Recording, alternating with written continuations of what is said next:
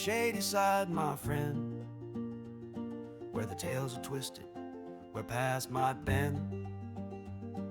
The brook it laughs, the shadows play, and the world feels strange in a curious way.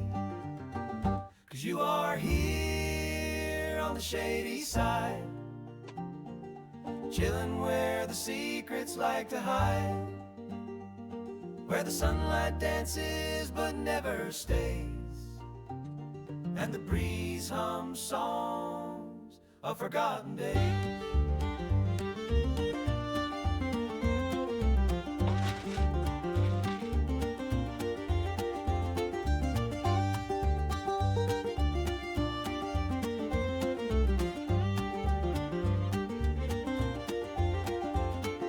Dragons guard their hordes beneath the tree.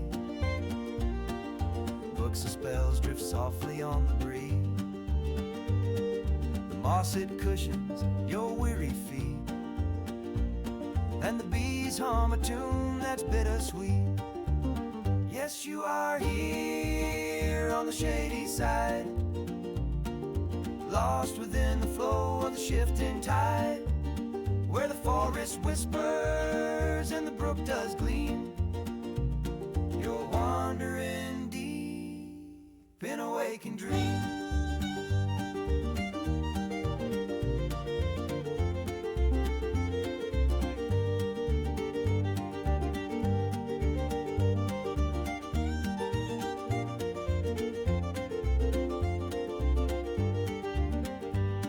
It's a place where the rules don't apply, where the trees seem to watch as you pass by.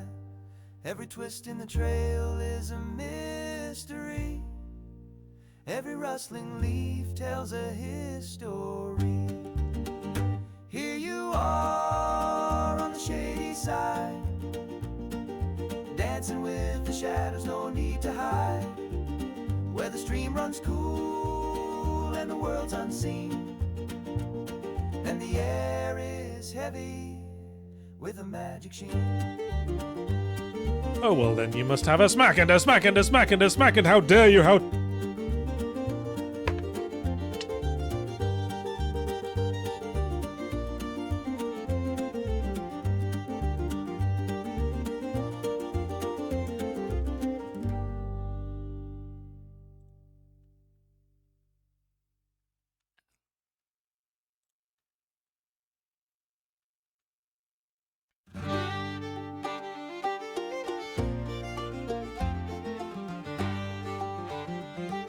Dude, very cool.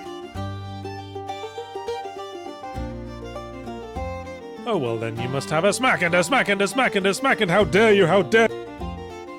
Welcome to the shady side, my friend, where the tales are twisted, Let's where go, past girls. might bend.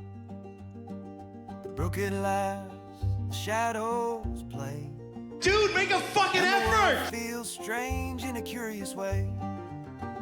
'Cause you are here on the shady side, chillin' where the secrets like to hide, where the sunlight dances but never stays, and the breeze hums songs of forgotten days. Demon's Souls. Being a title tailor-made to get the maximum amount of spit all over my laptop screen.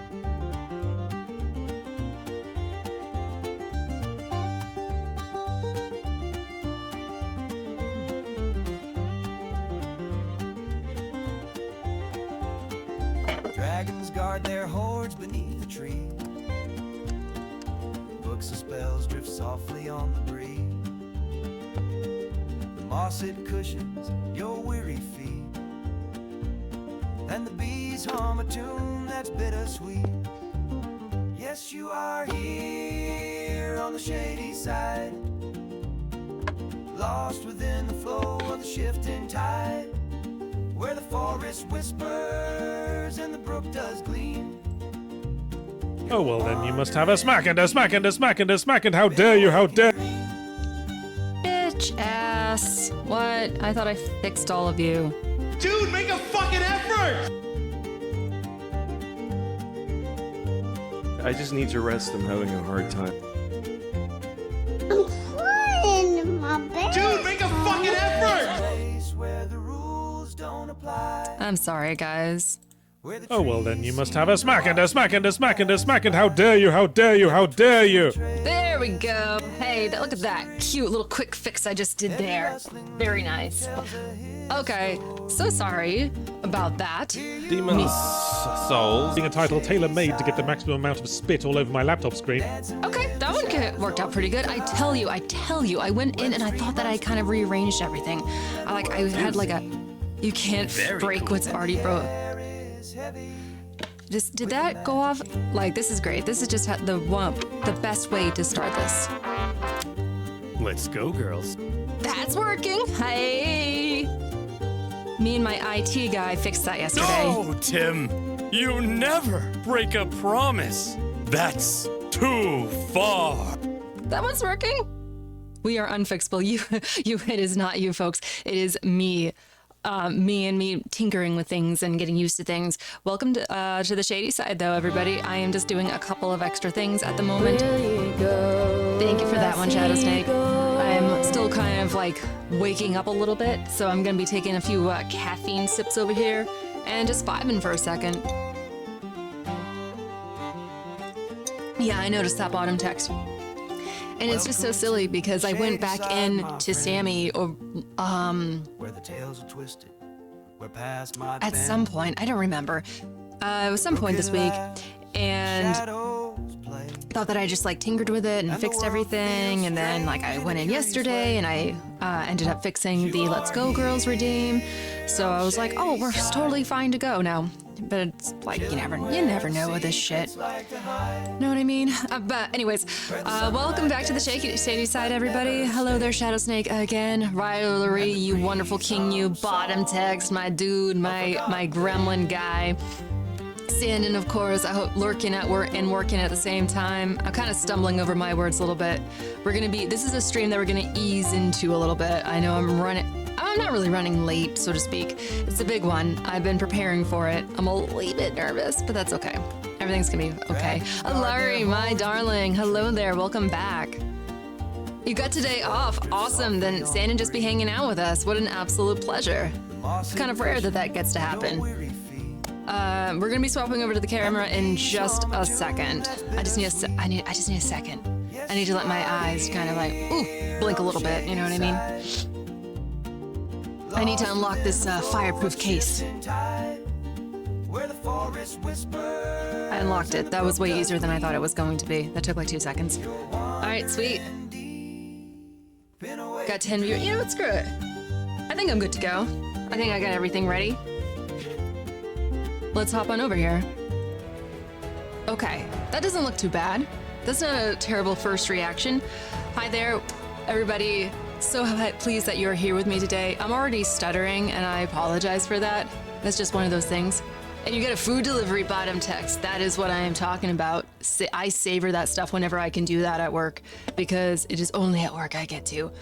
Unless they somehow develop the drone shop and drop system for food delivery, then they can finally reach me in my neck of the woods. I'm so happy that you are all here to me. You work today? No. Are you working and lurking right now, Rilery? You're off in 2 hours. Oh, Rilery, I feel so very bad. See, today is supposed to be the day that we start the book. I work at Not Fun Times. I'm hoping you don't need to censor job in this stream, Sandin. That's not how it works here. We talk about jobs with our full chests in this stream. I promise you. But I heard that you're applying to a new one, which is totally cool. I have nothing but hopes and dreams for you and like good vibes sending your way. I'm going to be starting my new work schedule today. I'll be eating and getting ready to go to work. Oh, cool, Chaos Lord. That's awesome. Yeah, we can call it jobs. It's all right. It does look a little weird centered. It doesn't necessarily look initially like we are not bottom text. That's a joke that we're doing over in Liam's stream right now, where it's like job, not the job word. Oh man, it just like makes their throat clog up. And obviously it's a joke. Obviously, it's one of the most feared things and yet one of the most coveted things. Static, welcome back to the shady side. That's right. Yeah, we got a good 10 minutes of fun and now the mod is here to regulate all of us right now. More than anything, Static is here to regulate me. He's here to be like, hey, could you, focus up a little bit here? Him and Shadow Snake keep me on track, shall we say. I feel really bad. I mean, I go in after 2 hours? Oh, do you mean that you were going to be working in 2 hours, Riley? Or you are currently at work and you're going to be leaving soon? And now it just got better. This is true. This is true. It is always delightful to have Static here. Always happy to do that. I am so pleased to be here today. I'm a little nervous myself. More than anything, the sword is for me to protect myself from other children. That is right. The playground is dangerous. Take this sword with you. We're going to be I am leaving for work in 2 hours. Okay, so that is perfect, Riley, because I know that you're one of the people who requested that I start reading from the Island of Lote. We're going to be doing a little bit of story time today. I hope you're good. And I wasn't really sure when to do this. I was thinking maybe I could get going, maybe do a little bit of chatting and allow people to kind of get into the stream. I don't remember everybody who requested it. I kind of feel weird too, just being like, no, we'll start it early in the stream. We'll get it out of the way. And so no one necessarily will have to see it. But everybody was so enthusiastic about it when I was talking about it on Friday that on Tuesday, that I kind of feel bad. Ray Martini, hello, how are you? Can we get a shout out for Ray Martini? Excellent streamer. I've been popping into your streams recently, Ray, and seeing you doing some shredding and absolutely phenomenal talent. How do I keep you in check? I'm pretty quiet. Well, you do the let's make a fucking effort redeem. Don't look at you. I'm so sorry, Ray. I'm so sorry. It's the bright green. I will look away. I will look away from you. I hope that you are doing well. Welcome to the shady make a side. fucking effort! There we go. There we go. Bottom text knows what it's about. Hope you're doing well today, Ray. Thank you so much, my dear mods. We're doing something a little different. I don't know if you can tell from the stumbling around I'm doing, but I got a little bit of nerves going on right now. It was heavily requested on Tuesday after I poured my heart out to everybody listening that we do kind of a story time on Fridays where we are going to be reading through the book that I wrote, The Island of Lote.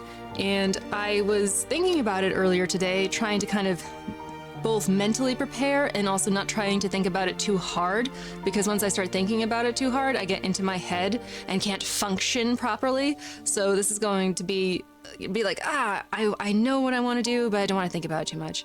That's friendly bullying, Shady. I do that when you seem like you're struggling. No, I know it's friendly. I know it's friendly. And it always makes me laugh. It always kind of like pulls the pressure off of my brain a little bit. Yeah, oh yeah, we got some Gerudo emotes going on here. I made that for me and Alari for when we're over in the Manly stream. So that we can be like, yeah, we're the Gerudo mods, or because that's what he called us one time. But it's cute, right? And the other one that I did, they said that it looked like a pumpkin, so I was like, fine, we'll make it a little bit bigger. A trick that helps me keep my speed under check is to speak to a tempo. It stops me rushing and tripping over myself. You're very right, Static. I used to have a piece of paper that was in like a nice frame off to the side that had some bullet points on it for me. And the first one was slow down. And then the other one was just, relax. And the last one was just like, be yourself. That's all that matters on here. And I'm trying to do that right now. I'm just, why is this an emote? That is not my emote. I have absolutely no idea who you subscribe to in order to get that. Although I can think of a few people or a few sectors of people who are going to want to do that. But I am excited to actually share a little bit more about the book before we start reading it, because I know last time that I'll just type "sort your life out" in all caps regularly. I know, and then my brain is gonna freeze Static, because I'm like, in what way should I be sorting my life out? In what files should I be putting things in? Oh, that's an Eons one? Oh, Neo, hey there, my bud. Welcome back to the shady side. It's gonna be an interesting one. I hope that you are all ready for this. Am I too zoomed in? I feel like I'm all too zoomed in. I don't know if anyone needs too much of that going on up in their face right now. I love that cat emote though. That is so cute, Neo. It's looking for uppies, but I know for a fact that it's probably already being lifted up by someone. Okay, so before we get into the book, I don't know why. I don't know why I feel like I'm just, usually it's like ultra wide. Maybe it's because it's the trees that are framing me right now, or it's just like, I feel like my face is like way up there, but that's totally fine. Before we get started with stuff though, I have to tell you the story It's like the quickest fucking story ever. Basically, my cat, everybody knows that occasionally she gets out of the house and I have to go chase her down because I'm a little nervous about her running away.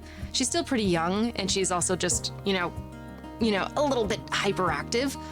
This car alarm has been going off on her. Oh, dude, I am so sorry. There's nothing more annoying than somebody's car alarm going off and no one going out to claim responsibility for it and to turn it off. That's bullshit, dude. I am so sorry. But anyways, my cat was outside and I've been letting her out by herself a little bit more as she's proven to be responsible and not to run away. And she likes to climb and then hop down off of things. And I was, I just taken a shower. I was like doing up my hair and stuff. I look up out of the window. This is what I see. Oops. This is what I see out my window. She got on the fucking roof and she was staring in the window at me. I have never had a cat do that before. Where she just like hopped down and I like looked up and she's bam right there. Like, oh, hi, how did you get up there? But she got off all by herself. It was so funny. I think it's because we have a tree that we like kind of cut like, I don't know, like about 6 feet up. And so she hopped onto that and to hop onto the roof itself. She was not that happy, Riley. She was meowing at me, which was so funny because she will go outside and she'll run around and stuff. And then she'll be like, I'm still listening, but I'm playing that game that I'm not sure what that is, but that's all right. And download it. Lurk away, my friend, lurk away. I'm still getting kind of warmed up right now, as you can tell. Is your car flipped over?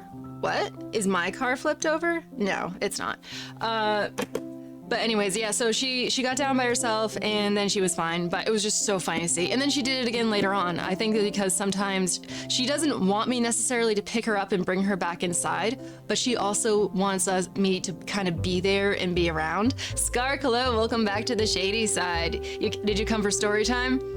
Yeah, we're just kind of getting some chatting done, or I'm just kind of talking at people, trying to keep my hands from shaking. Then no, not in the slightest, bottom text. I have no idea what you were looking at, but no, that's totally cool. Hell yeah, Skark, let's go. My neighbor's cat likes to go up to the door and sit next to it. Once you open it, he looks at you and walks away. He's just showing you that he can make you open the door for him. Cats do like to flex like that a little bit. I think that it's part of kind of like their communication with us, where they want to interact with us, but at the same time, not actually honor the subservience that we have agreed to provide for them. It's really interesting, but I think that's cool. I'm sorry, I'm a little bit scattered right now. I'm trying to like calm down, trying to focus a little bit. We're going to be starting on the Island of Lote. I wanted to show you guys a couple of apologies, autocorrect, scary. No, Skark ain't scary. Skark is awesome. The mind of cats is beyond human comprehension. It sure is. I also just realized that I didn't put a little sign up. I always have a little sign at the bottom of my stairs just to make sure that nobody's actually going to come and bother me. So give me 2 seconds. I'm going to go put that up.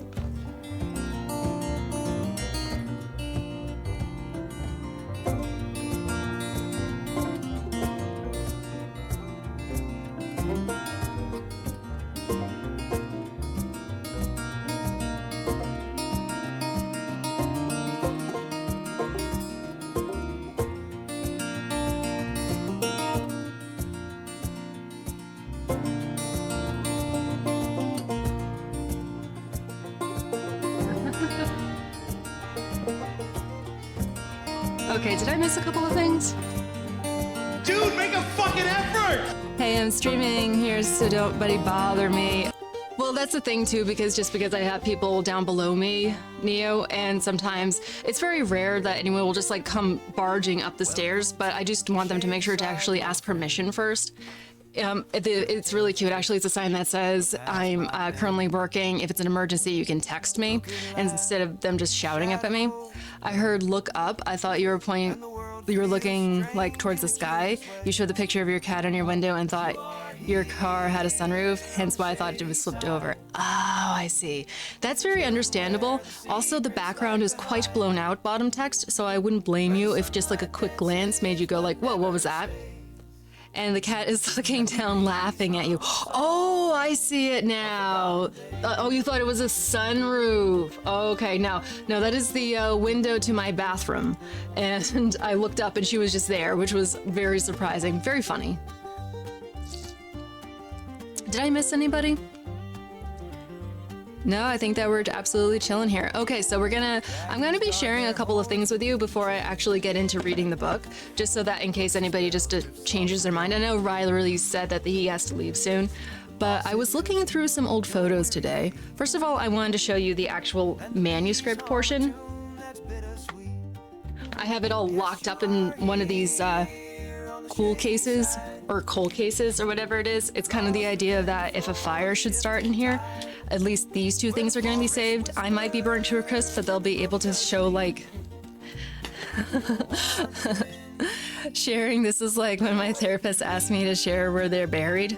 Oh, you'd never share that, Static. That is them. They actually have a wire underneath their shirt when they're asking you that, and they're trying to, what is the word? Indict you. So, no, we don't share where they're buried. But I always had this chronic fear of my house burning down. I don't know if anybody else lies awake at night and just like worries about that sort of stuff, but I get nightmares about it. And then joke's on them, nothing is buried. Where do you keep them then, Static? Where's the key to the attic? But anyways, yeah, so I have a fear of my house burning down. I think that I've always worried about that sort of stuff, and the most important things to me used to be my manuscripts, and now they're, like large pieces of machinery and technology. Feed them to the pigs. Oof. I know. Santa knows far too much right now. It is in the basement. Yeah, but is it underneath the concrete of the basement bottom text? Is that the way that we're doing this these days? Y'all giving me way too many ideas. But this is the original actual composition notebooks. There's 3 of them that I have duct taped together that I wrote the Island of Lote in when I was 14 years old. I don't really show this to a lot of people because it's just something that, I don't know, it's not as impressive as the actual book itself. But I was thinking about it and being like, oh, hey, if we're talking about an origin story here, why not actually show them where it all began? And you can see like the progression of my actual writing, the ancient text. Look at this. You know what's so funny that I just realized too is that, in the beginning of this, the place where she is moving to is called Shady Alley. Didn't realize that at all. That's kind of crazy. I've just been utilizing that word and having it be passed down for so long. But yeah, you can see how shitty when I was 14 my writing was. And then as you went along, I wrote this in about 5.5 months. And you can see the progression of my handwriting as I just was cramping everything to be in these wide rule kind of things. And just look how much better it got after 5 months. Sandon says, I bury them 8 feet down, then bury a dead animal 3 feet above them so the way the dogs can't smell them. Sandon, I have questions for you, buddy. What are you doing on the weekends? What forensic shows are you watching? What notes are you taking? And, what's your DM? Just kidding. I'm just gonna adjust this a little bit. Here we go. All right, perfect. Always been shady, I guess so. It's just meant to be for the longest time. Because I've been using the Shady Lady as a moniker ever since I was, 16-ish or something like that? So I guess so. It's just always been in the back of my mind. But that was a different thing. That was because I had taken a picture of myself, not myself, of my shadow, and used that as a profile picture on Facebook because I was very self-conscious of my, young teenage body. So that's where that came from, because Shady Lady is also just rhyme, so it's cooler than the Shadow Lady.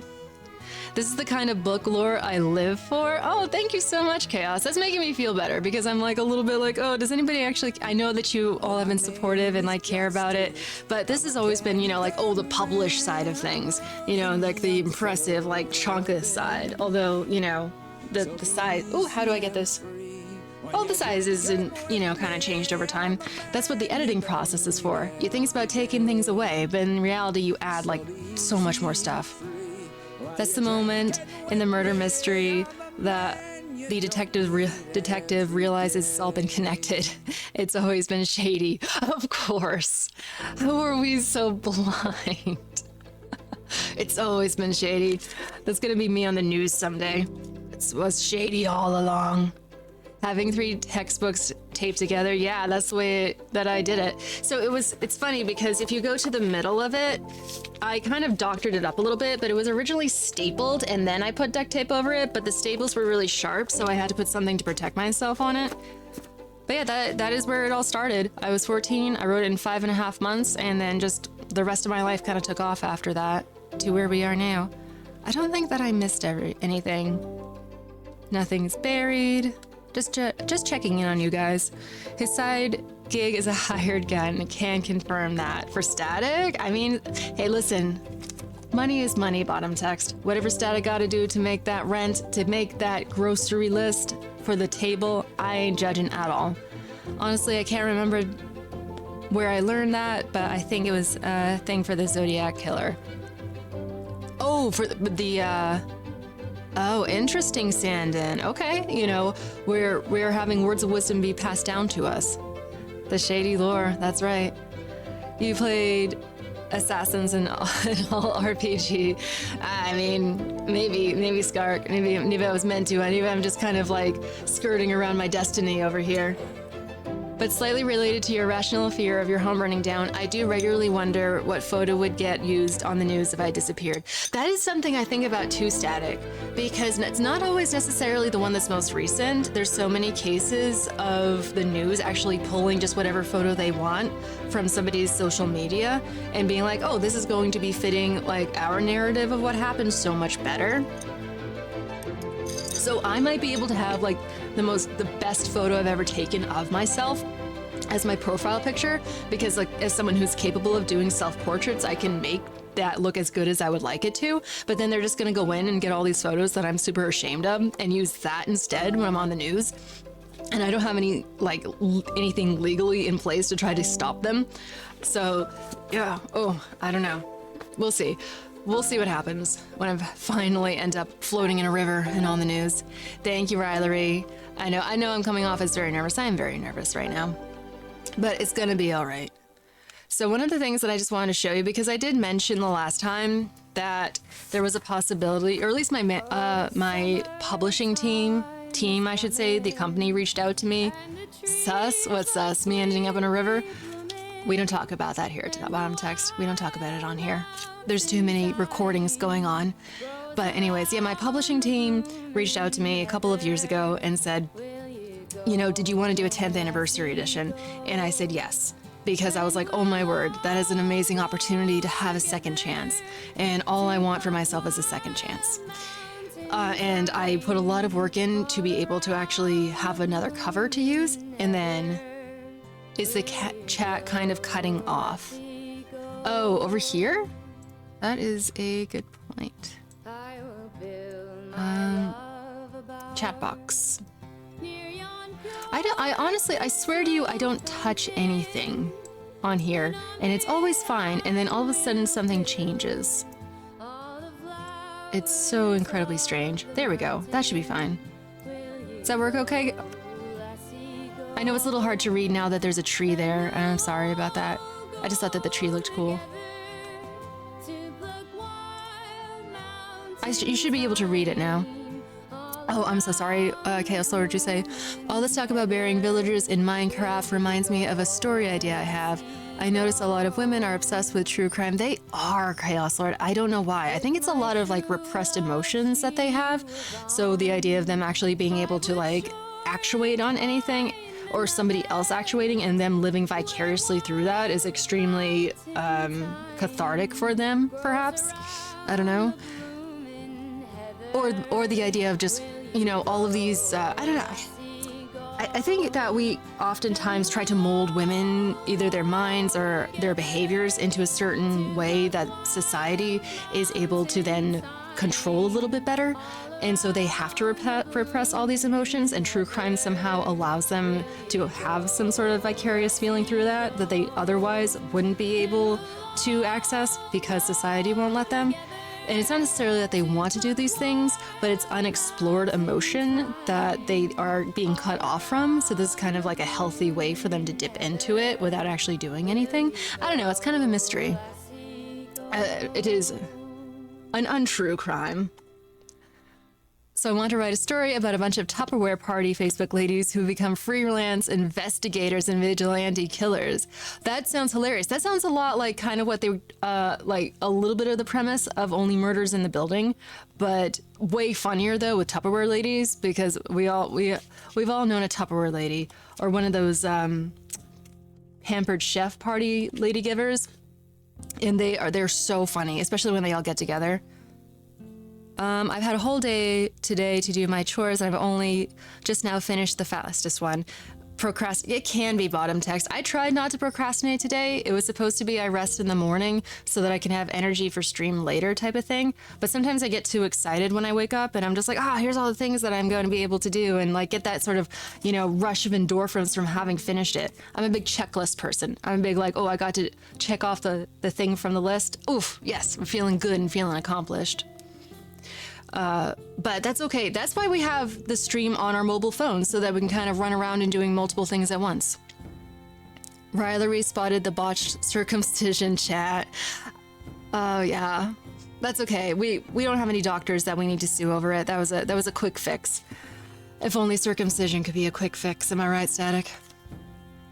I never understood the appeal of bottom text. I'm kind of on the same lines there. For a little while, I was watching Stephanie Sue because I just really liked what she was doing. She was very engaging as an entertainer, and the way that she told stories. She was doing the mukbang thing for a long time at the same time as doing the true crime story, and that wasn't necessarily her fault that it was going on, because everyone was kind of doing like a true crime and something else sort of situation, whether it was doing a mukbang or whether it was putting on makeup or cooking or something like that. It was kind of like you watched them do something while they told the story, and that was just the acceptable thing for a little while.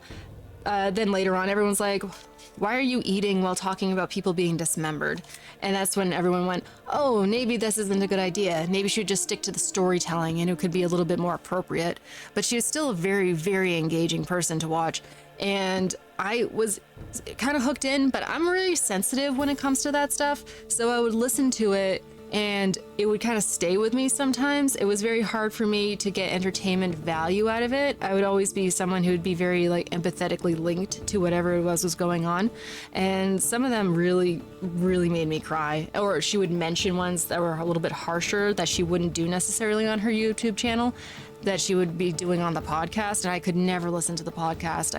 It's a little too harrowing for me. I know some people have like a little bit stronger of a stomach for that type of stuff, but I am not necessarily one of them. That's why I can't go into social work, because I would just cry the entire time and want to throw up. That's also something that's prevented me from reading certain things or watching certain things. Like there's this book called What's a Tupperware Lady? Okay, so really quick, a Tupperware lady is basically, have you ever heard of pampered chef stand-in, where it's these containers that you put food into, and then obviously they keep the food stored a little bit longer, a little bit fresher and stuff. And they kind of are just like, they're like stay-at-home moms, but they are able to like have like a group of friends that they call on the phone and they gossip and things like that.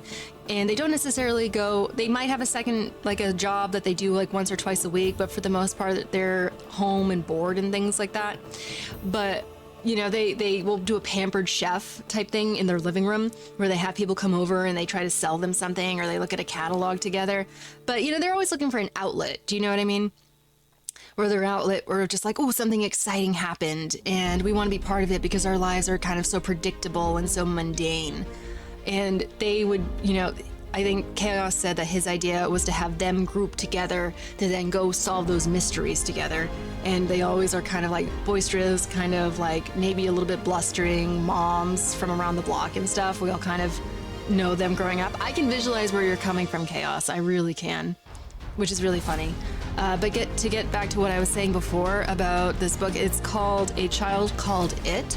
It is a story about an extreme case of child abuse that happened, I want to say maybe in the 90s. and it was one of the worst ever recorded, and someone wrote a book basically kind of from the child's point of view. It might have actually been him. I'm not 100% sure, but it was making the rounds in my school for a long time when I was growing up, and I was always very scared to read it because that sort of stuff really gets to me, particularly when it's child abuse.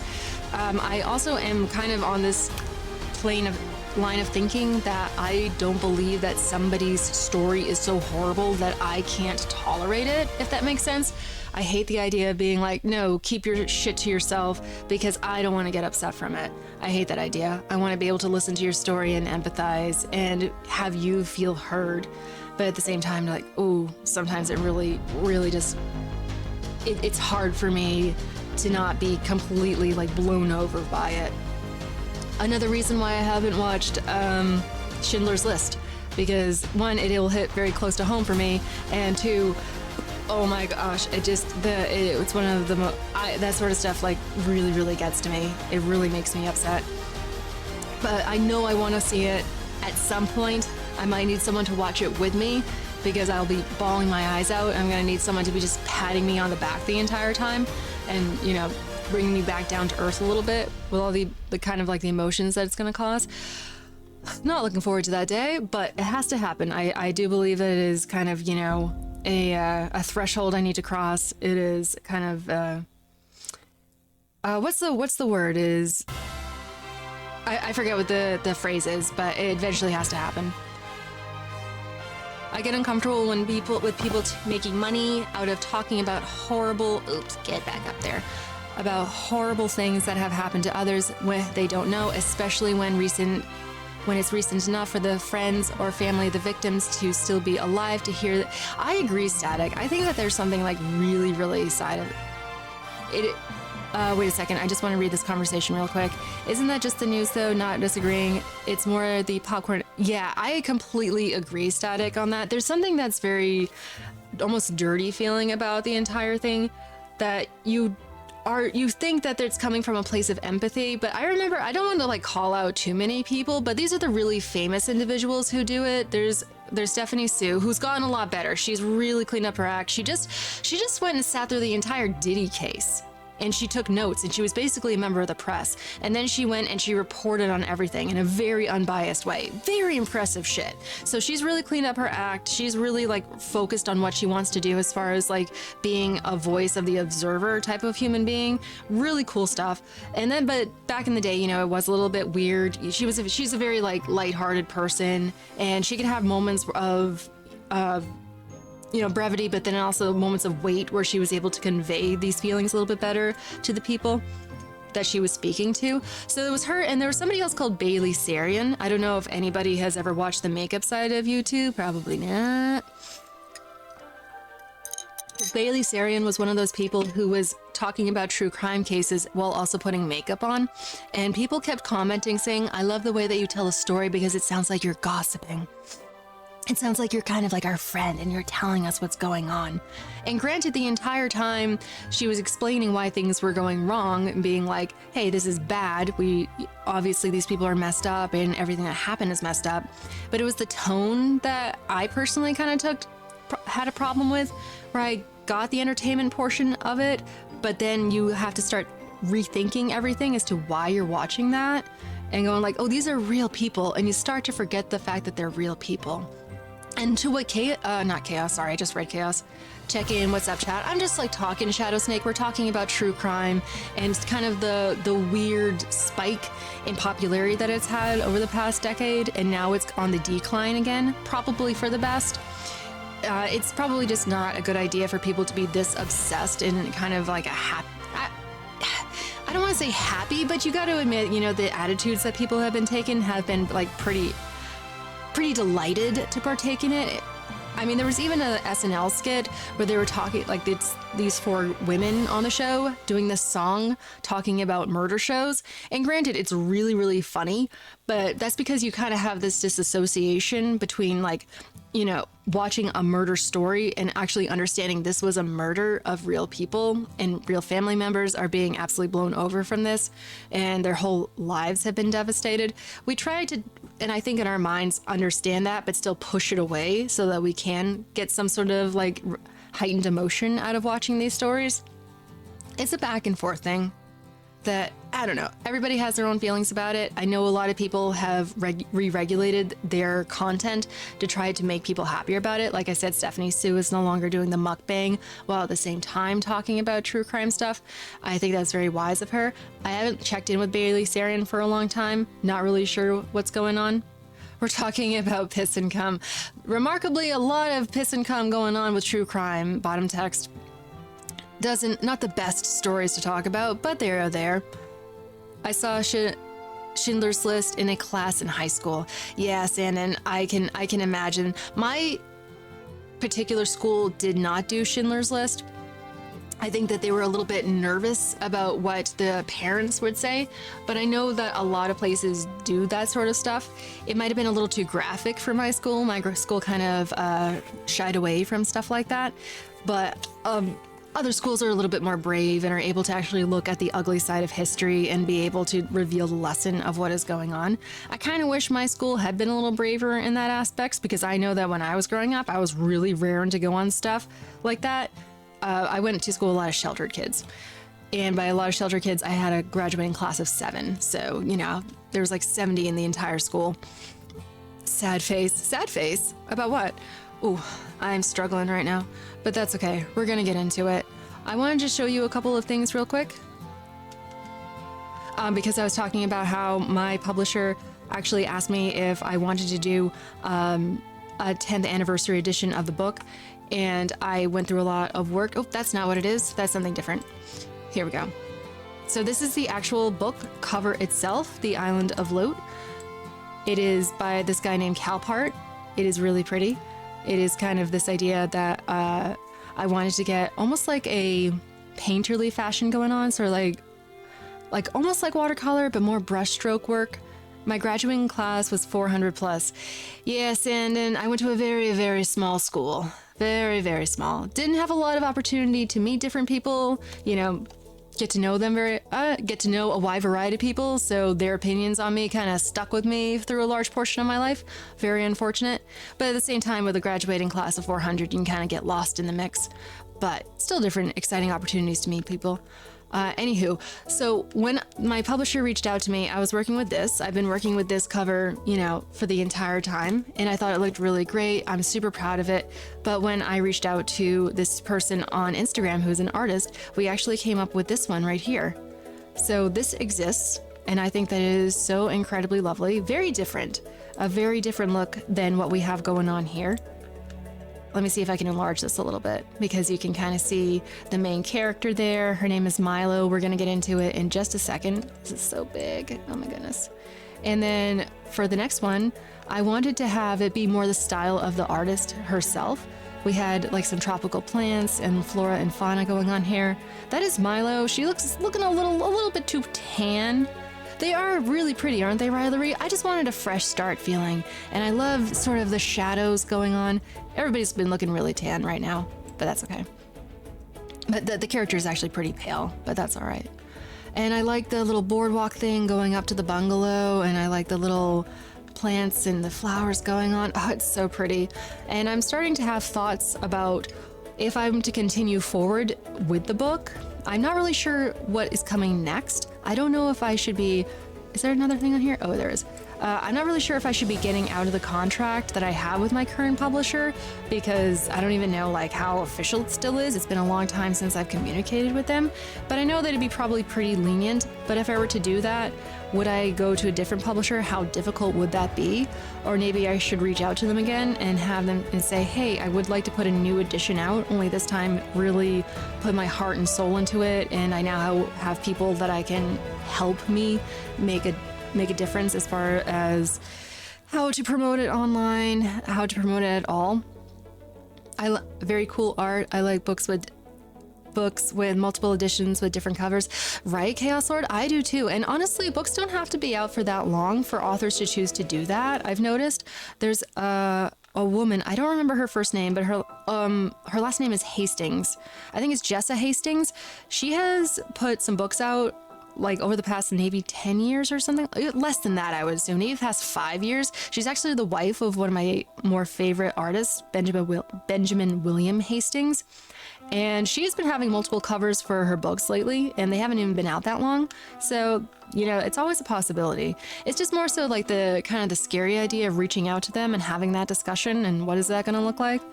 So that's cool. And then this is a very, very old photo. These are all the different manuscripts that I printed out. This is where we started up here, and then you go all the way down to where it finishes right there. Oh my word, I took this photo a million years ago. This is when it first got published, and I was kind of trying to document the journey that it had.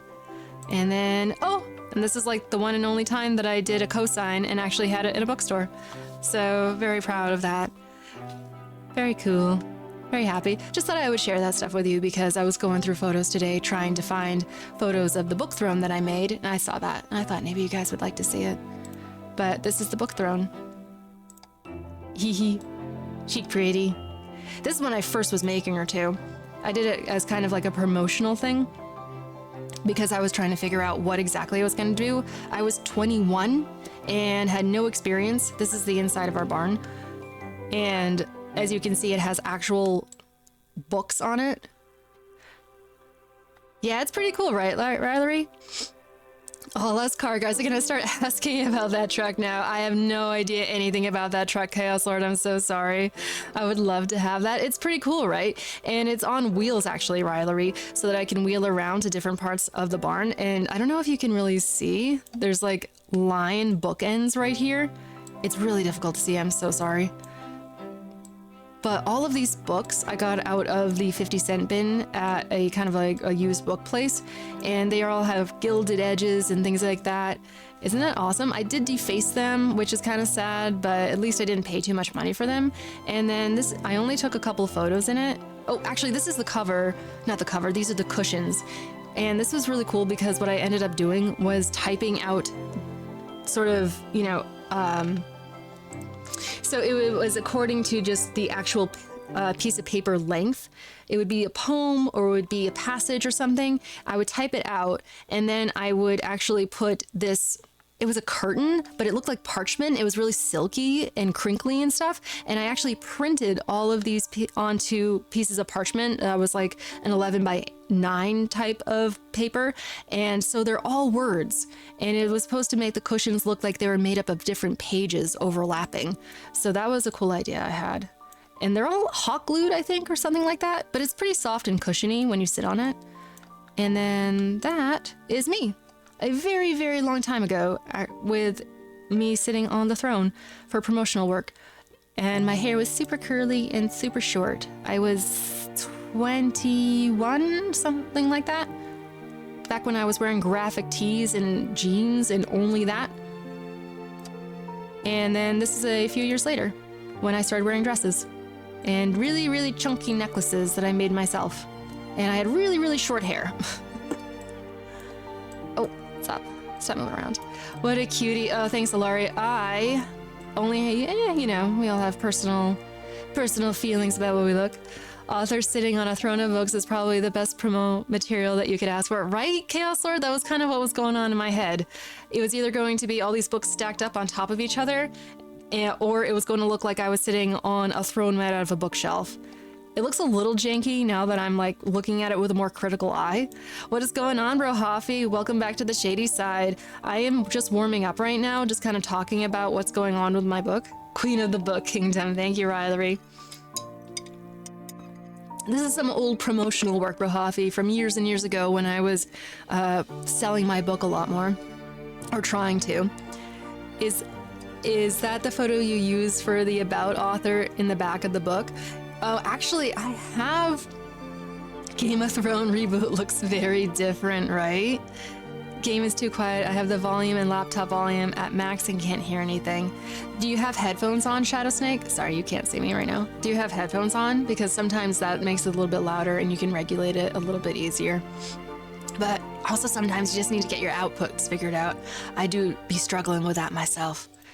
So yeah, so that is the actual book, the Throne of Books that I was using. And then that is another one. Oh, that's the only ones that I have on there. Yeah, I can't wear. Oh, I didn't know that, Shadow Snake. That would definitely make a difference, though. Can you not wear ones over the ears, or you can't wear ones like the in-ear ones that you could use Bluetooth with? And I didn't know that. I'm sorry. So yeah, so that was just kind of the stuff that. Oh, that's not showing up. It doesn't matter. That's kind of the stuff that I wanted to show you. It made me think about it last time. It was a little trip down memory lane. I also have some photos of me actually going to fairs and me like sitting behind the table and stuff. But I don't know. That's kind of boring stuff. I know you're all here to finally like kind of get into the book and actually do a reading. They give me unbearable migraines. Oh, I am so sorry about that. I know that some people can be very sound sensitive. If I saw a pic like that in the back of a book, I'd probably be inclined to buy it. That's true. So here's the thing, Chaos Lord. I had already submitted a photo. Here, let me see if I can actually add it and I can show it to you. Because I know that I have that like queued up. Okay, I have it right here. So let me actually show you. Okay, so this is actually what is on the back of the book. This is my author photo. Like, I can't think when I wear them it's that bad. Ooh, I'm so sorry, Shadow. That's a weird trade-off, though. I'm sure the speakers on your laptop can work pretty good as long as you have everything, tinkered and tuned in quite well. So this is actually the author photo I have in the back of my book. This is my cat, Twilight, back way back in the day. I think I was 20 when I took this photo, with my short layered hair and this gigantic oversized chairs that we used to have. And it was supposed to kind of have that, like mob boss mentality going on with it. Kind of that sassy little smile. So this is my author photo. The Last of Us 1 and 2 are both insanely quiet games, apparently. Isn't it also kind of a stealth game, Shadow Snake? Isn't that why it's a little bit quiet? It's kind of like you're listening for those little sounds to happen so that you can hear things sneaking up on you. And there's just like a small disbursement of dialogue going on. I've personally never played them, but that's kind of what I know about it. That one's pretty good too. That with the cat and the book throne would be peak. Oh, you're still here, Ray. Right? Well, here's the thing. Like, I still have it. Like, I still have the throne. Okay, got you. I appreciate the cozy vibe, that's great. I'm so glad. I'm not on my game right now. I'm a little sleepy, but I have this weird thing. I think it's because I am a payroll employee where I have to be on time to a place. So I'm just like, 3 o'clock. Maybe I just like go for it anyways. But I appreciate you sticking around. I'm still waking up a little bit. But yeah, as far as the photos go, Chaos Lord, okay, so you and me are going to be sleepy together, Ray. That's fantastic. I'm glad I'm not alone in this scenario. But Chaos, the throne is still out in my barn.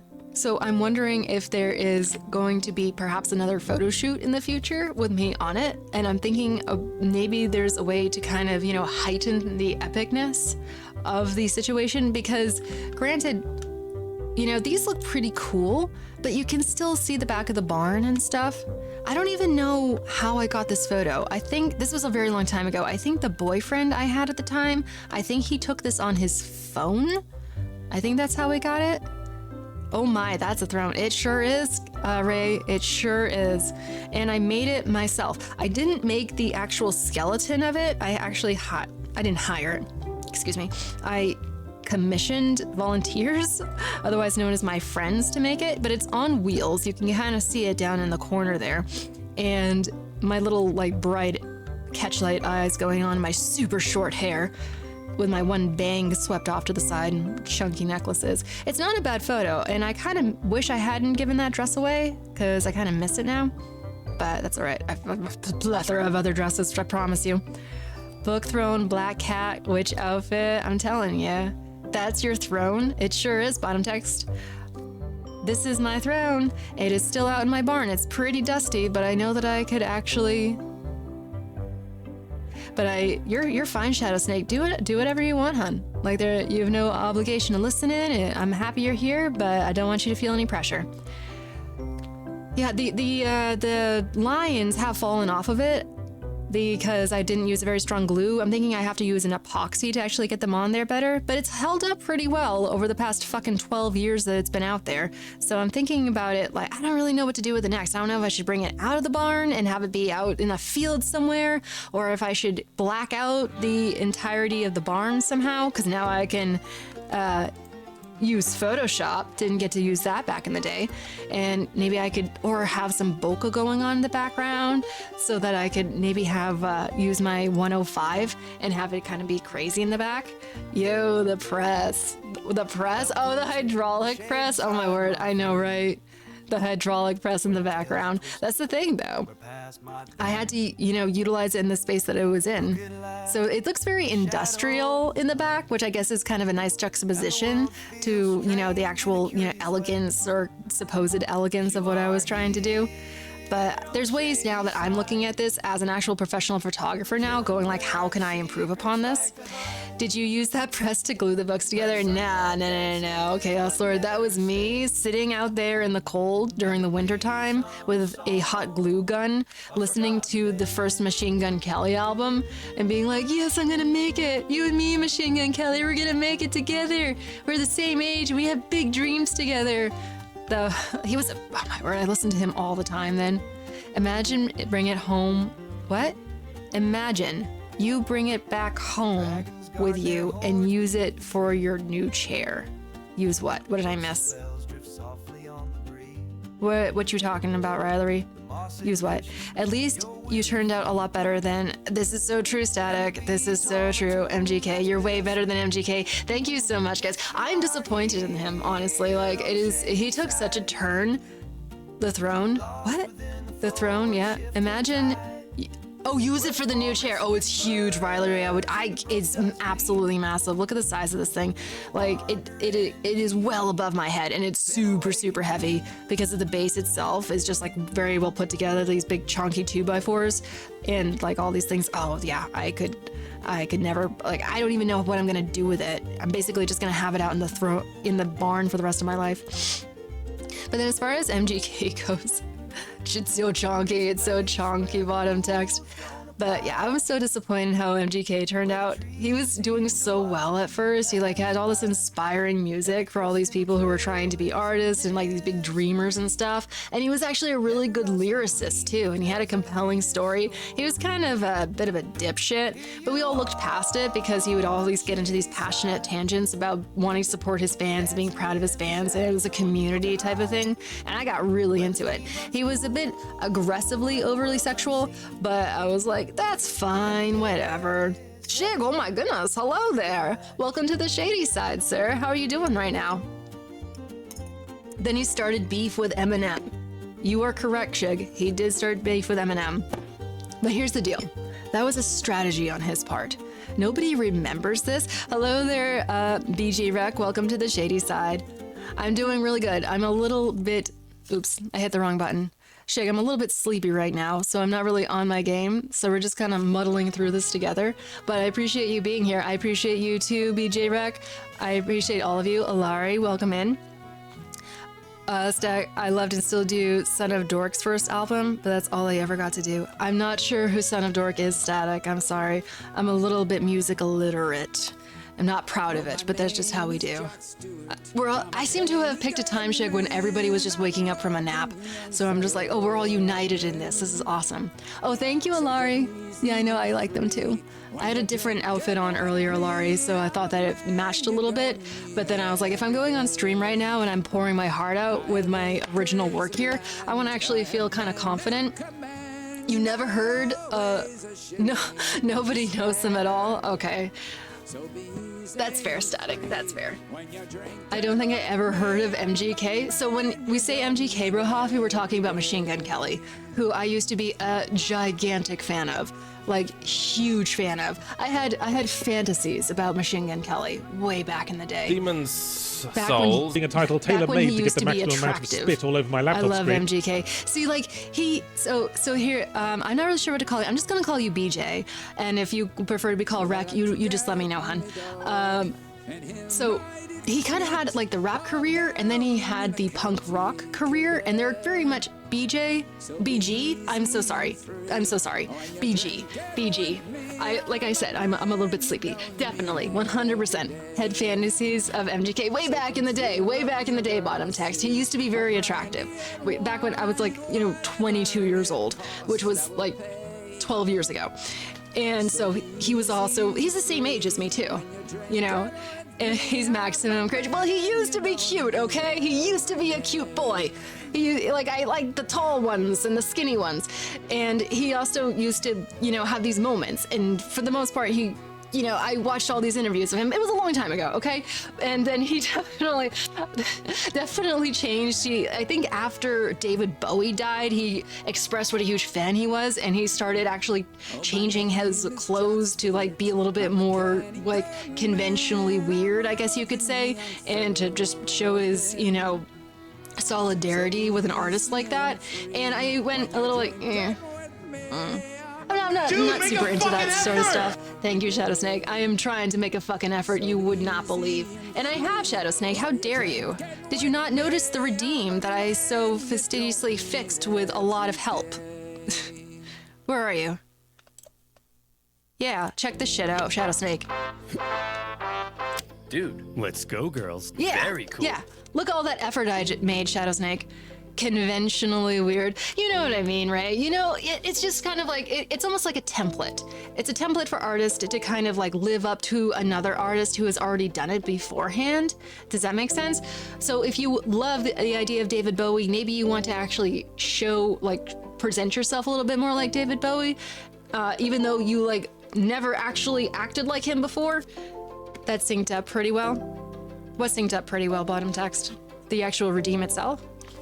I didn't know not until he said it at some point, Ray Martini, because I paid attention. The safe version of weird. Yeah, emulating somebody else. I had no idea that he felt that way, Ray, until he mentioned it, essentially. Call me Ray. I should. Either that or Mr. Martini, for being really formal. But I remember him, because I followed him on Instagram, right? And he was really upset about the whole idea that David Bowie had died. L2L, what is going on? I read your thing. What is going on, L2L? Welcome back to the shady side. Actually, welcome to the shady side. You're a first-time chatter. Although I don't know if you're a first-time lurker. We're finally getting into things. It is going to be story time in a second. We're just quickly talking about MGK, otherwise known as Mr. Kelly, Machine Gun Kelly. Is he still with Megan Fox? I don't think so, Shig. I think they broke up. I think she kind of got sick of his shit, which is such a shame because it seemed like he was entering to such a positive time in his life where he was committed to this person. I wasn't aware of any actual relationship he was in prior to that. He kind of kept that under wraps. He said maybe Amber Rose, but I don't know. I didn't really pay attention to that. Like I said, once he started getting into the punk rock shit, I started being I'm okay.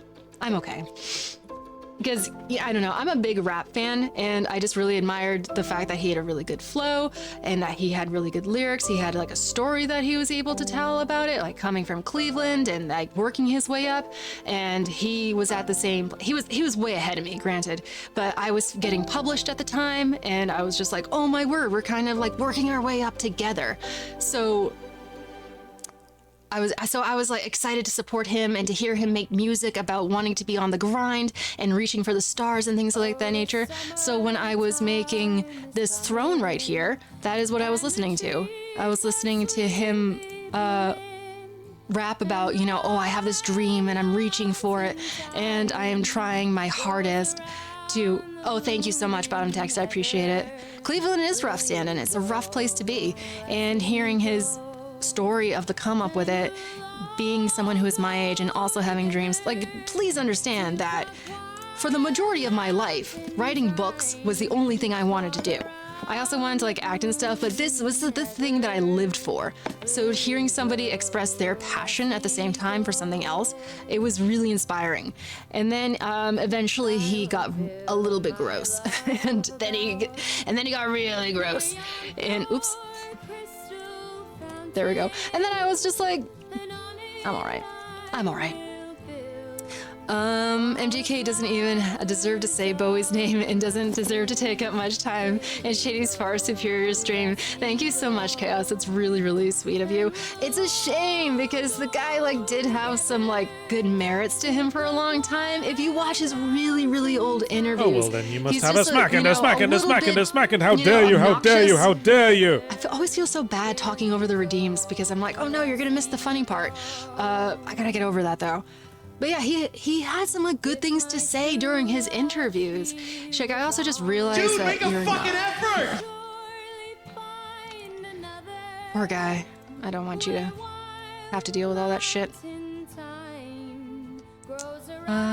Is that all set? All right, there we go. That's all set. Yeah, he had some good things to say, and he actually cared about his fans and things like that. And then he stopped. He stopped being cool, like pretty hard. First time just know you from Manly streams. Well, I'm so happy that you're here right now, L2L Gaming. That is a big honor for me. I'll have to go check him out then. He's never really come up in great context when he would come up. He became, oh no wait, well yeah, Shig, come on. I don't want you to have to deal with him ads though. So, Bro Hafi, MGK kind of became the butt of the joke, which kills me a little bit inside because, you know, it's the old fan inside me that's going like, no, he used to be so good. He used to be such a good rapper. And now literally he's a meme to people because of the way that he's behaved with Megan Fox, because of the way he's dresses, the way that he took on Eminem in beef, as Shig mentioned. It's so embarrassing for him.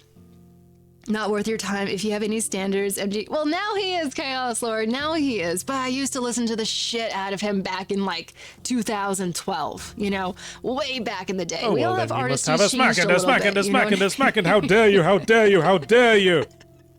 I love that redeem so much. He used to be cool. He used to be cool. You know how Very just cool. to touch on the Eminem thing, that was all strategy. That was all strategy because he wanted to work his way up, like in under the eye of people who were in rap. You know what I mean? Because I remember very distinctly when that whole little beef thing went on, and he created this diss track against.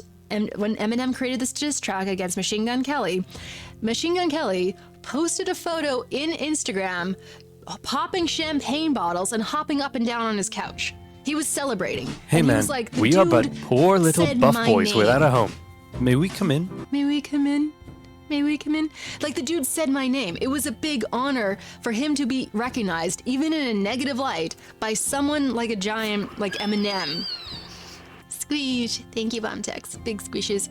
So that was a strategy. He did that on purpose. I don't think in any capacity does he dislike Eminem or like think down on him or negatively in any way. He just kept the beef going so that he could get attention, essentially. You are so.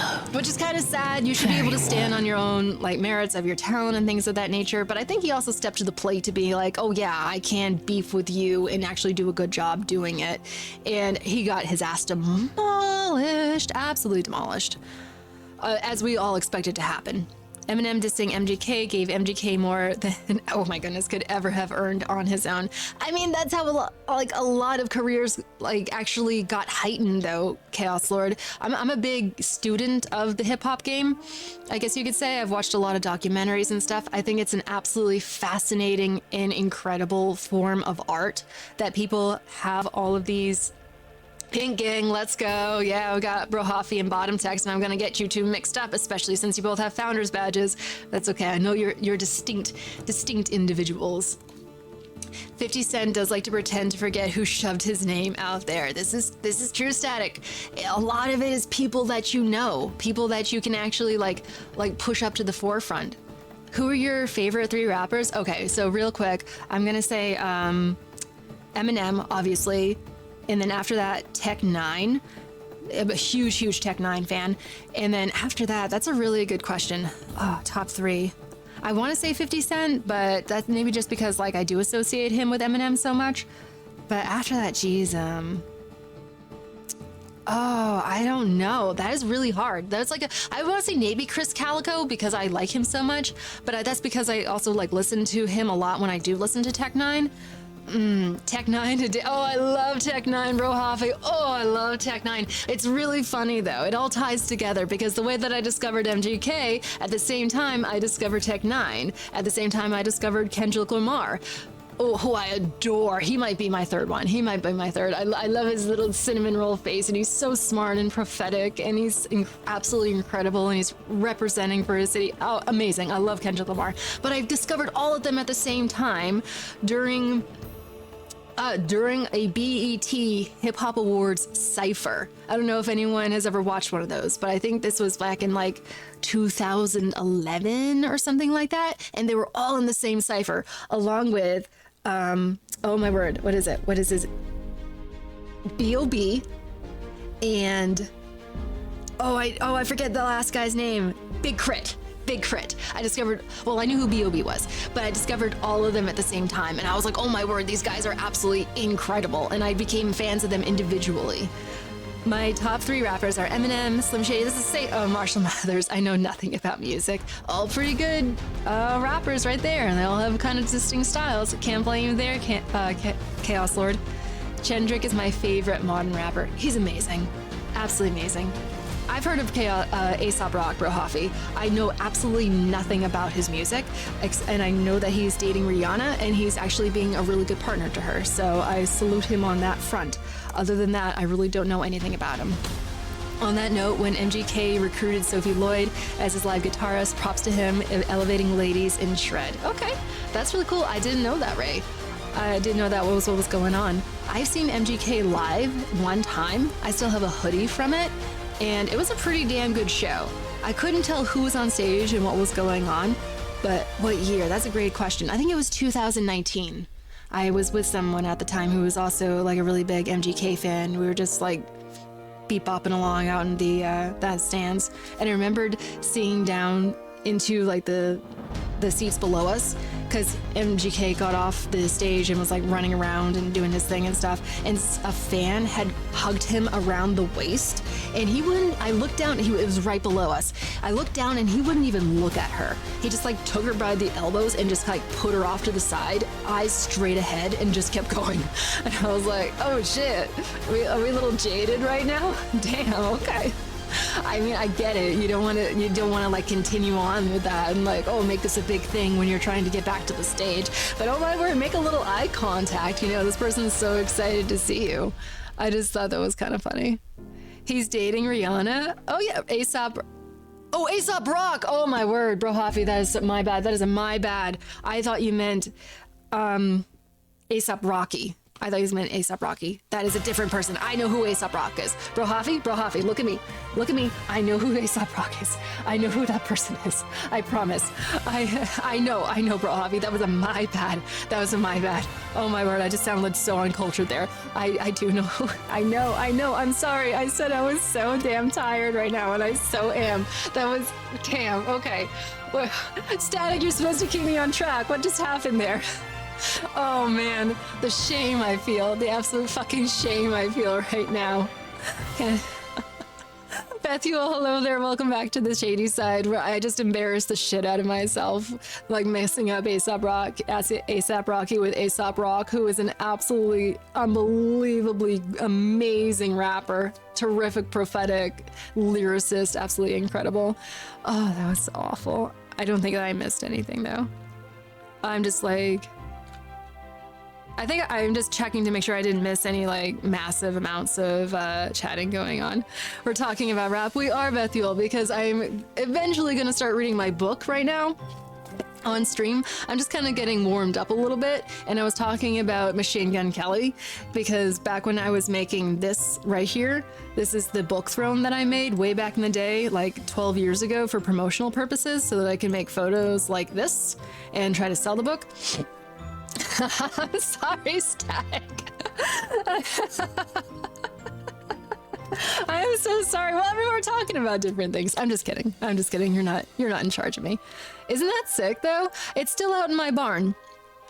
I haven't sat in it in many, many years. This is the last photo I took with it, and it was done on a camera phone, and I'm thinking about retaking it. So sorry, Static. So sorry. I'm thinking about retaking the photos because now that I actually have people who have an interest in the book, this is what we talked about on Tuesday. We talked about it for like a good 2 hours and just kind of gave the rundown of it because I've had a lot of people be curious about it and wanted to give me support, Bethuel, which Dude, make a means the fucking absolute effort! world to me. But back when I was actually making it, Very cool. sorry, Static. Back when I was making it, I was listening to Machine Gun Kelly all the time because that's when he was in his big on inspirational rap phase and he had the Lace Up mixtape out.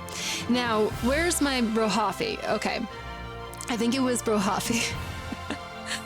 I'm sorry, Static.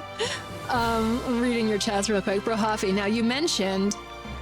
Isn't that great, Bethuel? I'm so excited about it. It's kind of a lot to overcome. It do be dusty. It is crazy dusty. Bottom text, especially right now. I'm gonna need to get it cleaned up. I'm getting a drink. I'm sorry, Static. Static's the best. When I was listening to Machine Gun Kelly, I was making this throne, Brohafi. On the other side of this throne, I don't have a photo of it, but on the other side of the throne, with red paint, Brohafi, I wrote the chorus to Worldwide Choppers on it.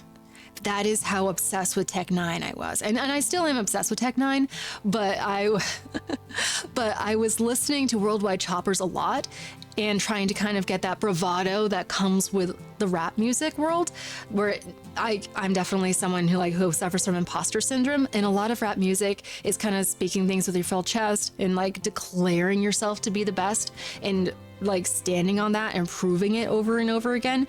And the chorus to Worldwide Choppers goes, "I'm light years ahead of my peers, don't come," or something with something.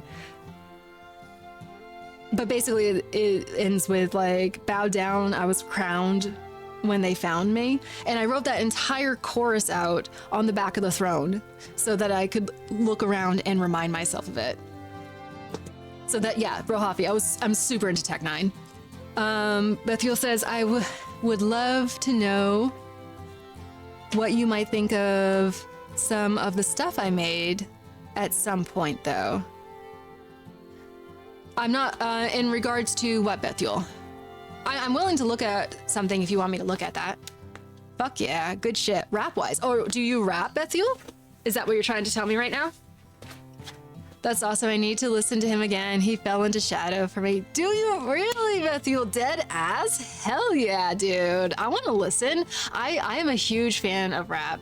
Been doing it for 20 years. Okay, so you're into some good shit then, Bethuel. I can tell, because there was a point where rap Tim, kind of fell you off like a never little break bit, a promise. and it was around That's the time too I far. remember distinctly. Okay, so anybody who knows rap knows that there was a time where we were on top of the world because of Lil Wayne. Lil Wayne was the thing that was holding rap down in the mainstream world. He was considered the best rapper of all time, or not of all time, or like currently the best rapper alive. That's what was going on. Lil fucking Wayne, Brohafi. Anyone else remember this shit? What was the matter with us? Like, what was going on, dude? It is so sad, Brohafi, because even if we, look back now with a little bit of like, what the fuck? Like, at the time, he held that torch up. Barack Obama Hey man, said we are his but name poor little buff during, boys without a home. a speech May or we at some come in? point. You Oh, know well, what I then mean? you must have a smack and a smack and a smack and a smack and how dare you, how dare you, how Oh my dare gosh, you. my dude, am I gonna have to make them more Very cool. expensive? I appreciate all the redeems. It's nice to see them working, like nice and snappy. It's making me feel good. Because of my height, I need more large Wayne. Static, you said something else too. Something about there. Now I'm ready for your bollocks. I appreciate it. You need some good liquid courage when you're hanging out here, apparently. ADHD maxing. I'm sorry. I know I'm doing a lot of talking. Just kind of like bebopping around to different subjects at the moment. Just because every time someone mentions something in chat, I do want to actually give some time and consideration to what they say. Maybe that's not necessarily helpful for keeping us on track, but I want everybody to feel heard when we're having discussions and stuff. Also, I know that Riley said that what is going on, Light Shade Pips? Hello there. Welcome back to the shady side. Riley mentioned that he had to go to work in like 2 hours, and that was like an hour ago. So Riley, if you are still there, just let me know and I can actually like get into a chapter, see how it is. I'm a little nervous. I don't really know how you all are going to take to the book. You're definitely not the target demographic, and some of the people who did want to listen to it are not here right now, so we'll see how we go. Shady has been stimulated and is now on the ramble. I have, but I'm happy to be having conversations. I also had to like wake up a little bit and let the caffeine take over because I was not quite there. I don't think any of these rappers' older stuff was good. I just think people's standards were lower when they were younger. I mean, maybe. I think that there was a distinct changeover, Chaos Lord, when Lil Wayne started becoming like the biggest name in rap.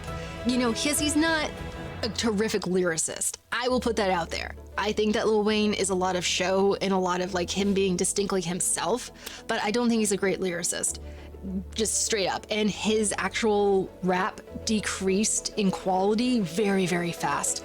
In fact, I can remember distinctly that moment when I knew things were not quite what they were supposed to be and we were heading in a bad direction. And it was when he put out the I'm on Fire music video, and I remember watching it and going, what the fuck is this shit? This shit is nonsense. It's not good at all.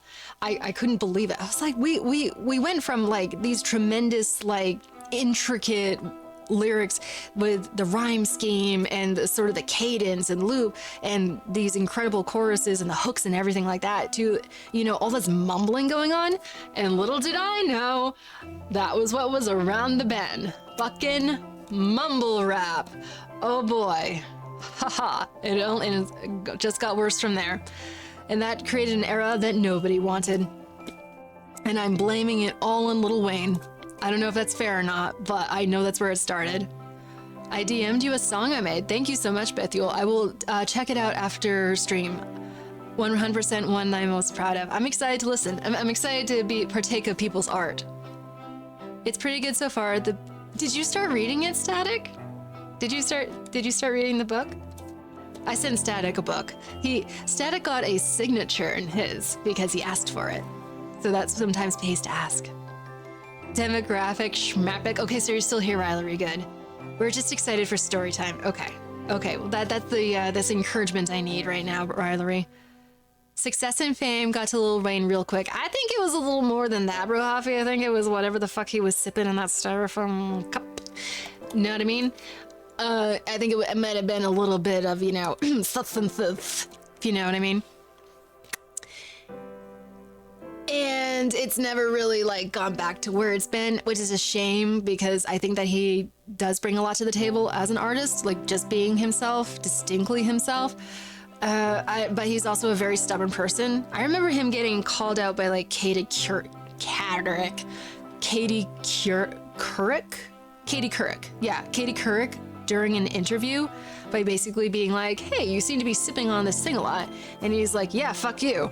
I do whatever the fuck I want. I was like, geez, all right. That's a great road to head down. We've all that exact moment with an artist. The second we go, why did you bother making this? Right, Static. Like, who is this for? Why did you do this? Are you just like doing it like out of some sort of, you know, what is it? The momentum that you get from like creation and seeing success, and then just you fall into this assumption that nothing can ever go wrong. So because you are kind of on top of the world and you stop having that self-awareness that comes with actually making good quality things. Stuff that's popular is rarely good. I mean, sometimes it's all about, you know, your perspective, Chaos Lord. Some people, now granted, I want to put this out there. I love Taylor Swift. I really do. I am not blind nor deaf to the fact that she's definitely not the strongest singer. But I love her work. I love the sort of empire she has created for herself that people feel like they can partake in and feel very free in and really enjoy. But I'm also not like, oh yeah, she's not Danielle Brooks, you know what I mean? She needs a lot of help in order to make herself sound good. I am never denying that, 100% never denying that, but I do enjoy her stuff. And I think that a lot of what she puts out is very good. Is it going to be better or just as good as something that is like really prolific and put out there as art as other people? I mean, you know, it all comes down to what you enjoy and what you think is the best thing. And will you ever be satisfied unless that thing that you like is put into the spotlight and honored as much as the other thing? You know, sometimes that happens a lot, you know. Oh, you're done chapter 1. Okay, cool, Static. Still gotta read a couple books my neighbor lent me before I get my teeth into a proper pace. You take your time, Static. And if you want to pop out of stream so that you don't get spoiled while I'm reading this, Static, then I completely understand. I appreciate you stopping in. Doing a little side work before I leave for me job. Okay, I'm gonna get into it really, really quick, Riley. I just want to kind of finish this up. Whatever people have been chatting, and then we can get into it. A game where I can pet a dog, cough at Nintendo.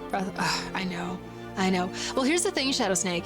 If you've ever played Twilight Princess, I cannot remember whether or not you've mentioned this, but if you play Twilight Princess, you can pick up cats. And you can carry them around. And then you can talk to them as a wolf. So fun. Cump. Yes, bottom text, indeed. Cump.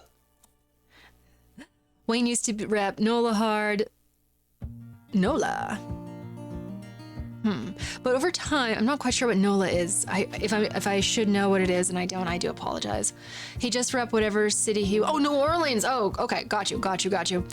Is the hot sport town. He did. He was like a big fan of New Orleans. Not a big fan. He like talked about it a lot. It is kind of lame. It is. Throwback to when he thought about throwing his hat in the ring, following Drake. Oh my word. Imagine if that had happened. Him being able to just like try to get some words out, Ray, just like slurring those lyrics out.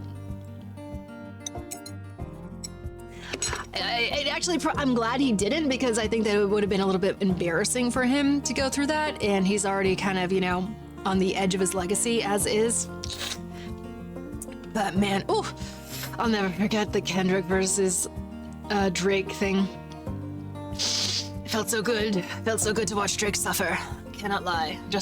I was sitting there the entire time going, yes, delicious. Drake suffering, fantastic, wonderful. Once people find out they can make millions of dollars churning out the same low-effort garbage, they lock into that and stop actually trying. That's what happens with movies, TV, music. Okay, so Chaos Lord, I would say that those are corporations that are doing that and not necessarily artists that are doing that.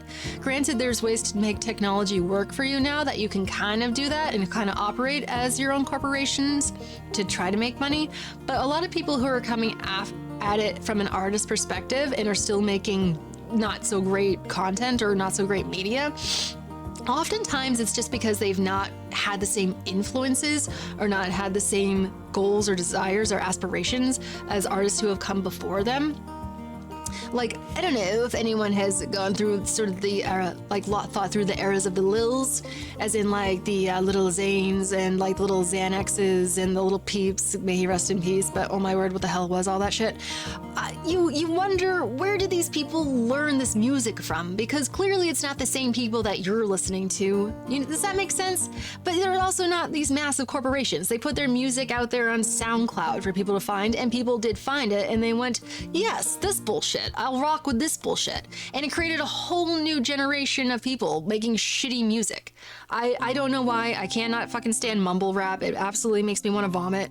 I don't want to be that person who's just like also constant negativity to these artists, because I know they were like, what the fuck is your problem for a long time? We're the ones who are actually popular right now in the rap game, and the rest of you are just bitter.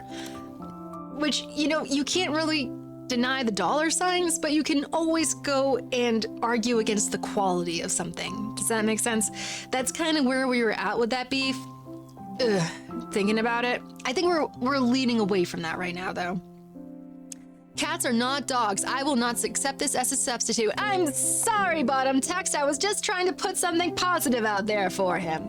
Just trying to be a little bit of a comfort, okay? I know, Shady, you can Skyward Sword as well. Well, it's like a cat. It's a cat in a Skyward Sword. It's not the same thing. Not the same thing. Why would I step out? I just gotta stay ahead of you. Okay, well, then I will only do one chapter for this reading, Static. I have returned to the magical forest. Welcome back, Johnny Frost. I see a little sub badge on you. Did you sub and I just didn't catch it? Or did you sub and I completely forgot about it? Either one of those is possible. Not just cats in TV, but little doggies too. You can pick up little doggies in TP? Why don't I remember this? Oh, this is why I need another playthrough on stream. Oh, that sounds exciting. Also, you can talk to Epona as Wolf Link. You can? Why have I never done that before? That's such an obvious thing to go for. Oh, I'm excited. I'm excited. Is that mushroom reading? Why is that mushroom reading so quickly? So that little mushroom guy, let me see if I can find him. Where's my little guys folder? So reading mushy. So this guy was actually made. So this was a drawing that I found on Pinterest, and I brought it into an AI site so that it could animate it for me. So that is why it is reading it so fast, because that is just what the AI decided to do with it. But yeah, he do be flipping. He do be flipping a lot. The reading dragon though is contemplating. He do be contemplating these books. Actually, that's on chat. Let me swap that over. He's contemplating his books really, really hard with his little lantern on his tail. So dope, so cool. Let me scroll up. Here we go. Oh yeah, I'm glad Drake finally got smacked around. The dude's producers make him way better than he is. Oh, Rohafi.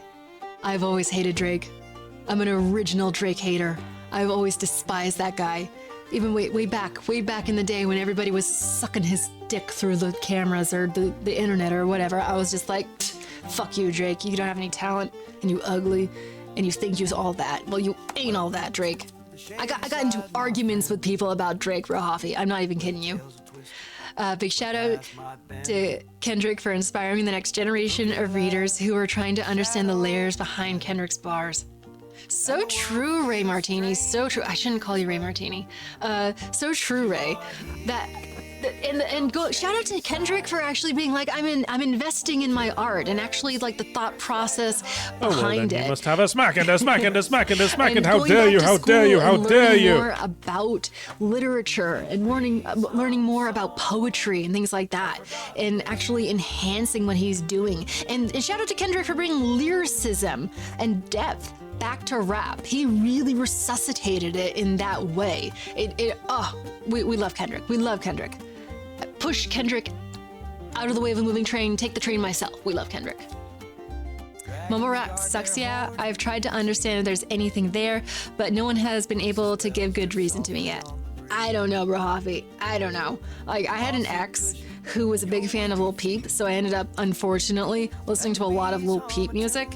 And I guess there was people who were touched by it and really enjoyed it and really saved my life. But I'm like, how? I don't get it. I was gifted. Oh, that's awesome. That makes a lot of sense, Johnny. I just realized I was looking up and I'm like, oh, Zilke plays. That's right. We did have some very generous gifters the last time that I streamed. It was so touching, so lovely. What have you missed? I don't know. We were talking about mumble rap, Shadow Snake, and just rap in general. Dragon philosophy do be deep. It do be deep. Shady, my connection to the stream was cutting up, so I don't know if you said. I just realized that, Rohafi. Yeah, it took me a second. To realize that you were talking about New Orleans, LA. Yeah. Now I remember when he was talking about that. I remember watching a whole ass documentary about Lil Wayne, Rohafi, where the people of New Orleans were getting interviewed and talking about how proud they were to be represented. It's a whole thing. I know, right, Johnny? Poetry. Sparkly eyes with poetry. Lil Pee-Pee, yep, Lil Pee-Pee. The Lils, the attack of the Lils. See, the way you feel about Drake, they're rich and famous. So you know how I feel about some artists. So it's not necessarily Chaos Lord that the reason I feel like strongly about Drake is because he's rich and famous. I think it was just because I just didn't like him in his style of rapping and the things that he put out into the world. Everybody else was just like, oh, Drake. Oh, Drake. Drake, me love. And I was just like, bro, I don't fucking get it. I don't fucking get it. And then he became one of the biggest artists on the fucking planet. And I was like, I still don't get it. I still don't get it. What are you people listening to that I'm missing right now? Oh, I hate rap. Ignore me. Oh, Shadow Snake. That's because you ain't heard some good rap before. Like, oh man. What can I direct you to, Shadow Snake? That would be... You gotta listen to I Love Music by Tech9, which also features Kendrick Lamar. It's one of his earliest features, believe it or not. Absolutely incredible song. Absolutely incredible song. Actually, everybody needs to listen to this, so I'm gonna pin it.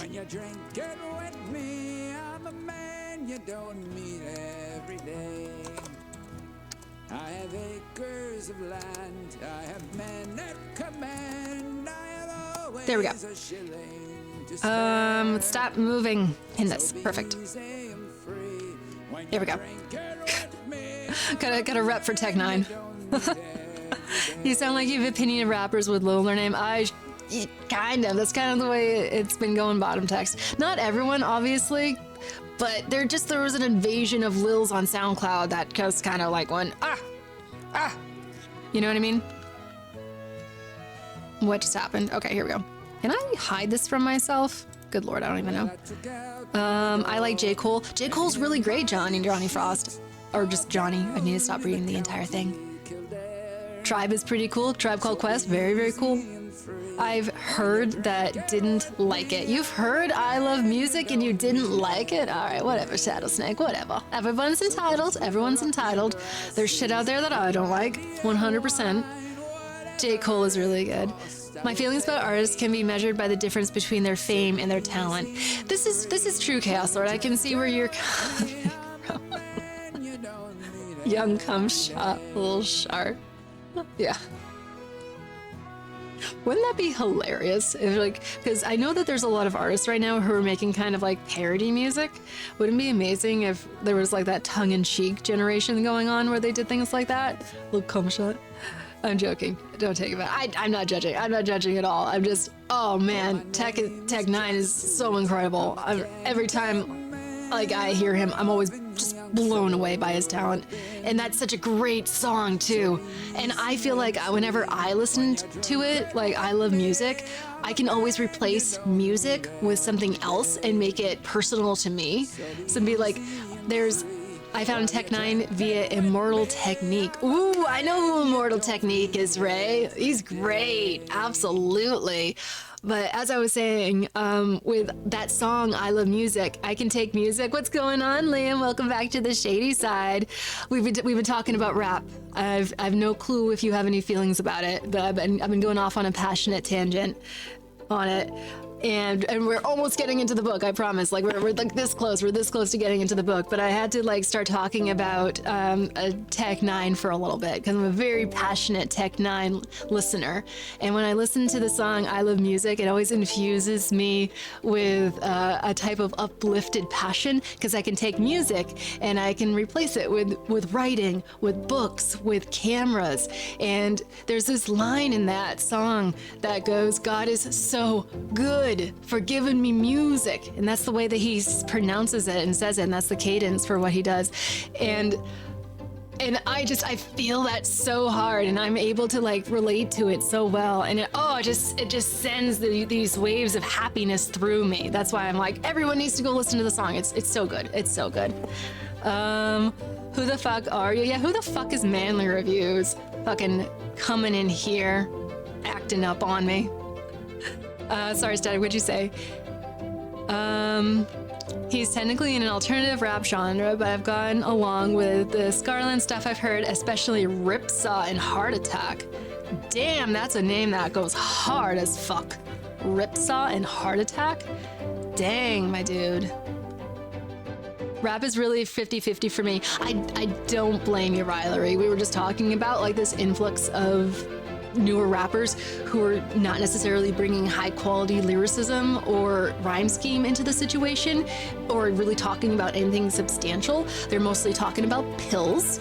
And I forget who it was, but it was one of like boy, I really forget who it was. But it was a rapper from, you know, like a previous generation talking about, you know, these mumble rappers, these newer rappers who are all kind of like dying. There was a time when you would be hearing a lot of stories on the news, like this one SoundCloud rapper had overdosed on pills, and then another one was overdosing on pills, and a rapper from a previous generation were just like, you know, like, we never ever rapped about this stuff. We rapped about selling drugs, but we never rapped about taking drugs unless it was, you know, weed or something like that, and like the injustice behind everything like that. And a lot of it was very contextual with what was going on with the culture and because of the life circumstances that they had. And rap was always very much an aspirational music, talking about the dreams that they wanted to achieve. Whereas like a lot of the newer stuff, or at least for a little bit of time, it was very much about, you know, escapism or creating an idea that they were then trying to pursue and achieve, and not necessarily in a positive way. And it led to a lot of people talking about pills and drug use and stuff like that. It also talked about a lot about mental health, but did it talk about it in a very productive way Very cool. that made people pursue like answers, or were they just kind of festering in their emotions? It's kind of one of those things that you could really do a lot of observation on and have a lot of discussion about. And maybe it comes down to, you know, your own personal preferences and your own personal views. Because there's a lot of people who would say, oh, you know, Lil Peep saved my life. And you can't be like, no, he didn't. Thank you, Bottom Text. I love that one. You can't deny someone's personal experience with a rapper, you know what I mean? Or music or anything that they're listening to, even if you don't quite understand it. No, oh no, Liam, don't leave. Don't leave. I just noticed your little bee icon. Rylery, be nice. Just kidding. Little stank. Oh, is that one? I'm finally like scrolling down all the way back. I was ready to write off the mumble rappers when they started calling Pantheon rappers dog shit. Oh yeah, there's this weird sense of beef. There's this weird sense of beef that's going on between the two of them, which is a shame because like the idea would be for them to like meet in the middle, right? So that everybody kind of gets inspired by each other and you can find common ground. I'm just kidding, Rylery. Oh no, don't you leave too. I love it. It's so funny. Shit, Static, you already did chapter 2? All right, well, we're good to go. Everybody, Static has already read chapter 2 of my book. I think that means that we can finally start. I'm so fucking nervous, which means that I'm going to put it off for like 2 more seconds. Liam, I have no idea if you're still here, but I wanted to like show you this. Oh, you are still here. Look what I made like 1,000,000 years ago, Liam. It's in my barn still. And it's really hard for me to show off on screen. How do I do this? I was just kidding. No, I wasn't Static, but like that was a good jumping off point when you mentioned that. You made a car? I did! Look at it! Isn't it cool? And I painted it the black and the white. I wanted to make it look like an Oreo. And it has like the big fenders and the big, like, the really round headlights. I thought the round was good. I thought it was peak round headlight material. So, yeah. Oh, shit. Come on now. There we go. Yeah, and then that's the throne I made. Cool throne. It's okay. It's okay. It's an okay throne. It's not as cool as the car. Definitely not as cool as the car. But it's okay. It's okay. And that's me. Oh, that's me sitting on the throne. And that's also me sitting on the throne. But yeah, and the car's gone, which makes it far less cool. Like you made the whole thing. So kind of, I had friends that helped me out with it. Who helped me out with the base because I didn't know anything about carpentry. So this is like 2x4s and plywood, and it's on wheels, and then the other half is plywood, but I did everything else. So I made these using basically, I typed out poems and different phrases, and then I printed them on this crinkly material that I made out of a curtain, and then I glued them together so it looks as though the cushions themselves are pages that are overlapping, kind of like in a parchment way. And then I glued on all of these book covers that I took off of actual books themselves that I purchased. And you can't really see it, but there's also actual trim there that I stained and then lacquered and painted and stuff so that it looks like bookshelves. And then I hot glued everything on, and those are lion book ends right up there. And yeah, it wheels around. It's very dusty right now, but it's still out there. So I might be doing another photo shoot with that soon. You never know. You never know. That's tough. That's tough. Yeah, look at that. You want a new Steam chair? Oh, I wish, dude. Wouldn't that be funny if I was able to do like a stream out in my barn? I have no idea how I could do that. But yeah, just like look at this gangster right here. Oh, this is this is back when I was only wearing graphic tees, back when I was like my early 20s. It's the only thing I would ever wear. Anywho, are we all visited into... What if we all visited and took book throne photos? That would be fun. That would be so much fun. Just everybody gets a chance to sit in it. What did I miss? That actually is a pretty nice truck. The fact that it doesn't have 4 flat tires is the nice feature. Yeah.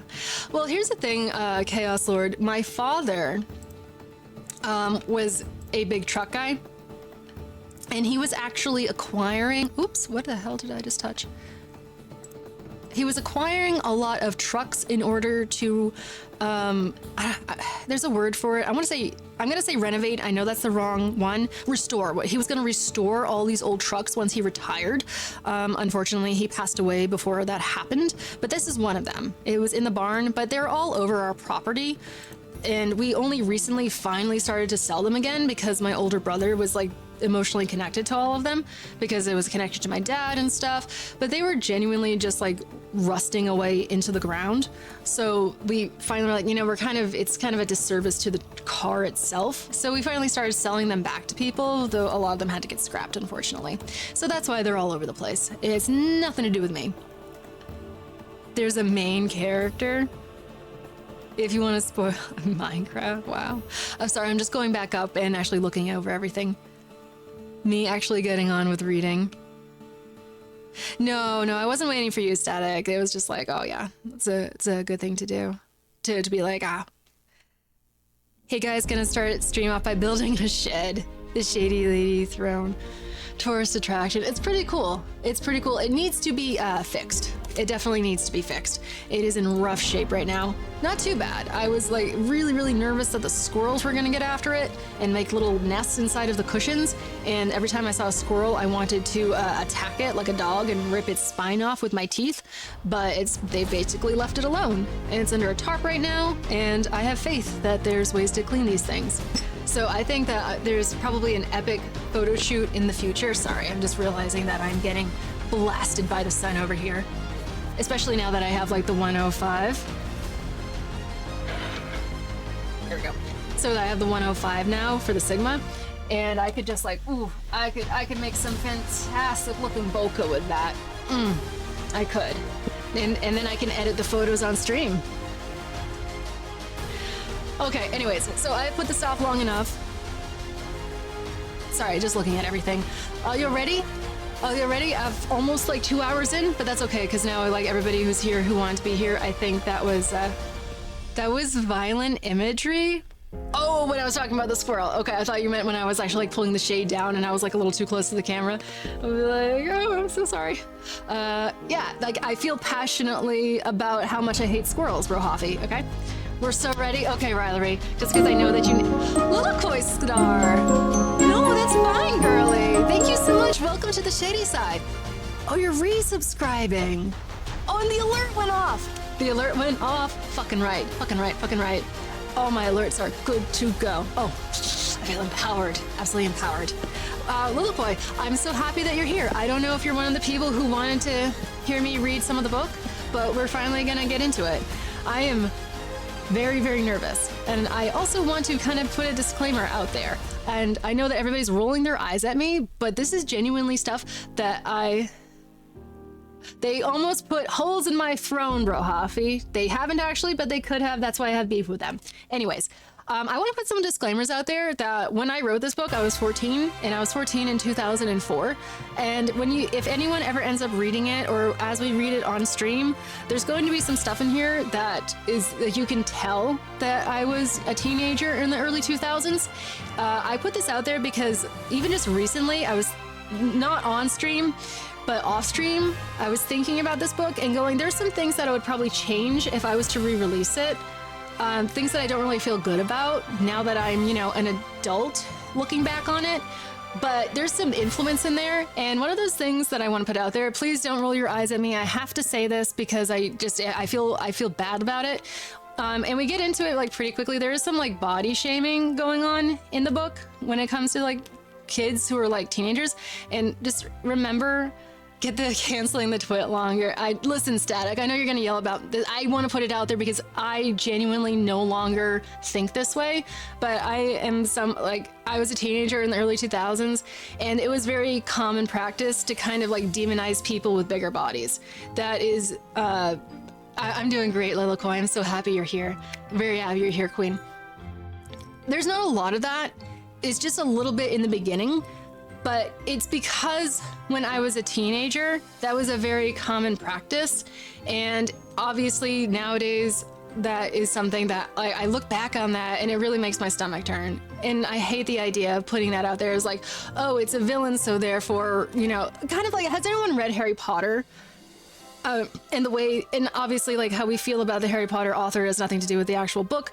In the book itself, I distinctly remembered the way that the Dursleys were described often, especially like the uncle and the cousin were talked about in like with like piggish eyes and like bigger bodies and stuff like that. Like that was very much like what was put out there into the world, and that was what I was ingesting. And I also like was a lot large. I mean, I wasn't a huge girly, but I was bigger than I am now, and I was very self-conscious. And I think that there was a lot of things that I internally demonized about myself being in a bigger body. So that definitely came out in here. And I poured a lot of what I wanted to be into the main character, and she is like very, very tiny. So I just want to put that out there because I feel bad about it now. And I want you to know that if I were to re-release it, I would probably rewrite that part because I really don't support that line of thinking anymore.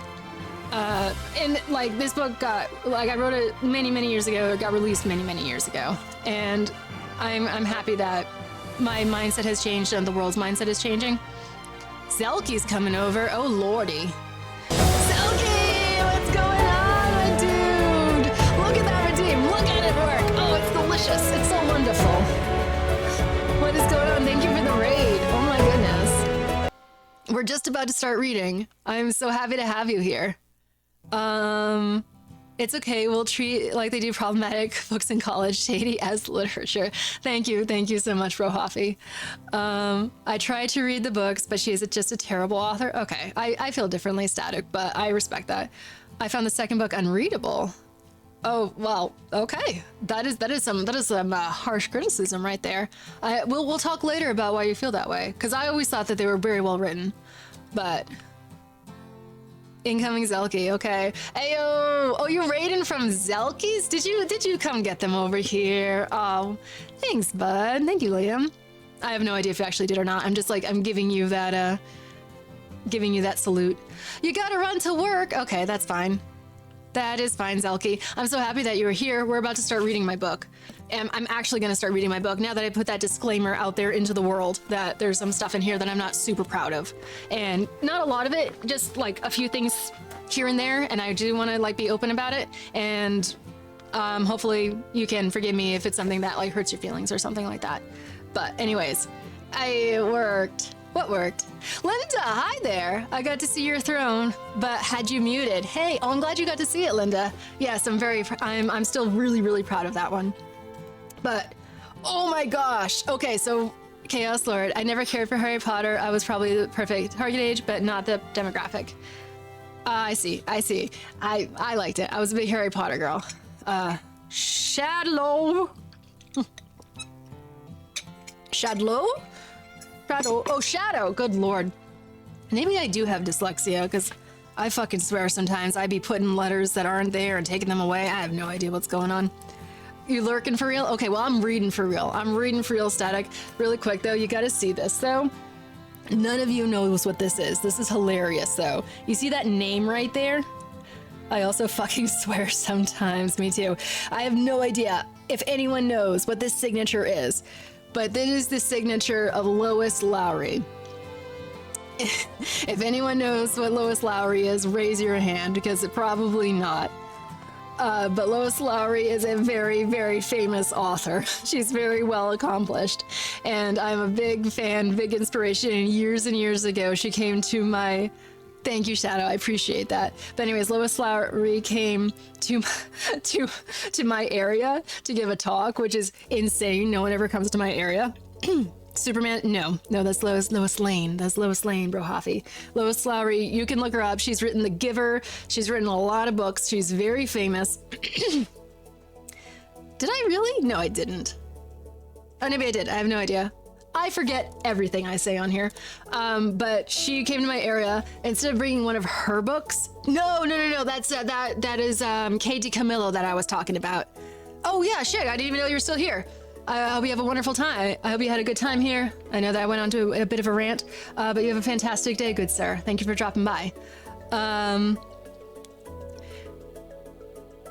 So exactly. So she came to my area, but instead of bringing a book that she wrote to have her sign, I brought her my book to have her sign, dude.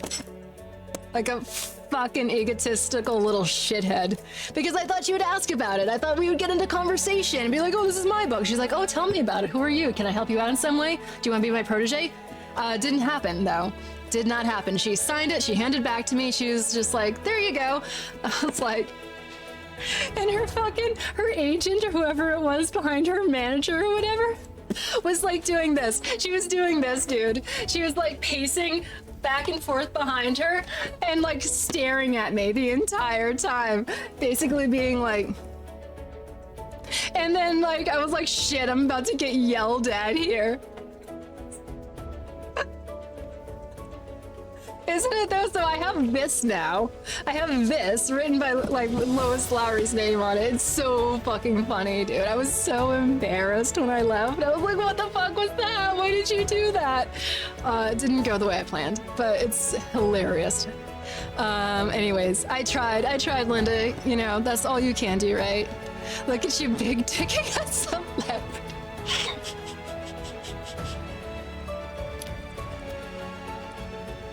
Oh no, Static, was I big dicking a celebrity?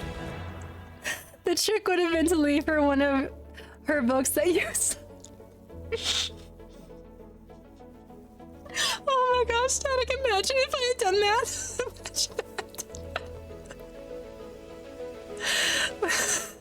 It's so funny. Shady T-pose. Oh my gosh, I'm so embarrassed right now. I think that's really cool. Dude, make a fucking effort! We all have this fantasy conversation, celebrities out in our head that never turn out. I know, right? I know. No,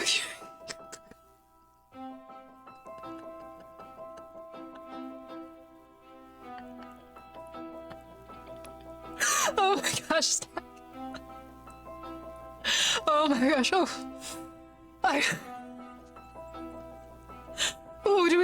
we flexing too early. We flexing too hard out here.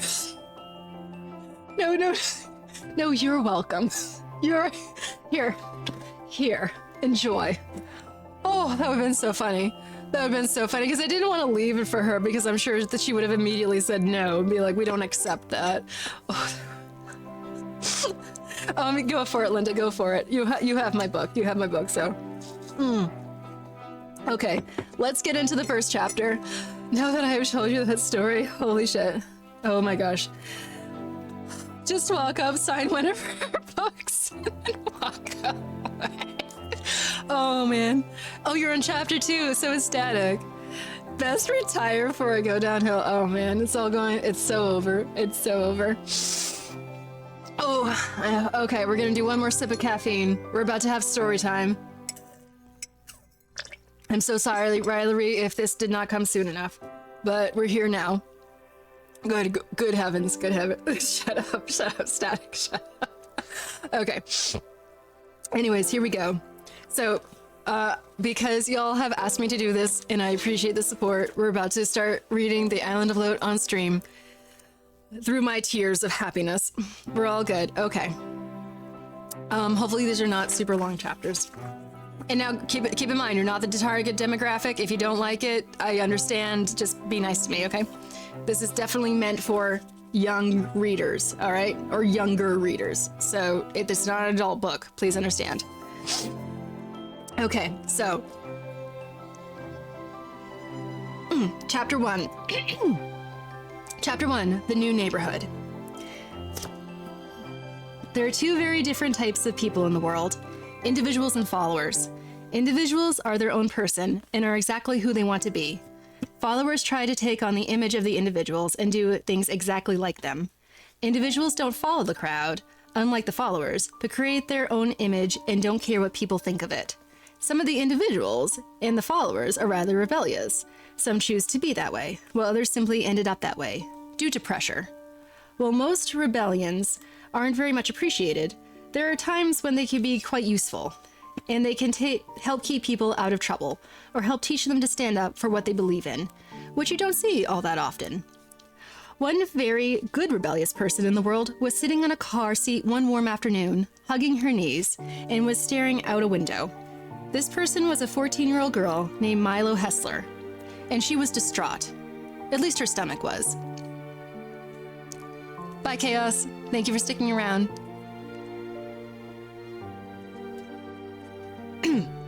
Speaking of which, the distraught feeling in Milo Hessler's stomach increased to an almost unbearable amount as she gazed out the window of her parents' car. They were driving through a neighborhood called Shady Alley. Though it seemed to Milo that it was more like a city than a neighborhood, but her parents declared it a neighborhood, so it remained that. She also didn't know why it wasn't spelled with an E.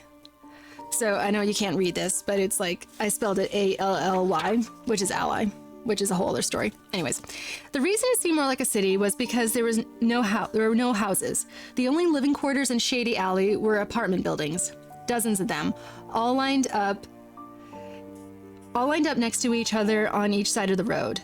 That road was the only road there, stretching leisurely onward, making it look more like an actual alleyway. Each apartment building was about 30 to 50 stories high, and they took up most of the sky view. The sun was rarely ever directly overhead, but always more to the side, casting shadows from the buildings into the street. So in a way, it really was like a shady alleyway. Why the good people who inhabited the place wanted to use ally instead of alley was a mystery. An ally is supposed to be someone you trust and rely on. If your ally is shady, it probably isn't a wise idea to continue the relationship. But that was a very small reason why Milo was feeling nervous. Like any kid moving into a new home, she was worried about adjusting and making friends. The first home she lived in had burned down when she was little, forcing her family to move. What is going on, Met Ninja? Welcome to the shady side. I'm reading the first chapter of my book, so I'm sorry if that's not necessarily your style of content, but that's what we're doing, reading the first chapter of The Island of Lote. The first home she lived in had burned down when she was little, forcing her family to move. She had many friends and relations there and was so heartbroken to leave them, especially when she moved into their new house and found that nobody wanted to be friends with her. She moved 3 times after that, and each time she never made any more friends. She also lost contact with her friends and relations from her first residence. Continuously finding herself alone, Milo began to fear that she would never have another friend again. She was wrong about that, of course, but for the time being, she begrudgingly sat scrunched in the back seat of a 2002 Camry. "We're here," her mother's voice sang out as they braked in front of 711 Shady Alley. "Ooh, goody," Milo snapped. "Let's hope we all don't puke with joy." Milo occasionally got creative with her words. There's a lot of editors in there. In there? Her father turned around in her seat and glared at her. "Sorry," she said, lowering her eyes. "It's just that, how do we know that this time we're actually here?" "Oh, Milo," her mother groaned, grinding the heel of her hand into her forehead. "Can't you just try to be a little happy? I mean, we've been driving around all day yesterday and all of last week. We didn't drive all that way not to be here." It was Milo's turn to groan. "Fine," she mumbled. "I'm a little happy. At least we can get out of this car." She opened the door and got out. "That's a spirit, hun," her father said heartily, swinging his door all the way open. Whenever Milo's father wasn't mad at her, he called her hun. You'll see, he continued. Things will be different here. You'll make plenty of friends and get used to living here like that. He snapped his fingers. It'd be impossible not to. You don't even need to leave the building for anything. Your mom and I will have to leave for work, of course, but you won't ever have any reason to go outside again, hun. Milo stopped in her steps, which were leading to the trunk of the car. What do you mean, she asked, her stomach not settling any. Both her parents grinned at her. We wanted to surprise you, her mother said. The building we are going to live in, 711, is one of the neighborhood buildings in Shady Alley. It's an entire system of living inside one place, hun, her father said. He pulled 2 suitcases out of the trunk and handed both of them to Milo's mother. It's huge, she exclaimed, obviously sold on the idea long ago. The building, I mean. The idea of an entire neighborhood inside one place isn't very popular at the moment. I don't know why. It seems wonderfully convenient to me. But as I was saying, the building is gigantic. It has everything you need inside.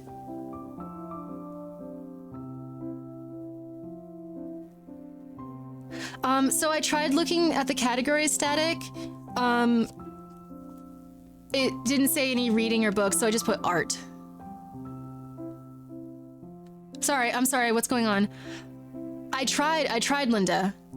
It doesn't really exist. But a lot of editors are in there. Okay. We'll just do art for now, Linda, and then we'll try to figure something out. Yeah, I did try looking at it, but we'll see how it goes, because I don't really know how people are going to respond to this in anyways, so this is just kind of a trial run. So I'm not super worried about it.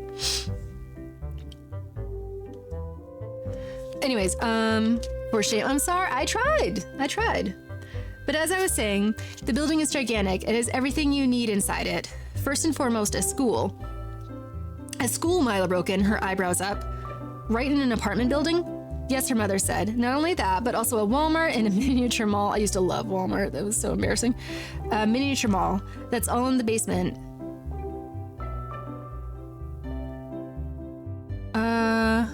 Hell yeah.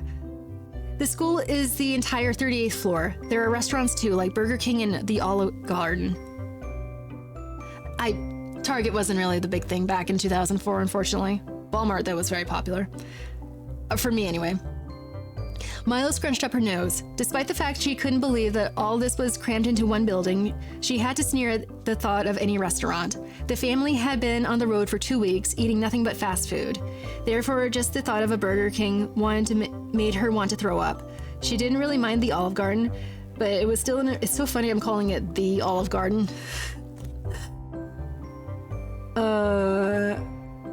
I lost my place, sorry. But it was still a restaurant, and restaurants weren't something that Milo approved of. Milo preferred to make her own food. She had been interested in cooking ever since she first saw an oven. She kept a large notebook filled with recipes that she had copied from cookbooks. Every time she would find a recipe that she liked, she would copy on a blank page of the notebook, slowly compiling a complete cookbook. She took this notebook everywhere with her, along with the 2 other most important things in her life. All 3 were in the backpack her mother handed to her. The other 2 were a diary in which she was writing down her life, and her little radio and headphones. Without these things, Milo figured she'd die or suffer from some sudden madness. She would write in her diary whenever something interesting in her life happened, such as her house burning down or moving 3 times, and she would listen to her radio often in order to relax and momentarily forget about her troubles. She kept extra pens and batteries with her in case one or the other ran out or got lost just when she desperately needed them. Turning away from the car, with her backpack on her shoulder and a suitcase in each hand, Milo stared up at the building in front of her. Tilting her head back, she could just make out the roof of the building, and much to her surprise, she saw the crowns of trees sticking out from it. Mom, Milo said, what's that? She pointed her left suitcase at the roof. Her mother peered upward. Oh, right, she said absently. There's a garden on the roof. Really, Milo said, perking up. That sounds cool. It's been a while since I've been able to be alone with nature. This place might not be that bad after all. Not bad, her father said, striding towards the doors laden with luggage. It's the most fantastic place in the world, hun. And the rent's not bad either. What more could you ask for? Friends? Milo asked shyly. Her parents grinned at her. Her mother put her arm around her shoulder and guided her to the doors, her father holding one open with some difficulty. You'll see, her mother said confidently. Things will be different here. Of course, things weren't going to be, but Milo didn't know that.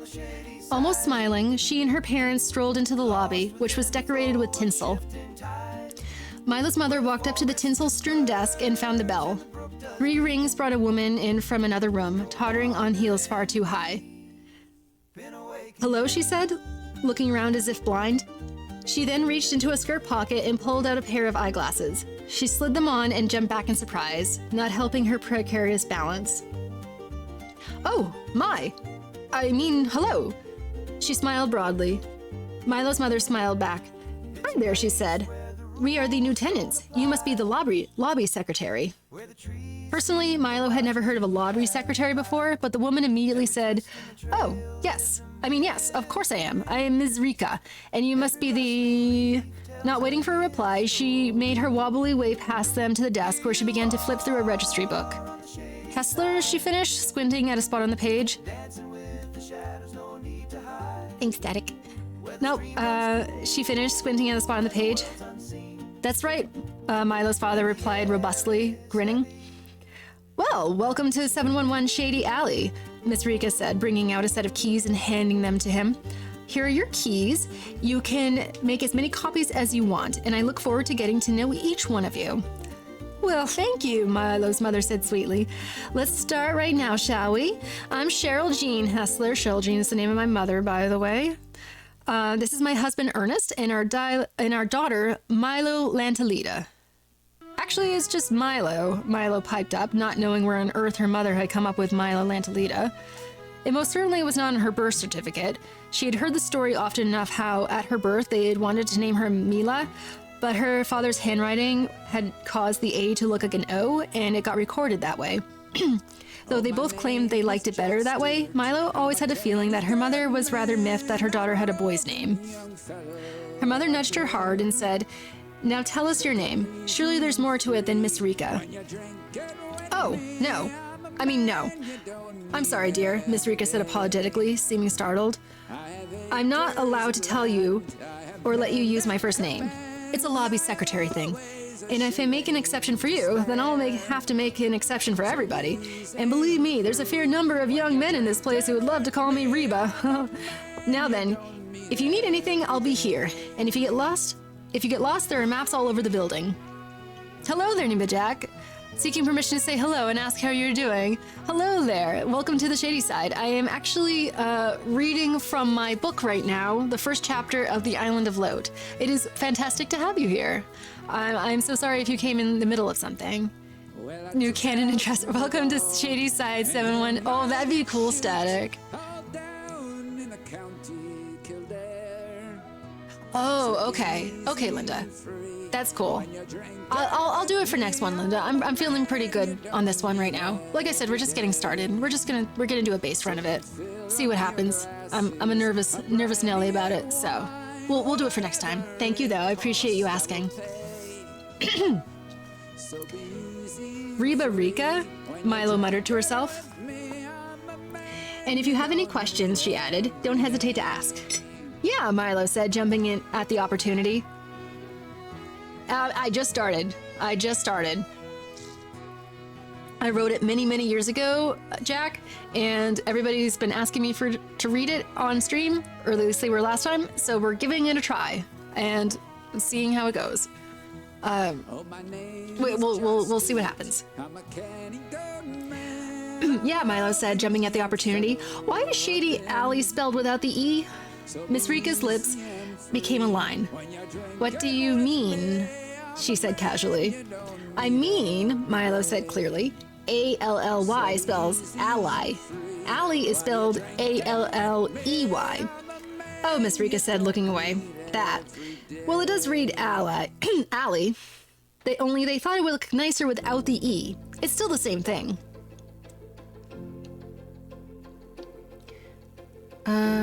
Where is that? Sorry. But Milo insisted, "It says ally, not alley." "Yes, it does." "No, it doesn't." "Yes, it does." "Thank you, Miss Rika," her father said abruptly, well aware of his daughter's legendary stubbornness and wanting to actually reach their apartment sometime that day. "You've been very helpful. By the way, I like what you've done with the lobby." Miss Reba Rika glanced around, distracted and pleased. "Really? You do?" Well, thanks. It's one of my own designs. Milo, deciding to let the issue go, took in her surroundings and couldn't quite see where the word design came in. Tinsel was strewn all over the carpeting, all over the furniture, and was glued onto the walls. Milo looked up and saw it dangling from the ceiling in great clusters. The only thing it didn't seem to be covering were the lights, which shone down on it all, making the room look very bright and glittery. I'm glad you're comfy. I'm like so nervous that everyone's gonna be like reading. Anyways, I think it perks the room up a little, Miss Rika said. A little, Milo thought. The elevators are over there, Miss Rika said, pointing to a hallway on the left side of the desk. I can see that you have quite a lot of luggage, and elevators are always better than the stairs. Nobody in the building ever really uses the stairs, so we had to install extra elevators. We might have removed the stairs entirely, except for those pesky little building codes, escaping fire and such. I'd help you with your luggage, but I'm afraid of hurting my back. I've not much practice with large, heavy objects. The most I've carried around is paper, pens, keys, and tinsel. and tinsel. Dude, make a fucking Thank you, effort! thank you, Liam. Am I sounding crusty right now in the throat? Okay, hydrated. That's quite all right, Miss Rika, Milo's father said, hoisting several bags onto his shoulders. We'll manage just fine. He began to lead the way to the elevators. Milo followed with her mother, but something inside of her told her that it'd be better for her health to take the stairs. That thing inside her was her conscience, and she was so often arguing with it that she had personified it and called it Bob the Conscience. That particular day, the argument inside Milo's head went something like this. You know, it'd be better for your health if you took the stairs, Bob the Conscience said. I know, but our apartment is on the 46th floor. It'd be too tiring to go all that way with all this luggage, Milo replied as she stepped into the elevator. Sometimes Milo was so into the conversation that she spoke out loud, but she was careful not to when she was around other people. You can handle your luggage, Bob the Conscience retorted. It'll just make it more challenging. Besides, after being cramped in that car all that time, your legs could use some stretching. It will make you feel energized and happier too. You should take the stairs. No, Milo insisted. By the time I got to the 46th floor, my parents would have already moved in and started dinner. The elevator is faster. Look, we're already on the 36th floor. And you wanted me to take the stairs. Ha. True, Static. She heard Bob the Conscience sigh. Yes, Milo, he said patiently. It is faster, and it is useful, if we are on a schedule. But if you keep on riding elevators, you will start to get fat. Milo chuckled. That would do me a world of good, she remarked. She looked into a mirror at herself, which was an easy thing to do because enormous ones lined the wall of the elevator. She didn't like what she saw. She could name the things she didn't like about herself from her head to toe, starting with her hair. It was a rich dark brown that hung down past her shoulders, but Milo thought it was too dark, and like all of the girls of today, she wanted highlights but didn't have any. Lord above. Early 2000s shit. Damn. Excuse me. Moving downward, her next complaint was her body. She was very skinny for her age, and it showed. 2 full weeks of eating fast food without any exercise hadn't made her an inch rounder. Milo's arms were spindly and long, and she didn't think she had much muscle on them. Nevertheless, whenever she needed to push bullies away, she always found the strength she needed. Her legs didn't really matter much to her, but she still found them far too slender for her liking. Indeed, she often referred to them as toothpicks.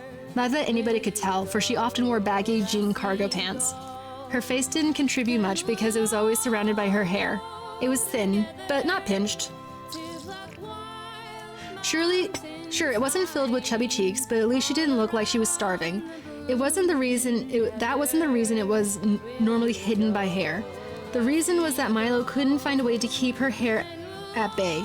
Usually she would have it up in a ponytail to keep it out of her face, but her mother hated that look and would always tell her to let it down. Therefore, Milo usually couldn't quite see what was going on either side of her. It gives you a shy look, her mother had told her when Milo tried to complain about it. Oh, I'm almost done with the chapter, Valerie. It's like half of a page. She had tried to explain to her mother that the look didn't suit her because she wasn't a shy person, but her mother wouldn't listen.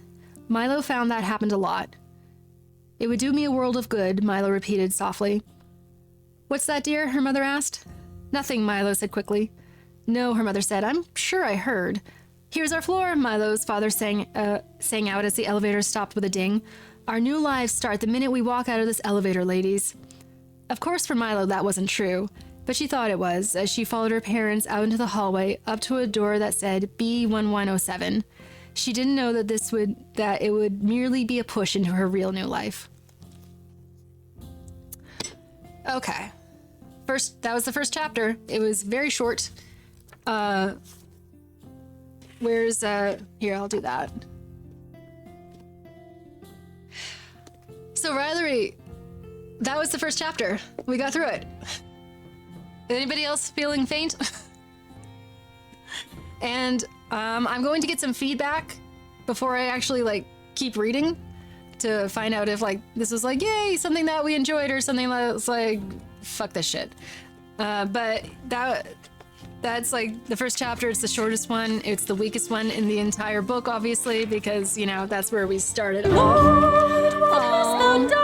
Static, thank you. Can I ask a real chat a question? Yeah, go for it. Ask chat a question. I have some questions for chat. Myself. Thank you, bottom text.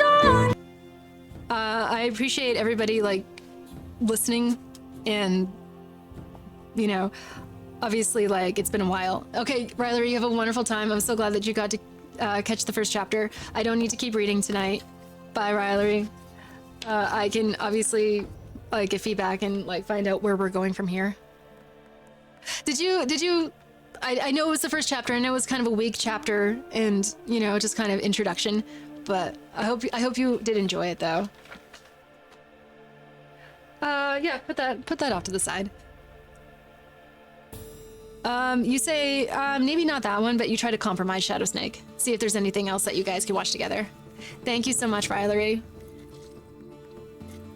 It's cool and all, but did Milo bring out a cookbook in future chapters? Hey, actually, yeah.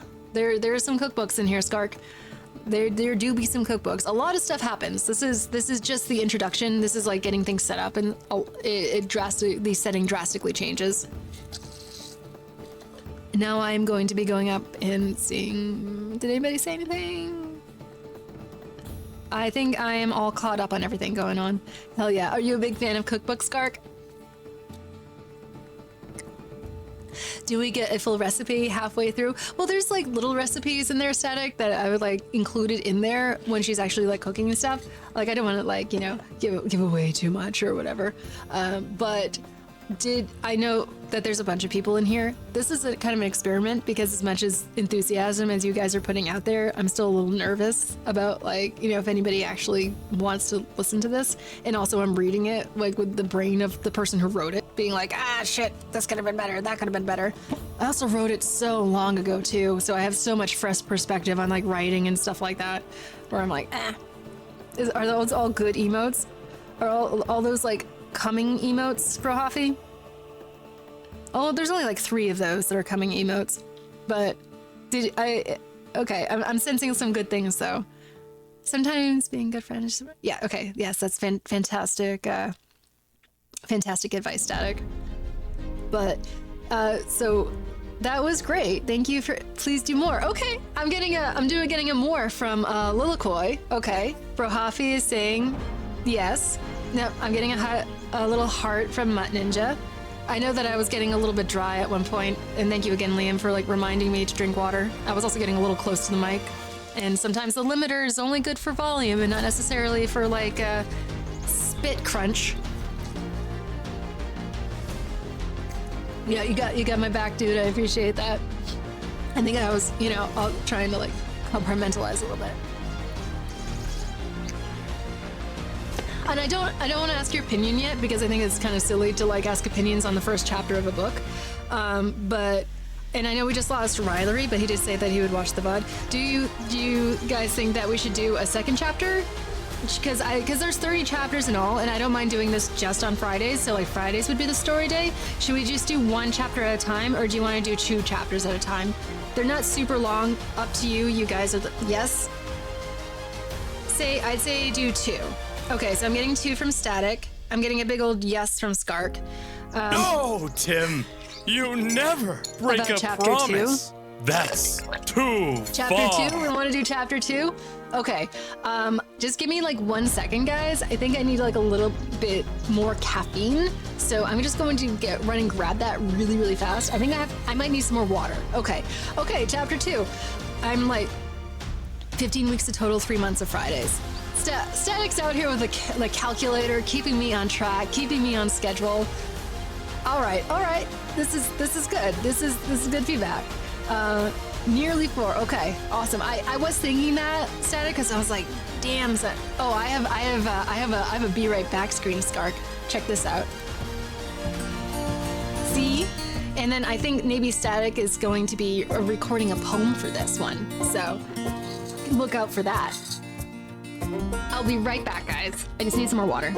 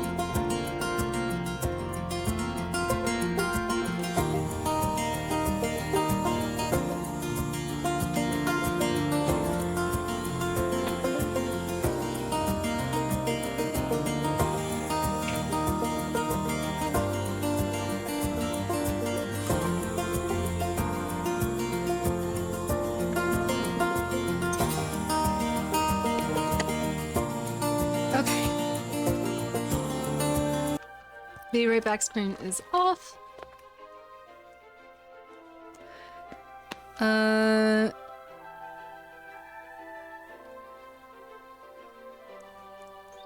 Share stream, Be Right Back screen. I was gonna work on the other one today, but there were kids and alarm. Oh, that's true. That's not always conducive for great audio. I feel that, Static. I appreciate that. I'm excited. I still haven't found the one for the Be Right Back screen, but it's might be a little collab, action going on. And okay. I'm probably not a target demo, but I'm glad you're reading it. Thank you so much, Chaos Lord. I thought that you were heading out of here. She got that blue juice. Yeah, buddy. We're keeping it on theme here. Blue of the ocean. We got the blue juice. And I just got it everywhere. That's fine. This is only like a really nice skirt. This is my fault. That's why I shouldn't own nice clothes.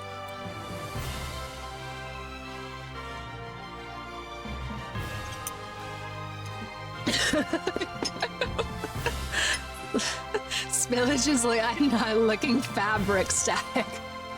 That's not how this works. Okay. Alright, I think we're back though. I think we're back. This is modifier, like romance, transactional and stuff, yeah. Drinking some of the good Fortnite shield juice, that's right. So it's Gold Baby right here. This is actually Mio right here because I have discovered that there is a distinct difference between the caffeine content of Mio versus the caffeine content of Crystal Light. And this shit can be fucking rocket fuel. This is the thing that is like, it kept me up till like 3 in the morning one night. I was just laying there being like, oh, why did I do that to myself? So I'm really hoping that this is gonna give me a bit of a boost. I'd be eepage. But here we go. Little Crystal. It was Mio. It's which one is it? Oh, it's like the blue citrus one. Mio Energy. Yeah, Manly knows. Liam, I have a whole little drink station on the other side of my bookshelf that's literally like, it's got the glass straws and little thing and other straws too. It's got a big candy corn thing of, like a candy jar thing of the Crystal Light packets. It has a little coaster where I put my glass, and then it has like the pumps of the syrup, and it has a little, like a basket that has these things in it. Yeah. Neo energy. Fuck. It do be standing though.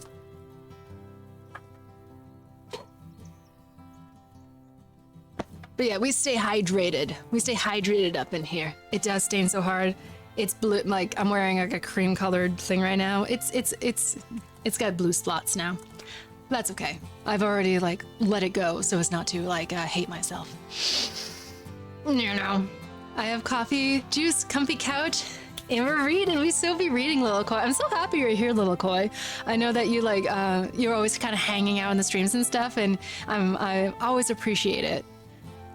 Always appreciate you being here, Queen. This is not a product placement, no. No, not in the slightest. Not in the slightest. Oh, could you imagine that though? Getting a sponsorship by Mio? Mio would actually, like, anything that has caffeine would be great for a Twitch streamer sponsorship, because how the fuck you think we're getting through these things? Caffeine, baby. Nothing like the legal drugs. Hell yeah. I'm sorry that everybody had to see that. Thanks for having me. Oh my goodness, you're always welcome. You know that you're part of the Goyles Club, right, Little Koi? You're definitely part of that.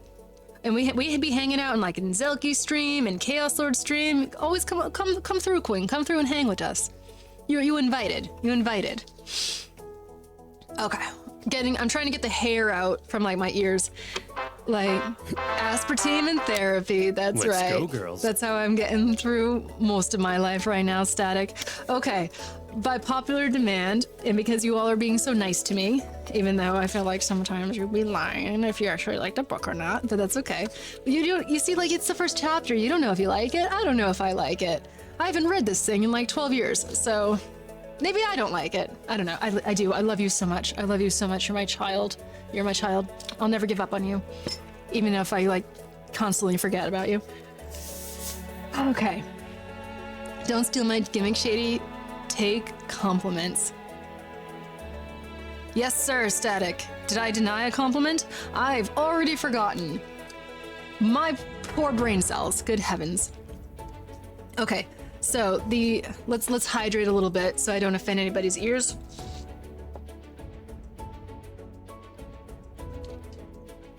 All right, I can feel all of the cells in my body plumping up with hydration. Okay, so second chapter is called Adjusting. I've always been a really big fan of chapters that have titles, so that is why I have a lot of titles for everything. And I like the idea of basically starting off a chapter with like a little like philosophical like paragraph or something. So a lot of the chapters like this have that. And this is that, this chapter has a lot of what I was talking about before that I'm not really proud of and that I would change, such as like, you've already heard a little bit, like the body shaming and stuff like that. I'm putting that out there because I don't like it. I don't know. I know some of you are rolling your eyes, but I don't like it. In the future, hopefully, if I get a chance to rewrite it and re-release it, I will not be there.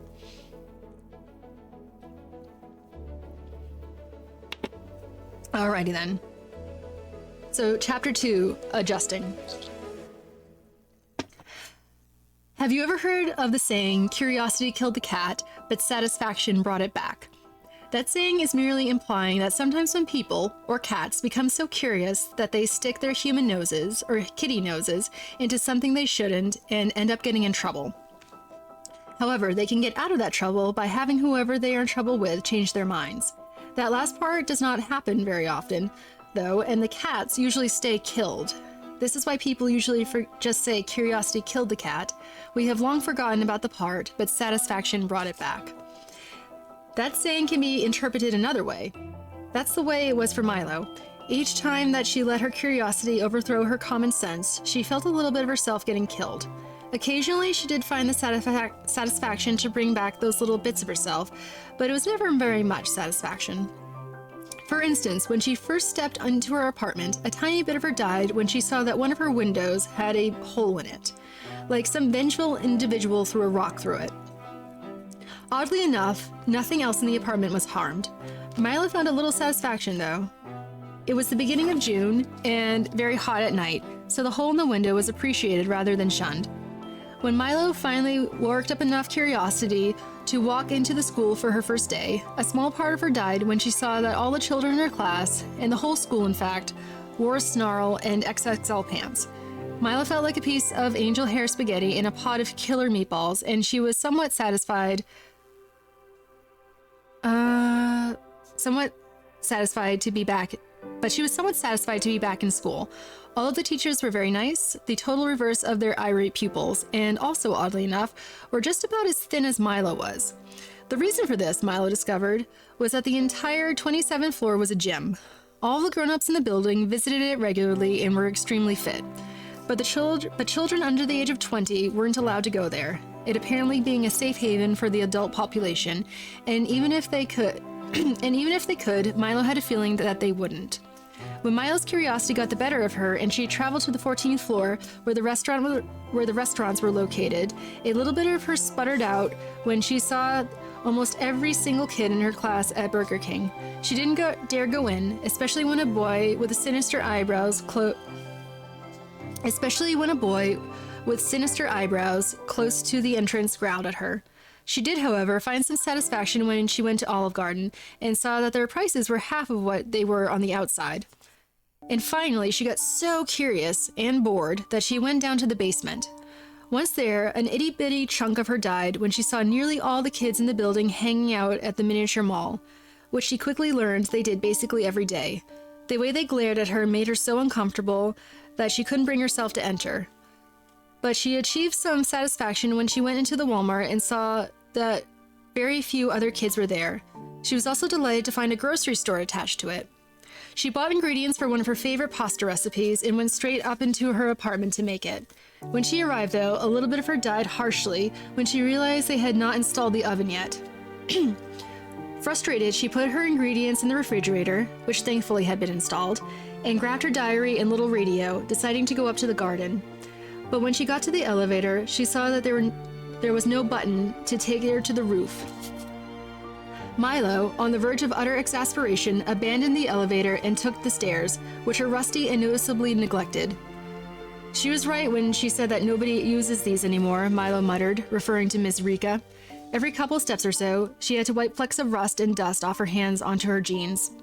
After stepping out onto the roof, quite a bit of her died woefully as she took in the garden. It was extremely overgrown and a haphazard mess, as if nobody had gardened there in decades. There were weeds everywhere, in the path, in the flower beds, which had perhaps once held pretty vibrant flowers, and they took over the grass. The bushes and shrubs looked like someone had stopped pruning them a long time ago. Vines grew all over and constricted two of the lovely fountains, which were both cracked and dirt encrusted. The leaves from years of rooftop autumns had not been raked, making a thick carpet of matted, crumbling brown leaves and coarse weeds on the ground. A tree that had grown so old and rotted that it had fallen in a swoon had not been removed or trimmed down, and vines and lichen had claimed it for their own. Milo, who had always been a lover of nature and well-kept gardens, wanted to cry as she gazed around at everything. There were benches that had barely any paint left on them, the wood shrunken and splintering. Way off in a corner, there was a section of the garden that appeared to be big enough for a small game of soccer, but was at the second stage of becoming a swamp. Great, Milo muttered dismally, sitting down on one of the benches. Hi, Uzu! Welcome to the shady side. I wouldn't do that if I were you, Bob the Conscience said, but he was too late. The bench creaked, then cracked, sending Milo crashing through it. Ow, she whined, groping for an iron arm of the bench. Thanks a lot, Bob. Despite a garden full of weeds, which was undoubtedly full of all kinds of insect life and unstable benches, Milo found satisfaction in the fact that no one else was up there with her. She was at last completely alone. She found a moss-covered rock under a tree and sat down. She slipped on her headphones, turned the radio on, and tuned into a good hip-hop station, since that was the music she liked best. She spent about 2 hours in the garden, scribbling ferociously in her diary. At about 4:45, she decided to go back. As she stood up, she happened to brush off some of the moss from the rock and an engraving materialized. Curious, she took a closer look, scraping off more moss with her fingernails. It read, "This garden is dedicated to the mayor of Shady Alley. Let us hope that when we get one, he will come here." Okay, Milo said, confused. That's nice, I guess. But heck, if it's in this bad a condition, they probably never did get one. She straightened up and trudged back to the door to the stairwell, but instead of going to B1107, she rode the elevator down to the lobby. Once there, she carefully picked her way through the tinsel, finally making it to the desk. Miss Rika was nowhere in sight. Miss Rika being nowhere in sight, she located the bell and rang it 3 times. Miss Rika came hurrying in from the hallway on the right side of the desk. "Hello," she said, puzzled, then put on her glasses. "Oh, hi," she exclaimed after seeing Milo. Milo gave a little wave. "Good afternoon," Miss Rika said cordially, her brow furrowing. "I'm so sorry, but what is your name?" Milo said. "Oh, yes," Miss Rika said, chuckling pleasantly. "Of course. How could I have forgotten?" "Well, Milo, what can I do for you?" "Actually, it's Milo. Trust me. And I was wondering about the garden on the roof." "Yes, what about it?" Miss Rika asked, teetering towards a chair that didn't seem to have enough tinsel on it. "Well," Milo said slowly, watching her, it seems a little, let's see, how shall I put it, untaken care of." "You've been up there?" Miss Rika cried, whisking around in alarm, her ankles almost giving way. "Yes," Milo said, feeling uneasy. "Why, is it off limits or something?" "Oh, no," Miss Rika admitted, patting gently at her hair, as if worried her sudden movement had disturbed it. "It's just that, well, the reason for it being so unruly is because we haven't really bothered to hire a gardener to keep it well groomed."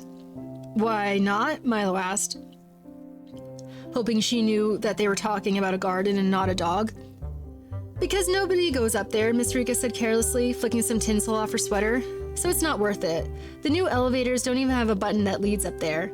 I heard that it was once a very popular place in the building. You know, a place where the kids could go and get exercise. But then its splendor wore off and people didn't care for it anymore. And besides, they were sick of paying the bills for it. So many other worthwhile things to have bills for. It was completely forgotten when the mall and restaurants came.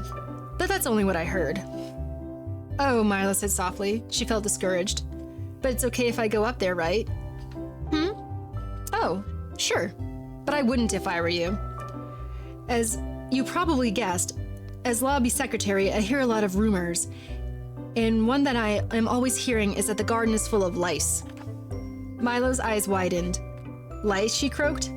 Miss Rika nodded amicably. "Yep, just chock full."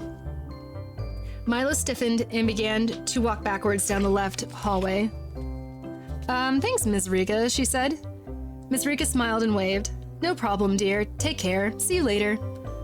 "Yeah," Milo muttered, turning around. "Sure you will." She pressed the button for an elevator, then checked to see that she was alone. "Bob," she hissed. "Bob, answer me. I know you're there. You can't be anywhere else." "Actually," Bob the Conscience whispered ruefully, "I was in the membrane preparing my dinner." "Oh, Milo, I'm sorry. How was I supposed to know that it was a lice garden?" "I don't know," she hissed back. "You knew that bench was crap and you told me." "Well, that one was obvious.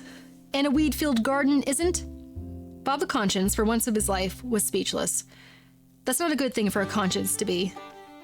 Bob the Conscience was aware of that, so he spoke anyway. "Okay, so I didn't see it. But you didn't either. I thought you had more sense than that." "I do," she shouted by accident. "I do," she hissed, glancing around hastily, seeing if anyone had heard. The elevator opened and she stepped in. "It's just that you are my conscience, and now thanks to you, lice may be partying all over me." Where the tales are twisted. Let me see if I can, change the music. There we go. Now look, boy, if you don't perk up and pull your act together, I'm going to find a new conscience. Bob the Conscience gasped in horror. You wouldn't dare. Oh, yes, I would. Get it? Bob the Conscience groaned.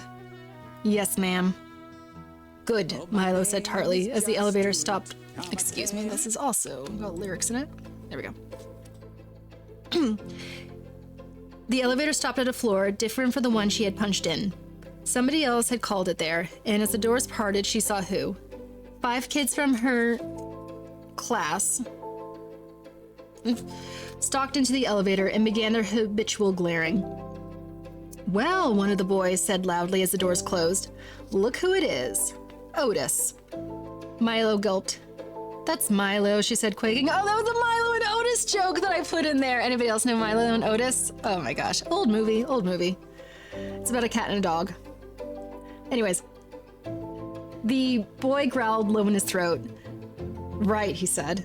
Milo, the little shrimp who decided to die. Actually, no, Milo replied, her voice getting higher. I don't. Not that it wasn't nice of you to offer, she added quickly. It's just that I would prefer not to die. Not that I believe you would actually kill me. She chuckled weakly, clutching her diary to her chest, her eyes shifting from one face to another. The boy leaned forward, leering, and said, what makes you so sure? She's such a snob, a girl piped up, always eating at the Olive Garden alone and not talking to anyone in class. Milo wanted to explain why she was doing such things, but thought better not to. Right then, accusing them of anything didn't seem like the best way to get out of the situation. Well, the boy said, grinning evilly, we know what to do with snobs. I told you should have taken the stairs, Bob the Conscience said grimly. You could have called for help, Milo's mother said to her sometime later back at B1107. I was in an elevator, Milo cried. She was sitting on a counter, holding an ice pack to her head, while at the same time nursing a nosebleed and a split lip. Her parents hadn't exactly been thrilled to come home to find their daughter in such a battered state. This was far from the first time, and quite frankly, they were getting quite tired of it. That's not the point, Milo, her father said. He had a tone in his voice that was purposely not comforting her. He had taken a wide stance in front of her, his arms crossed. I am sick of you always getting into fights. It seems to happen everywhere we go. To the apartment static, because it was a reference from, like, before. It was a joke. Sorry. Hey, it's not my fault this fight happened, she said defensively. Why do you always do this? Her father asked, ignoring what she said. Is it because you want attention? I always thought you liked to be alone, to be by yourself. Not that I think it's good for you to always be alone. I would prefer it if you were active in a group or something. You don't get into groups by picking fights. You only get into gangs that way. What? Oh, I forgot about that. You only get into gangs that way, and you certainly are not joining a gang. That's so funny, oh my gosh. You also don't make friends this way. I thought you wanted to make friends. I do, Milo said, fuming. I told you, this wasn't my fault. I didn't cause it. I don't go around picking fights. They come to me. Nonsense, her father said dismissively. He raised his chin and looked down his nose at her. I don't believe you. You know what I heard from your teacher? That you don't interact with the other students. Look, Milo, I am not raising a stuck-up child. For some reason, I always thought you were a shy, sweet little girl. My little girl. My little baby girl. Now what's a father to think when his little baby girl is always coming home with black eyes and broken bones? First of all, Milo said, wincing as she moved her lips, I only got a black eye once, and I've never had any broken bones. That's not the point, her father shouted at her, his temper flaring up. The point is that instead of shaking hands, you use yours to make a fist. Second of all, Milo continued through her teeth, forcing herself to ignore him. I was never your shy, sweet little girl. I am not shy or sweet, and you have never considered me your baby girl. I've always been Hun. You never have been there to comfort me. It seems like you just blame me to make parenting easier for yourself. That's enough, Milo, her mother said sharply. You have no right to talk to your father that way. I am very disappointed in you. As am I, her father agreed. How dare you say such a thing? You ought to be ashamed of yourself. the utter ingratitude. We bring you to this wondrous place, supplied with everything you would ever need, friends included, but for some reason you seem to think that every person on this planet is against you. No, Milo objected, shifting the ice pack on her forehead. Only anyone who gives me the stink eye. Is that so? And exactly what evidence have you seen that proves that any child in this building is a bully? Have you seen the kids in this building? Milo asked in astonishment. That's not nice, Milo, her mother said. Just because the children here are slightly obese doesn't give you the right to talk so. Slightly? Milo said dubiously, even though she had meant their irate attitudes.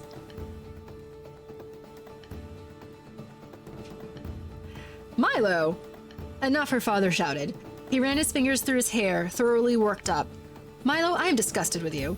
And what's more, you are grounded for a week. What? She cried, almost toppling off the counter. That's not fair, at all. Provoking kids with cruel remarks is what's not fair. When you say things like that to them, of course they are going to release their hurt inappropriately. I would never do something like that. No? Then how come you came home absolutely injured? Her mother inquired smartly. Because, Milo cried out desperately, they're all bullies, and they growl at me whenever I'm around them, for Pete's sake, like pit bulls. I don't know why they did this to me. Who knows? Maybe they're just jealous of me or something. Jealous of how I look. Jealous of how you look? Her father asked incredulously. Well, why not? Her mother asked, ruefully siding with her daughter. I can imagine they would be. She's a lovely girl. That's not what I mean, Milo said, gingerly touching the bump on her lip. That still wouldn't be enough to provoke them, her father insisted skeptically. Why not? Milo spat, even though she didn't mean to, and used her ice pack to wipe it off the counter. I always told you, Mom, that someday my looks would get me into trouble, and I guarantee you this won't be the last time. Although Milo didn't actually know this, it was quite true. Unbelievable, her father exclaimed, rubbing one temple and starting to pace. The excuses you come up with, the ungratefulness. It's not a word, why did I put that there? Everything you would want, everything you could need. One place. Nothing but trouble, always. Not everything I need is here, Milo interjected, pointing to the empty corner in the kitchen. The oven isn't installed. Her father glanced at the desolate corner, then back at her. There are well-priced restaurants on one of the floors. You don't need an oven, he stated. I need an oven, she insisted.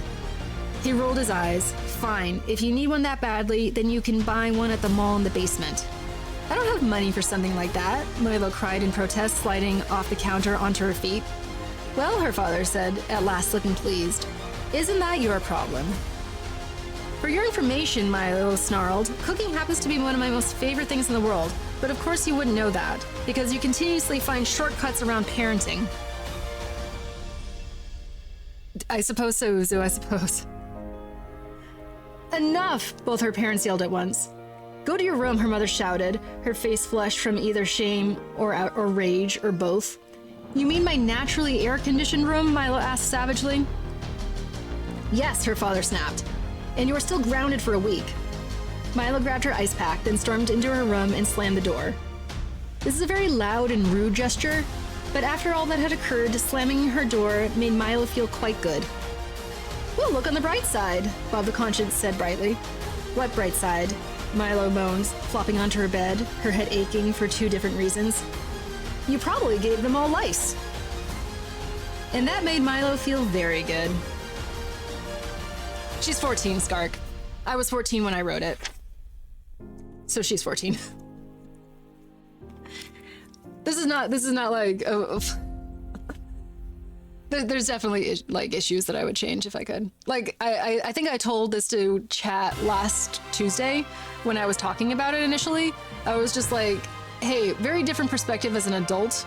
I would definitely age her up a little bit if I were to re-release this. There'd be a lot of things I would change in this. Even reading it now, I'm just like, damn girl.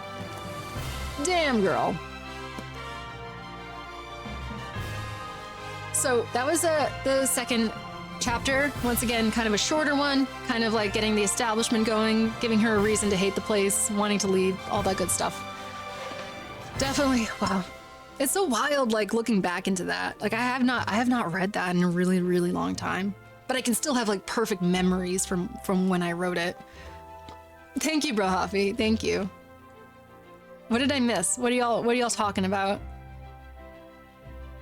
Static, I'ma call you. Oh, okay. You should be sorry that I made a joke. Jokes are against my Geneva. I was just a little like for a second, just because like I'm in like receiving criticism mode. Oh, you're going to the thrift store today, Liam? We going thrifting? That's good for the environment.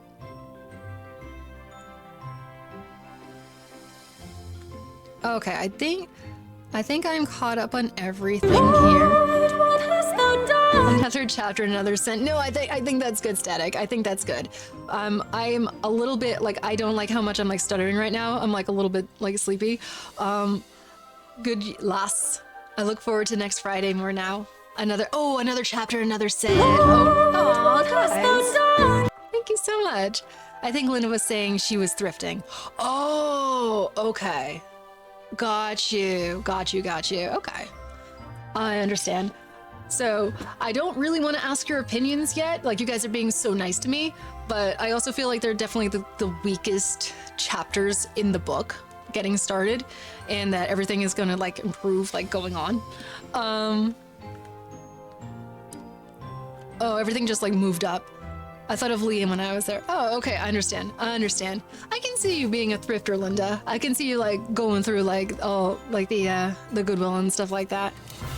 I missed the reading on the slowest internet on a plane. Glad it went well. It seemed to go well, Thornstar. Welcome back to the shady side. We love Thornstar here. She's like one of my very, very like 3 of my original like audience members. So we love Thornstar. This is so true, Static. We're on a nice round schedule right now. We don't want to fuck with it. A literal penny for the thoughts. I just had a little nap. Okay. Thank you, bottom text. It's so funny reading this to all of y'all because I'm just like, boy, oh boy. Like, there's just no chance that this would be like you guys like at the library like, oh, maybe this one. But it means so much to me that you are listening to it. It is like me bearing a little bit of my soul to everybody, which is so funny because it's like the first child. And the first child is never like the best child in book terms or art terms. I would assume that like all y'all don't want to share like the very first piece of art that y'all ever completed. But I just happen to never give up on mine and push it through to being published. And oh my gosh, if I ever get a chance to re-release it, and that's kind of the goal, there's a lot that I want to change. A lot I want to change.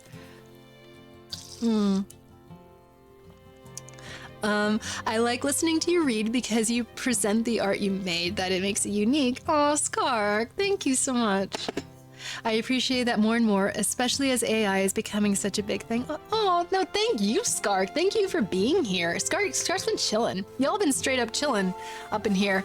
And that is such a, I don't know, it's just kind of a new concept, right? A new concept of like, oh wow, we're watching a human being write something or read something that the human being made. It's such a nice, break from like all this computer shit, making art and things like that. But I mean, like, it's valid these days. It really is, because it is kind of just taking over everything. Priscilla, today Priscilla got a new cat carrier for $4. That's called a deal and a half right there, Linda. That's my girl. That's my environmental queen right there. I saw her. Oh no, really, Bro Hoffy? That's so crazy. That is so wild. What world are we living in right now that we need stickers to differentiate between like computer made and like person made? Life be like a sci-fi movie right now. My stomach hurt. Oh, bottom text. Why are you stomach hurting? Is it the snacks that you had? That's hardcore. The fuck? Somebody commented in my video that my script must be AI. No, Skark. Oh, that's awful. That's so hurtful. That's like the most hurtful thing you can say right now. Those early mixes not leaving the memory stick I lost and probably even years ago. That's what I'm saying, Static. That's what I'm fucking saying right now. I just never gave up on it. Like, granted, like, what is in here, this is the original. I don't know if everybody got a chance to see it. I took it out of the fireproof case that I have it left in, along with my other first manuscript for a different book.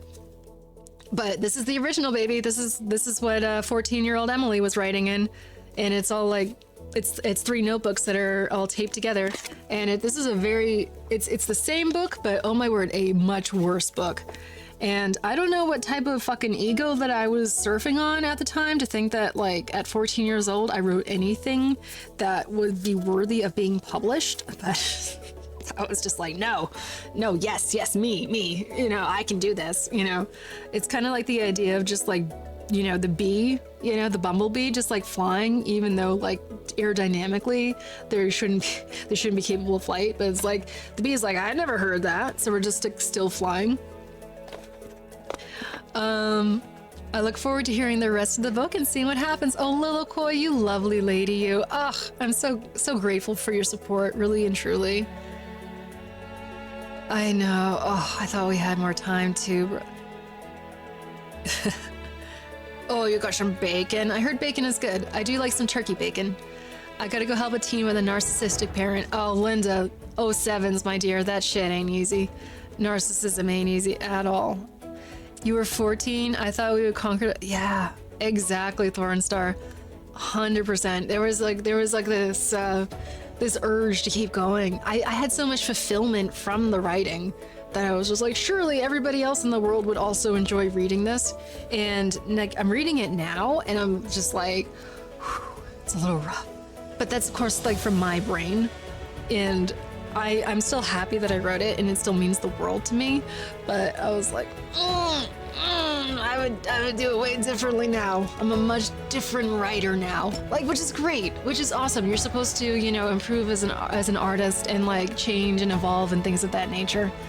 And I'm so happy that I did it. I look back now with a little bit more like different perspective. Because now I'm just like, I don't know. It's not that I'm like self-conscious, but there's like so much doubt in my brain all the time now, just like a lot of anxiety. Whereas the anxiety before was to not do the thing, where I'm like, you need to get published, you need that is like your life's goal, your life's mission. It was never really about of like whether or not you should get published or whether or not you should maybe wait till you're older and then take a look at writing again. It was like, no, now, you're good enough now. And I'm like, all right. And I did like read to people all the time. I would like take it to my friends, I would have them read it, I would have them give me feedback, and it was all really positive. So I was just like, okay, I think that we're in, you know, let's go. That was a long time ago though, so maybe, I don't know, just taste and stuff. The Aragon Guy was like 17 was published. It'd just be that way. The Aragon Guy, it's so funny that you bring up the Aragon Guy, Uzu, because legitimately, I had this weird mental kind of like, what's the word that I'm looking for here? Like rivalry with him, because that came out literally at the same time I was writing this. And I got so in my head about it because I had this weird ego thing where I was like, I'm not just an author, but I'm a young author, and that makes me special. And that was something like I held on to in the same way. It's like, not necessarily like I'm special, but more so like I need this to give me self-worth because I have so little self-worth. So my age was directly linked to the fact that I was writing. Not a good idea in the slightest. It's even on the fucking back of my book. It's on my little bio here, which definitely needs to be changed. Oh,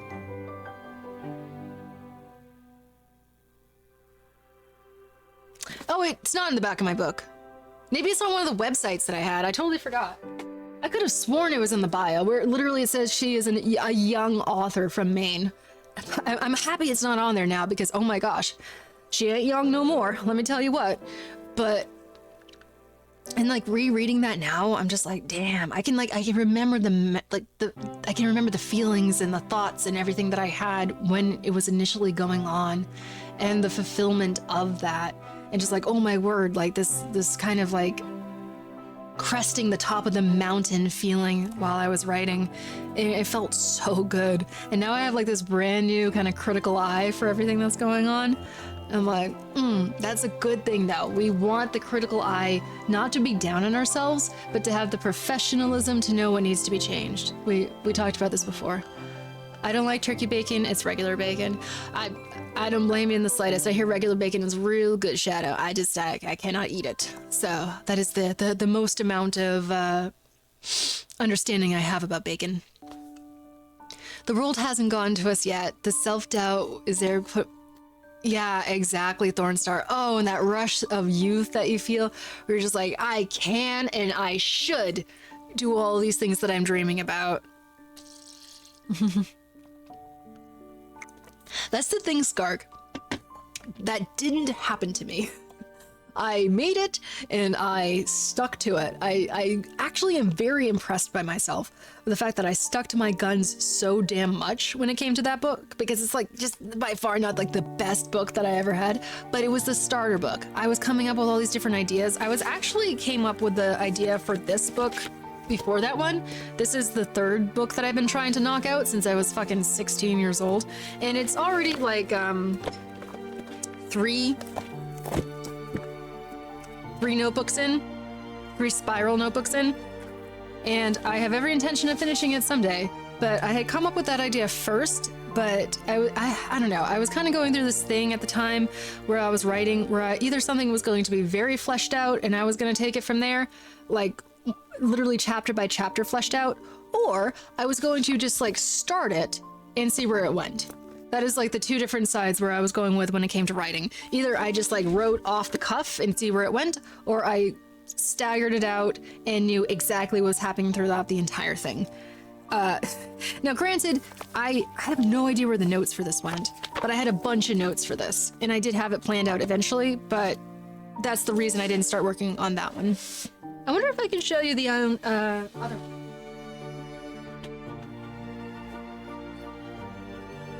Hey, look at that shit. Chat, look at this shit. Oh, this is just like show and tell right now. I'm so sorry. I'm gonna see what you guys are writing or chatting right now. Oh, gummy clusters. Hell yeah, bottom text. We love some gummy clusters up in here. Oh, that's right, the rivalry. Yeah, it was making me feel like super self-conscious because I was just like, I want to be the young author, and he gets to be the young author right now that everybody's talking about. Can you not eat bacon? So it's not that I can't, Shadow Snake, it's just that I don't. I actually keep a kosher diet, which means that I don't eat pork products, shellfish, although I can't eat shellfish anyways because I'm allergic to it. I didn't know that though. But yeah, I keep kosher. So no bacon, no rabbit, stuff of that nature. Stephen King led the way. He sure did, Uzu. Stephen King is our treasure. We treasure that man so much.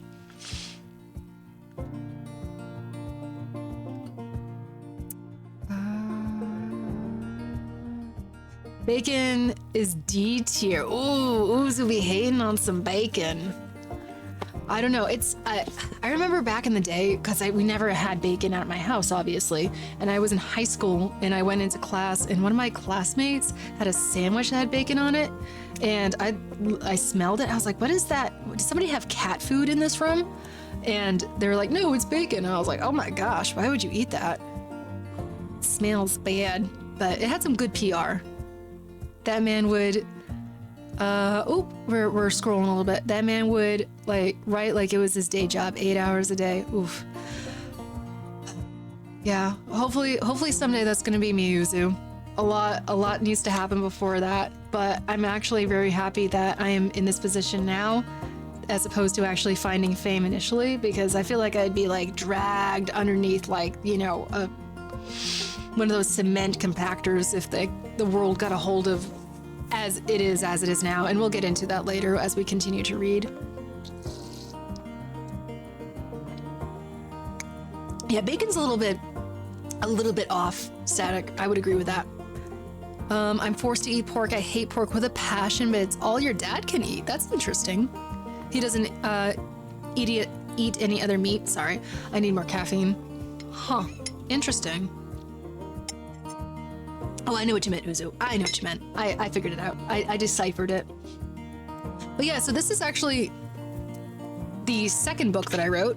I wrote it directly after I wrote the first one. I was like 15 years old or something like that. It is falling the fuck apart. It's really bad. It is very fragile. but I'm very proud of this one. There's something I see. I love the Island of Lote. I really do for what it is. It's very, ooh, look at that. Look at that light it's giving me. It's just bouncing right there. It's making me look all ethereal. Cool. But yeah, I love the Island of Lote in the sense of what it is. It's really fun. It's lighthearted. It's romantic. I wish the characters were a little older. I regret that. The reason that I wrote it like that is because I was that age.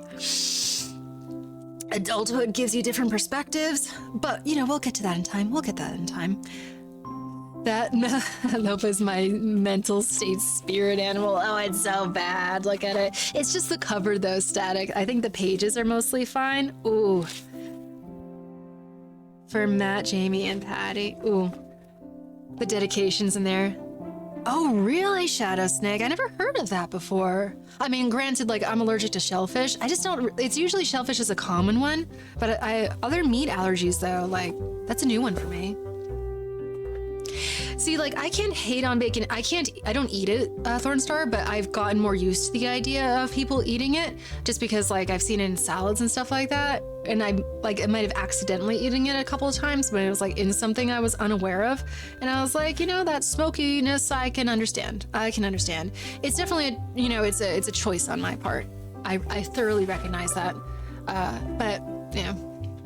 There's turkey bacon, and I do love me some turkey bacon. I understand that it's much chewier. I don't care. I like it to be chewy. And I also don't mind some veggie bacon. Cannot lie.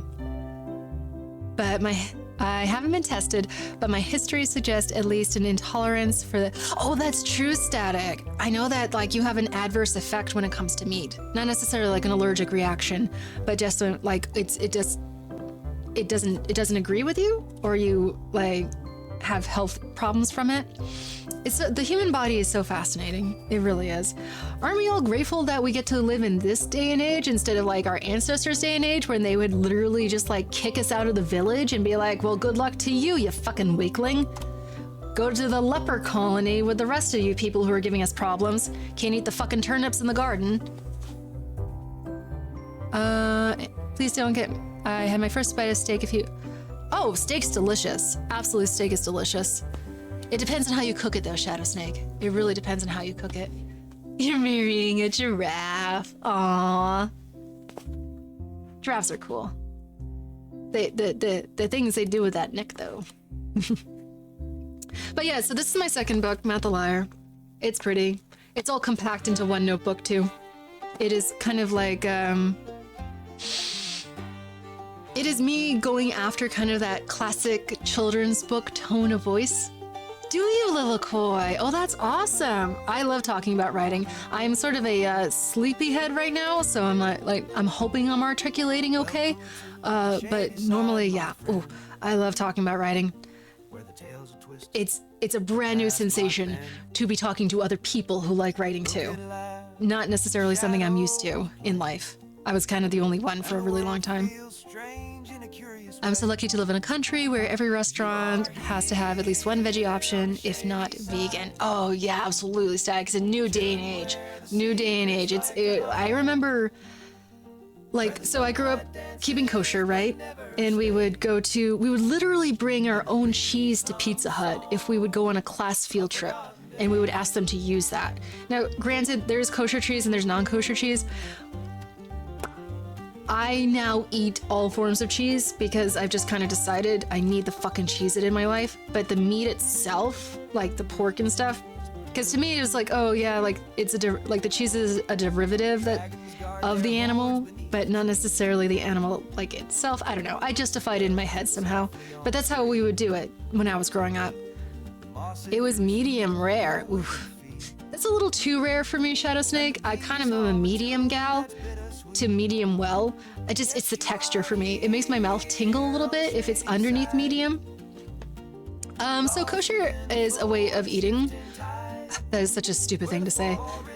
Get your vocabulary together, Emily. Okay, so I've always been a poetry guy, just never had the attention span to write long form. This is definitely attention suck, Uzu. And what's crazy is when I first wrote this Uzu, I was listening to music the whole time.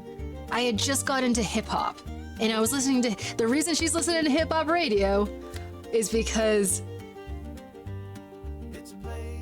I'm sorry, my brain is like short circuiting. The reason she listens to hip hop radio is because I was listening to hip hop radio at the time. I was constantly listening to hip hop radio, like on my little like headphones, on my little radio, hiding it from my parents. I was trying to find that new Eminem song, and I ended up listening to like Fabulous and Terror Squad and all these people, and I was like, oh my gosh, I love this shit. And nowadays, I need utter silence. I have zero idea how I did it with this book. And it's funny because this is the only one that I have ever written while listening to music. This one, I had to have silence. Everything else after that, it was only this one. Don't know how I did it. But now I need all the concentration. I literally had to walk over 5 places in America because there weren't, oh, that sucks, Static, really? That must have been like some sort of an area that just like, I don't know, because I feel like that is pretty common now in America. Like we put a veggie option on our menu, but I also am working in a city that has like a lot of options and stuff. Sorry, that was unnecessary. The fuck is even kosher? I mean, like, that's fair, Shadow. I don't think kosher gets talked about a lot. So, Shadow, I am Jewish. It's an ethno religion. I don't keep Judaism as a religion, but my mother was Jewish, and she taught us about being growing, and she kept kosher. And I also am part of a church that promotes healthy eating habits, and a lot of stuff just kind of like dates back to the way that the Jewish people ate in the Bible. So I decided that, so we always kept kosher, and that just, it's actually a really long list of what to eat and how to keep animals, essentially. So it's difficult for me to explain. Sorry, I'm getting so distracted by chat. So, to kind of give a rundown of what kosher is, it's like what animals you can eat, and with those particular animals, how do you raise them, and how do you kill them, and how do you cook them? And the idea is basically to keep like the health benefits as optimal as possible. And if you look at the long rules of kosher, you're like, oh damn, this is actually a very compassionate way to raise and kill these animals, and also a very like I don't want to say clean, but you know, it's a very healthy way to process the meat. There's all these standards that you have to hit in order for it to be thoroughly kosher, such as like the facility needs to do a certain amount of cleaning when you are touching the animals. You need certain gloves, you need all this sort of stuff. You can look it up. I'm not really cognizant of like actually like clean kill exactly. Well, it's funny, Skark, because if you look at the actual like kosher rules, like the long list instead of like the really basic bitch ones, like which you know, like I'm paying attention to, like no pork, no shellfish and stuff like that, you're just like, oh yeah, you know, you need to be able. Okay, so I'm stumbling over my words here, but I'm trying to like get all my thoughts formulated. If you look into the meat industry in the US, because there's lots of documentaries, and if you want to get some feelings going on, definitely watch them. Watch Food Inc. if you never want to eat meat ever again, or just like push past it. But the idea really is push the idea of, you know, revenue, right? So you're trying to raise as many animals as possible, to kill as many as possible, and sometimes you start cutting corners, right? You start cutting corners with the idea of like their living environments, what they're eating. This is how mad cow disease happened, actually, because they were just not feeding the animals correctly, and this disease popped up. And the way that they were kept, you know, this is how other things well, occur. Then you must have a smack and a smack and a smack and a smack and how dare you, how dare you, how dare you! What is the word that I'm looking for? Like salmonella, that sort of stuff. And there's another one that I can't remember off of the top of my head. It is the environment in which these like cows, chickens, things like that are kept in what they are fed. That is very important. That is why you will often see on packages, they say grass-fed versus grain-fed, or like free-roam chickens and things of that nature. This matters because of how the animal got to be raised, and also it really matters like with how the health of the actual animal itself. Like with grass-fed, it gives them a much different range of nutrients versus grain-fed. It's a whole long thing. I am only spouting things that I have heard. I'm not like a I'm not qualified to talk about it in a professional sense, but it does matter. And when you're talking about because if you watch these documentaries, you see animals who are put into very cramped environments. They can be very dirty, they can be covered in mud and their own excrement, they're fighting for food, they are given different shots like antibiotics to help keep them healthy because they're in such difficult environments and the nutrients, are all over the place. Kosher, you have these rules where they have to be fed certain things. They have to be in environments that is going to be conducive to them having healthy meat. It is actually a lot more compassionate, and the way that they are killed is a lot more compassionate. You can only kill them certain ways. And I cannot recite it off the top of my head, but I do know that is part of it.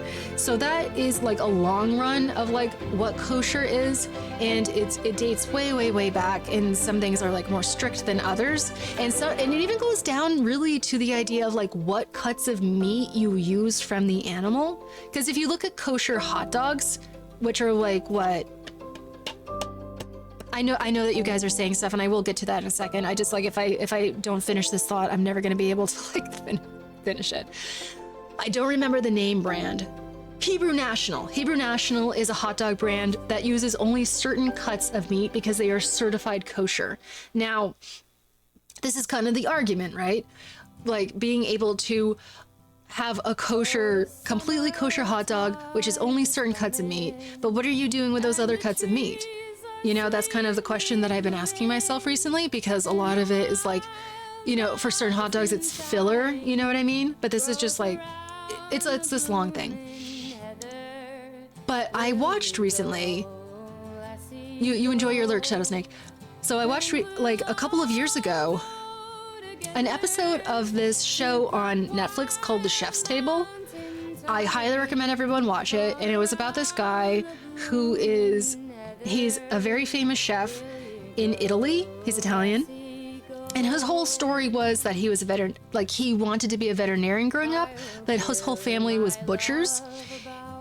And so he didn't want to. Oh, it's so good. Thornstar, it's so good. But his thing was that when it came to being part of the family of butchers, all the customers got the steaks or the best cuts of the meat, whereas his grandmother would take the rest of the meat, like the organ meat or the less desirable cuts, and she would come up with different recipes and ways to serve it. And he said that when he finally was allowed to eat a steak, he actually preferred his grandmother's cooking, which is such a wild thing. Now, his thing was that because he was kind of forced to take over the family business instead of becoming a veterinarian, he combated those feelings he had about that by trying to honor the life of the animal as much as he could, which to him meant not throwing out a bunch of cuts of meat like organs and stuff, but actually honoring the fact that the animal, I'm getting emotional about it, oh my gosh, I must need sleep. But he wanted to honor the life of the animal by not wasting anything, which I also think is a beautiful thing. So I have been getting into a lot of the ideas of eating organs, even though I don't think it 100% qualifies as thoroughly kosher. But I do love the idea of an animal's life not being complete, not throwing away certain things, but everything is being utilized, which is how a lot of people had to live, right? Because you only had so much meat, way back in the day, and you couldn't waste anything. I think that does honor the life of the animal a lot more. So I have been getting into eating liver and hearts, and I love cow tongue. It's called lengua, and I've had not lengua, is it? But I've had cow tongue tacos that are really delicious, and I've had cow cheeks. I've made them myself. Those are really cool.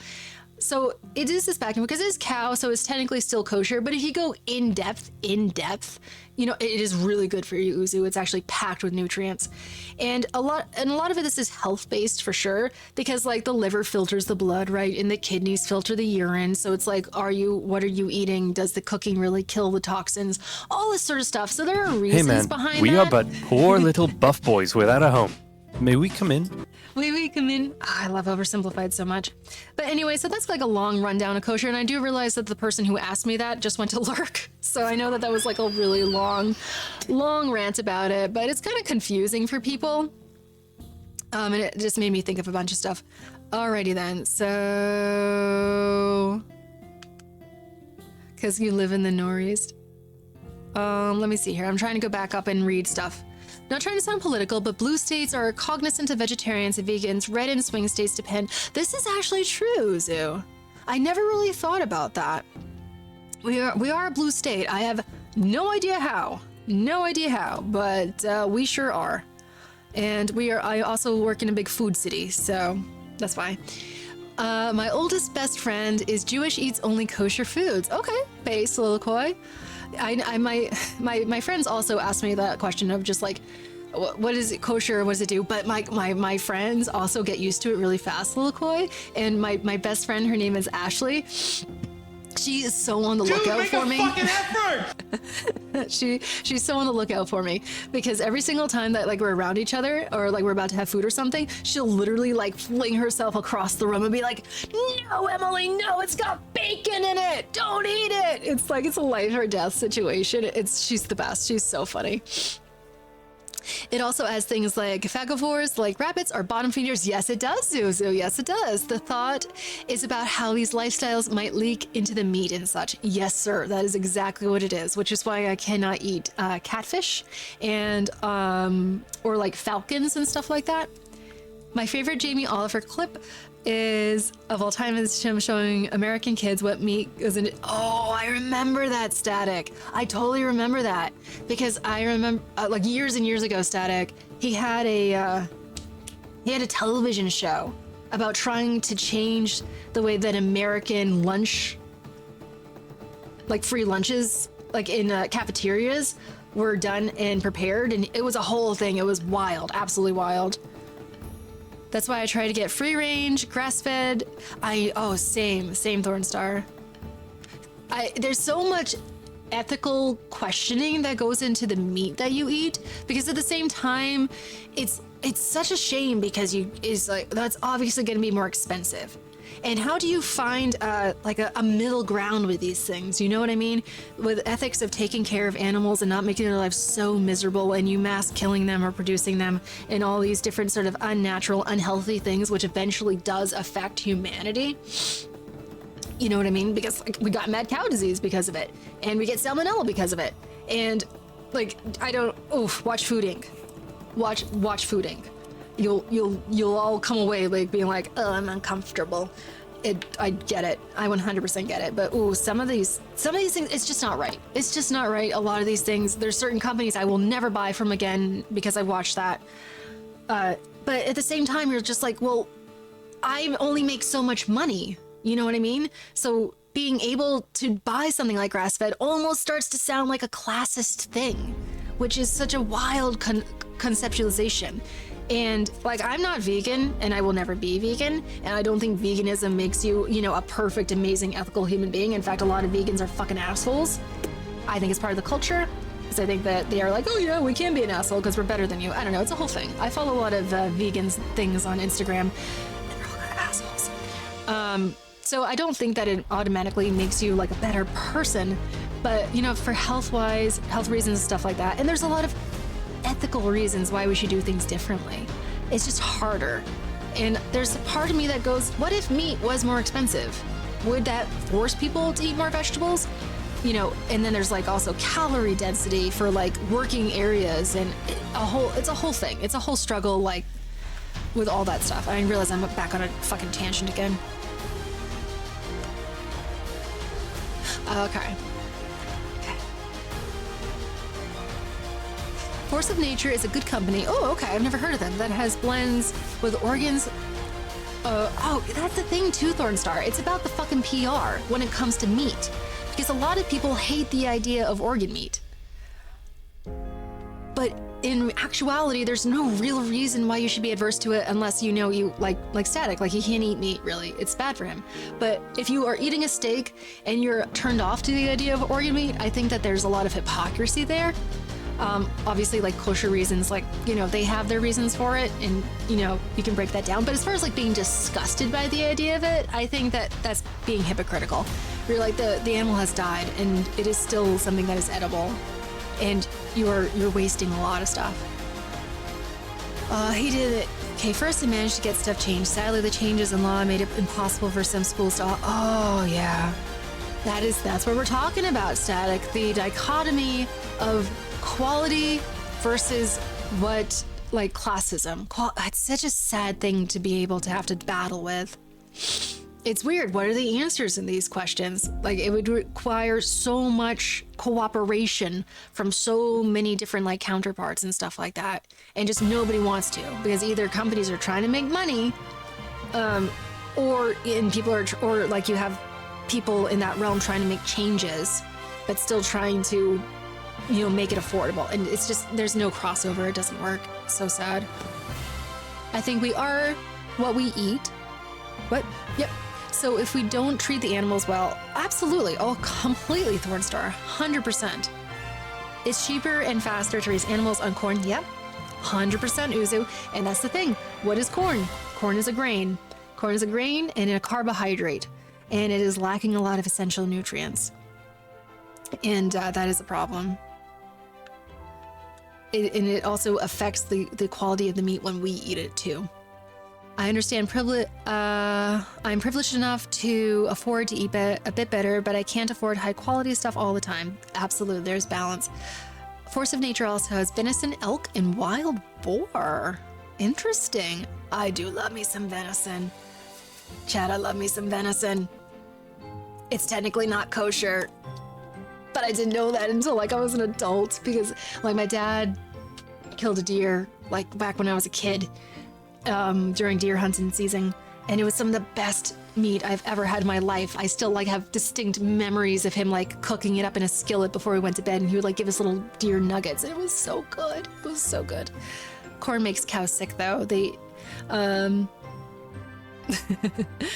they evolved to eat grass. You see, that's the thing. So Thornstar, I am Pringles and insulation fibers. Listen, you try to like go after Lamb with any sort of weapon possible, it's just gonna bounce right off of him. He is thoroughly insulated with microfibers. It is one of the healthiest meats out there. Grew up eating it my whole life. It can be. So okay, so we're going on different tangents here because my brain is like going like pinging in different directions right now when it comes to this conversation, because there's so many different ways that we can go, right? And one of the things now, tangent time. So okay, so anybody else hear about deer wasting disease? A big reason why now I'm very hesitant to eat deer. Even though a lot of people have said to me, like, hey, you know, we can clearly see if the fucking deer is a zombie or not. Like, it's gonna be safe to eat. I'm like, I don't fucking care, dude. Fuck that shit. I ain't eating it ever again. You can have kosher venison, but deer is rarely farmed. No, that's the thing, Uzu. That is the thing. It can't be farmed because of deer wasting disease. It is, it's transferred through spit. So basically, if they have a trough, everything is gonna, yeah, exactly, Thornstar. It kind of has to be wild, otherwise you're running into this problem. So when they're sharing a trough of water or even like feed, they're basically just like transferring these, like their saliva and stuff, and that's how you get it. And it is terrifying. It's because there's absolutely no cure for it, and you can't kill it. They are static, which is very impressive considering their lack of lips. It's all tongue. It's just tongue slapping. It's slutty behavior. Fucking deer. See, I remember I have fond memories of eating venison. I think it's delicious, but I hate deer. I absolutely fucking hate deer so much. They've almost killed me so many times in my car. One jumped out of deer. I kid you not. So nobody believes me when I tell you this, but people who've actually dealt with deer understand this. Orcabuzz be kissing each other. Many things, bottom text, many things. East Coast deer, they're so stupid, Liam. They're so stupid. And I was driving one time. This is, I mean, I've been driving many times, but one jumped out of the woods and hit my car. It was like the perfect timing of them jumping out of the trees, hitting my car. It knocked the Demon's the side Souls. The car title mirror thing tailor-made off, to get the maximum amount of and- spit all over my laptop screen. and I had to stop and like get it. And this was several years ago. I had a boyfriend at the time, and he was just like, should we help the deer? And I was like, fuck the deer. And he was like, well, like, it's in the middle of the road. What if somebody else hits it? I was like, shit, you're right. But thankfully, the deer, like, kind of got up and limped off to the other side of the road. But oh my word, I was so angry. I was so angry. I was just like, why? Why did it do that? And then they just, like, stand there in the road when you're finally, like, come to an abrupt halt when it's dark out. And they're just, like, staring at you. I fucking hate deer. I hate deer so much. Oh, some people love it. I understand that some people think they're really cute and mysterious and are just like going around to like all the flower beds and being like, yummy flowers. Fuck those deer. But that's all my personal vendetta. I know that I missed a bunch of shit. Sorry. People shit on UK food, but a lot of traditional food makes sure... What? But a lot of traditional food... Make sure to use organs and such. Peasants obviously have to eat. This is very true, Static. That's kind of like, that is the kind of the entirety of the UK. And if you look into the medieval era, medieval ages and stuff like that, meat was pretty scarce. People were basically taking whatever they could find, even if it was like little tiny birds, because there was a feudal system, you know? A lot of times peasants couldn't eat the really good food, or raising it was really expensive. There weren't like a lot of cows. Cows were expensive to have. Pigs, though, so this is why like the Jews like stayed where they were. They didn't go up into England yet. Not yet. Pigs were very plentiful. I've been watching, so I don't know if y'all know this YouTube channel, but there's a YouTube channel called Tasting History with Max Miller, and it's so great, and I love him, and I want him to be my gay dad. I love him so much. He's like only a couple years older than me, but he's so nice, and he goes through all of these old recipes and tries to make them, and kind of talks about the history of them, and it's such a cozy time. You should all go watch them. And so I've been learning a lot about basically how eons and eons ago that people would eat, and it's a lot of pigs. It's a lot of pigs because they'll eat anything. They're a lot cheaper to raise, and I wouldn't have survived back then. Okay. My dad manages the wild population on his property. Ooh, he calls any they're sick. That's the way to do it, Thornstar. That is the way to do it. And I know a lot of people do that. I don't know. I'm scared. I'm scared about the deer wasting disease. I can't lie. Gross. They play chicken with my car. Oh, it makes me so nervous. It makes me so nervous all the time. They've started building a lot of wildlife overpasses, and they work really well. This is true, Uzu. They've done that in cities. I live in the middle of fucking nowhere. I live literally in the woods, and they are absolutely everywhere. I wish we would have little like teeny tiny overpasses, but I don't even know if they would use it. Inner Doomslayer came out of you. Oh, Skark, you don't even know, dude. I have vendetta. I have big ass vendetta when it comes to deer. I know that I have some Louis CK fans in the chat right now, but if you get the opportunity to, you need to check out Louis CK's bit about deer, because it's so funny and it's so fucking true. So I won't do it justice if I try to like reiterate it, but go look it up. It's so funny. My buddy Belnix is a huge deer fan. That's why there's a lot of lore as to why. Oh, I've never heard of Belnix. Is he a VTuber boy person? Not sure if it's boy or not. Love that channel. Yeah, you know Thornstar. I kind of want his cookbook too. I don't know if I would make anything from it, but it's so fascinating to hear him talk about the different recipes and like the reason why people do everything, and like the culture around it and the economics around it, and like where we come from, where we've been, you know, that kind of thing.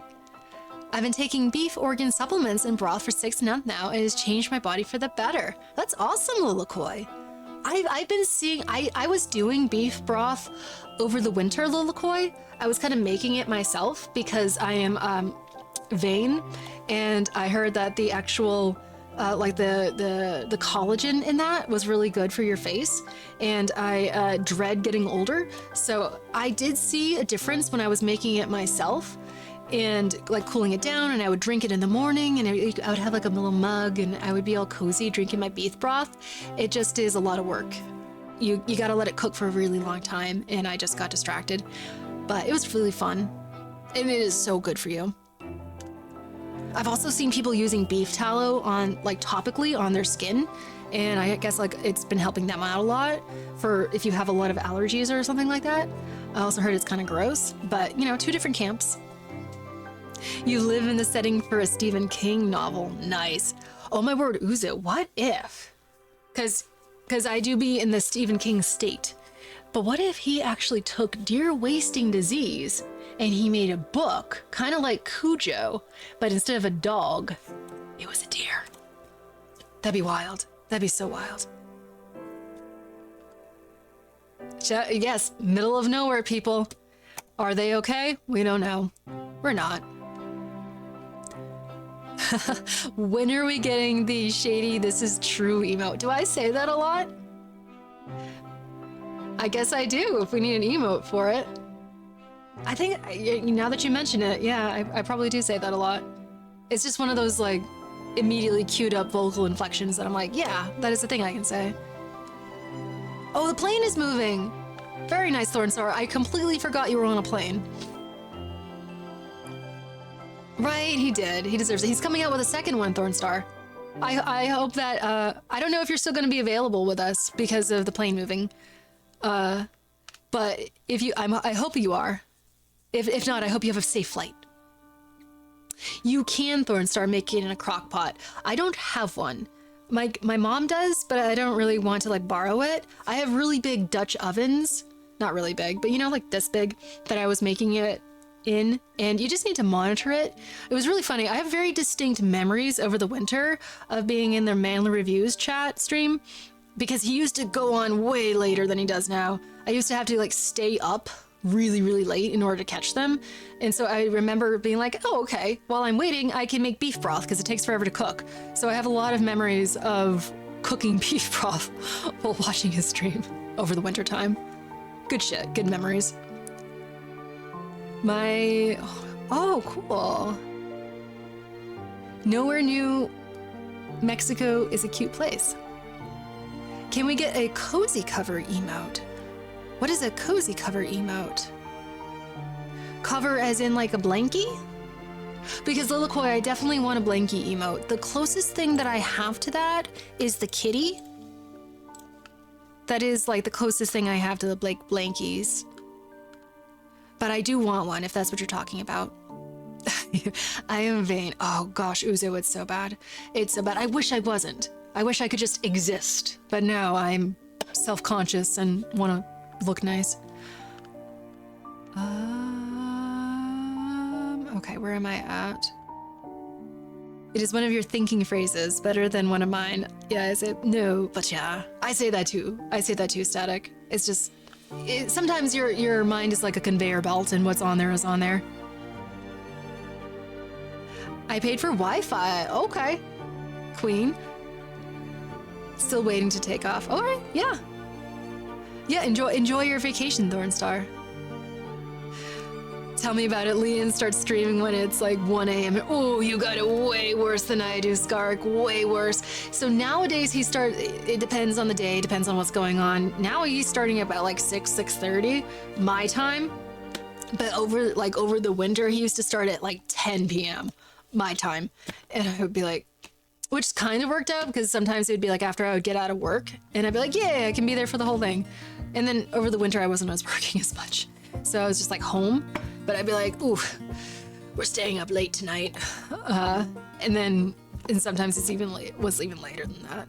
But now he's like taking a break on all of us. Like a cover around you, a blanket. Oh, okay.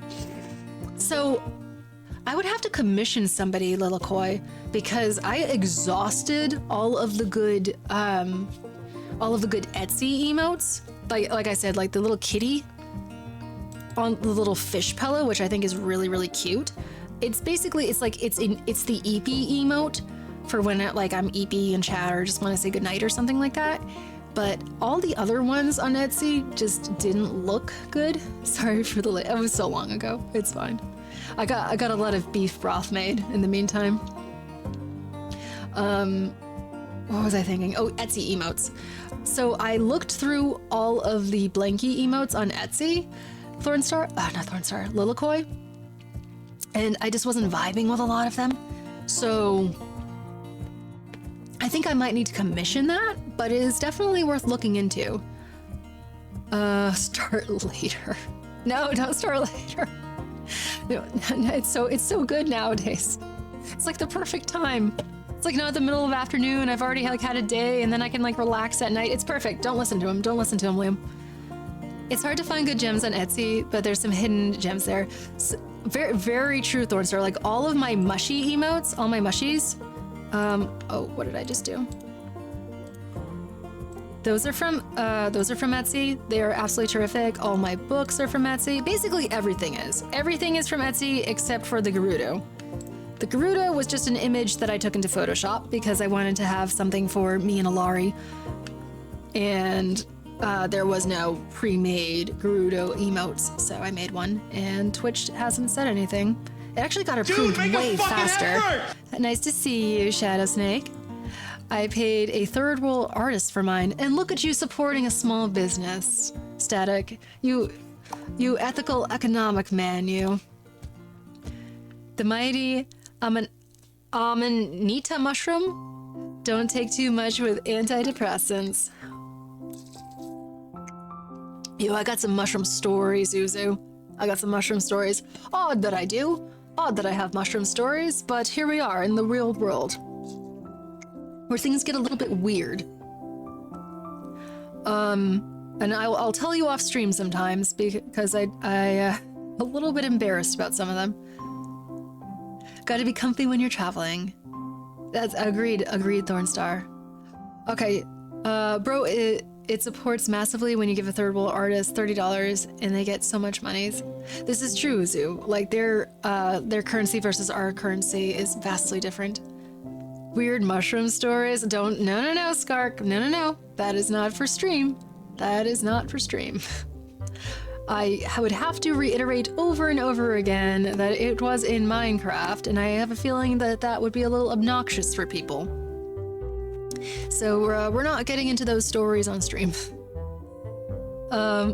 We aren't tagged for weird mushroom stories. I don't want to get in trouble, Uzu. I don't want to get in trouble. Mushy stories, yes. Oh. I don't know. I feel like I should tell at least one of them. Will I get in trouble? Does anybody know? Do I have to use a lot of code words in order to tell that story? Don't do it. Okay, Static said no. All right. I won't get in trouble. Static said no, and I have a tendency to listen to Static. So... The white... Oh, yeah. My favorite Uzo. Aesthetically pleasing, so to say. Where are we at? Oh, the texture. Oh, interesting. I love like just eating mushrooms like as a food. Static. I do like the texture of them, especially on pizza and stuff. It depends on legality, and you aren't tagged for some stuff. I agree. I'm all about keeping it safe in here. So, chat, I need to piss so fucking bad, so I'm going to do that, and then we are going to be changing the category. That would mean someone would have to snitch, but I get you. We're gonna leave it at that. I don't know if it would be. We're just gonna leave it at that. We're gonna leave it at that. So I'm gonna go pee, and then we're gonna hop over to Harvest Moon, because I could do some good old-fashioned Carl seducing. I don't know about anybody else. I've been thinking about it, because I know that I do want to finish up Wind Waker, but on Tuesday when I played Harvest Moon, I was having a damn good time. I cannot lie.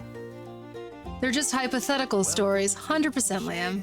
They never actually happened. Not that Carl. That Carl. Find yourself a doctor. What? What does that mean, Static? How dare you? Anywho, I'm going to be right back, guys. Carl? Yeah. Not that Carl either. But I'll be right back. To Mary. Yeah, absolutely to Mary. They have money. No, I don't want the doctor, Static. The doctor, like, has no personality. He just, like, yells at me all the time for collapsing inside of the mines and not taking care of myself. You know what I mean? Go pee woman. Thank you, Uzu. Thank you, thank you, thank you. I will be right back. Where are you? Here we go. Dragons guard their horns beneath the trees. Sparrows drift softly on the breeze. Moss and cushion, you're weaving. And the bees hum a tune that's bittersweet. Yes, you are here on the shady side, lost within the flow of shifting tide, where the forest whispers and the brook does gleam. Your wonder is deep, and awake a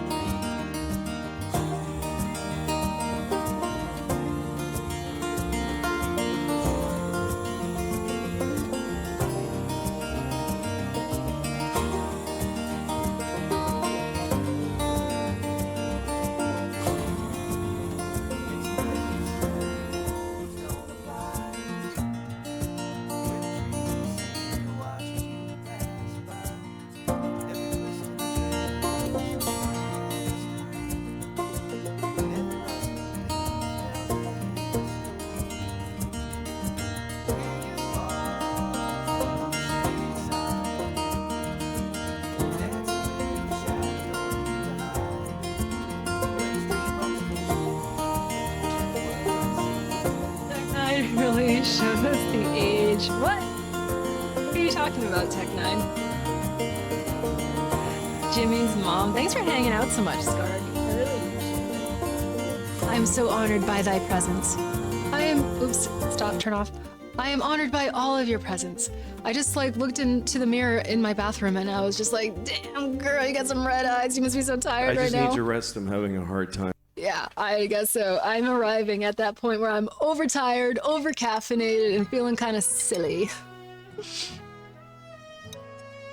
I have presents. I have presents? Question mark? What you talking about, Static? I don't know what you're talking about. They have money to marry. Presents. What?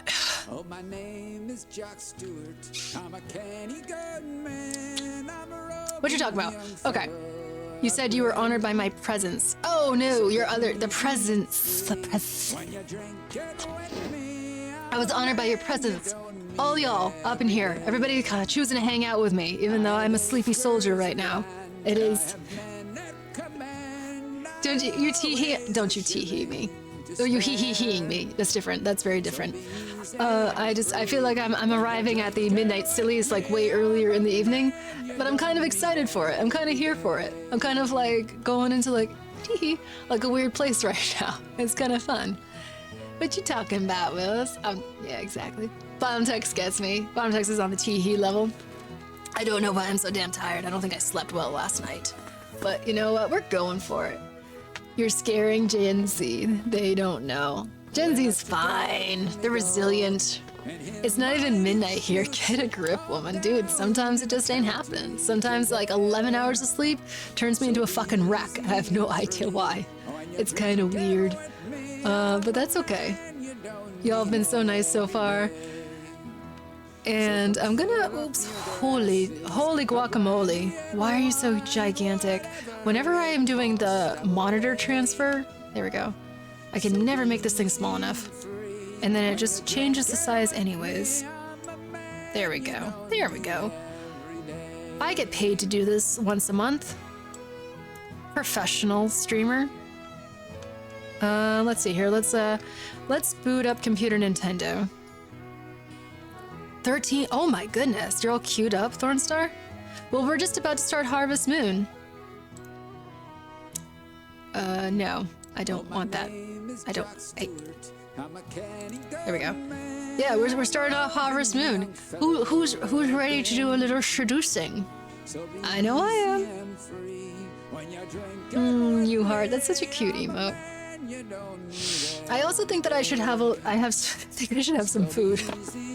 I like ate a pancake in the morning. Like, you up harvesting thy moon. That's right. What's going on, Mutt Ninja? I'm delighted that you are still here. What a deep honor that is. So let's swap over to the game. Oh, lordy. There, that's better. I sometimes hit the wrong, like, hotkeys on here. So that might have been just like a little bit too much of a full face over there. Why can't I see you? What happened? Oh, because I'm in the game. Oh, gosh. Heavens to Betsy, folks. I was in the wrong scene. Wrong scene. You fell asleep from the cozy vibes. Is that what it was, Nut Ninja? Or was it, like, dreadfully boring? I can understand. I understand that, like, books and stuff. I cannot see. I need some carbohydrates in my life. I think that might calm me down a little bit. All right.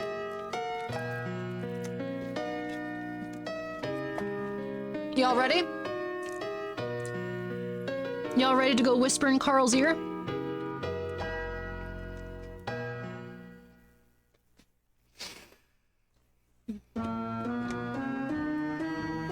All right.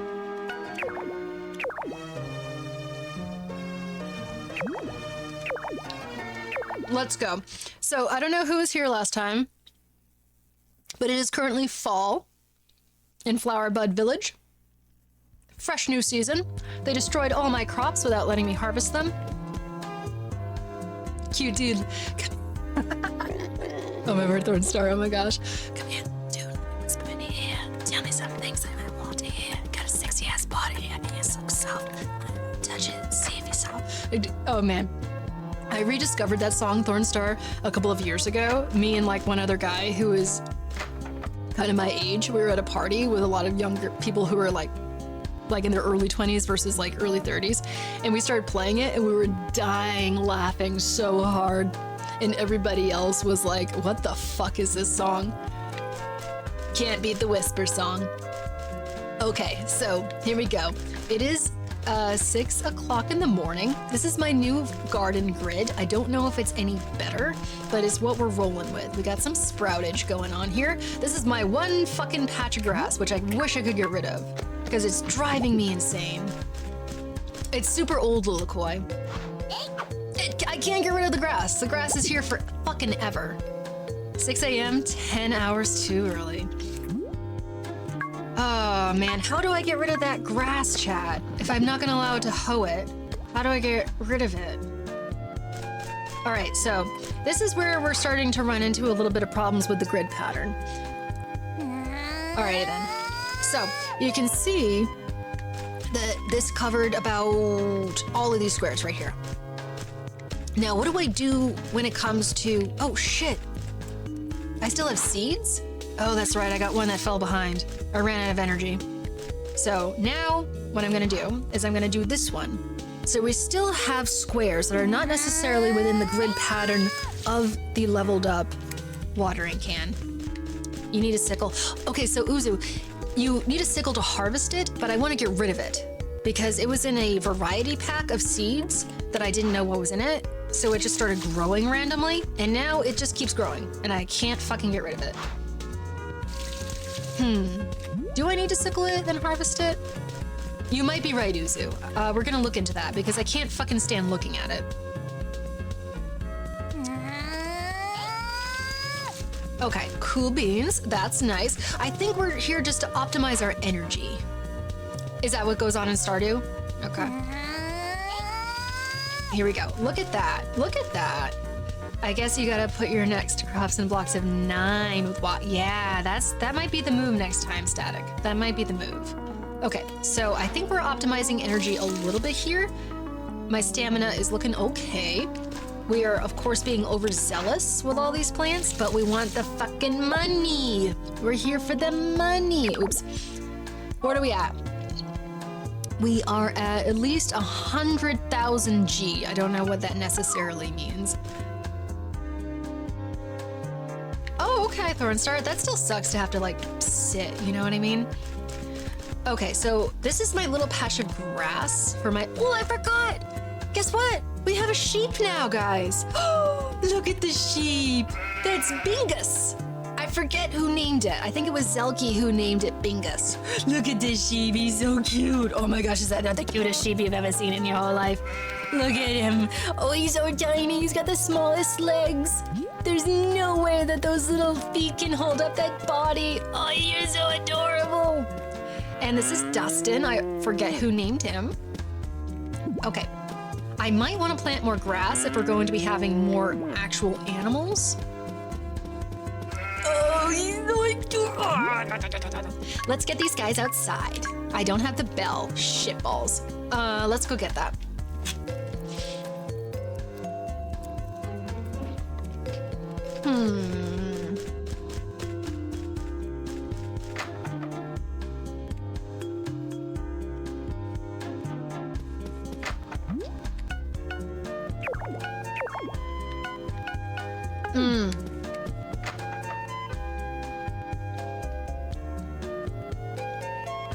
Y'all, isn't this music kind of a vibe, though? I'd be vibing right now. Chat. I don't know who's paying attention and who's like zoning out right now. But we need a plan in place. Now the plan should be something along the lines of upgrading the house and getting property.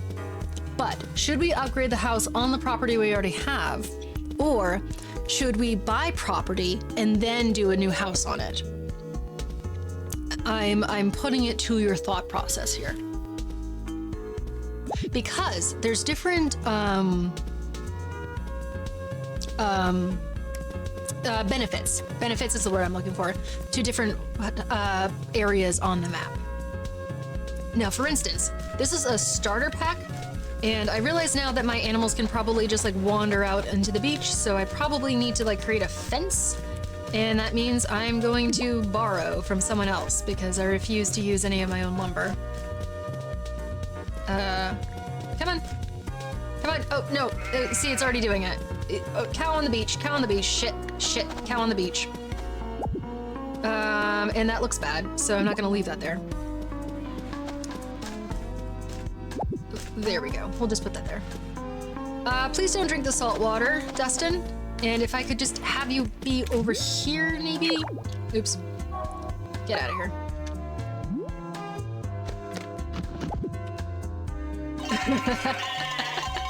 Oh my god, look at that little sheep. Why are you still on the... Oh, he fell asleep in the sand. Oh, that's kind of cute. I don't want to wake him up. Okay. We gotta figure this out, though. So, the idea, chat... Oops, I keep doing that. Alright, we're moving over here to the map. No, Shadow Snake, you gotta wipe that shit up. Don't get it on the electronics. Okay, so the idea is that we can go to basically any of these properties, and some of them are going to have like better soil for the crops. This one was nice and big so that I could, you know, like do crops but also have animals. But then there's also areas where like you can be closer in town and you can be a little more social and stuff like that. Like this area right here. Oh, okay, good. That's awesome. Yeah, thank fuck indeed. I always get so nervous about that, especially since I am like beverage maxing over here.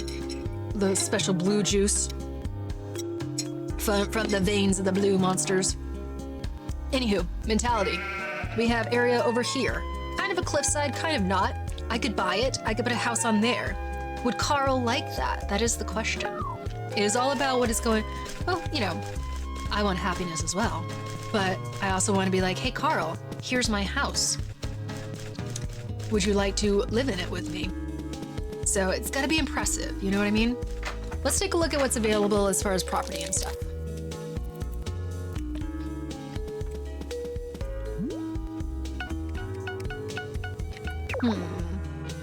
Just two? What do you mean just two?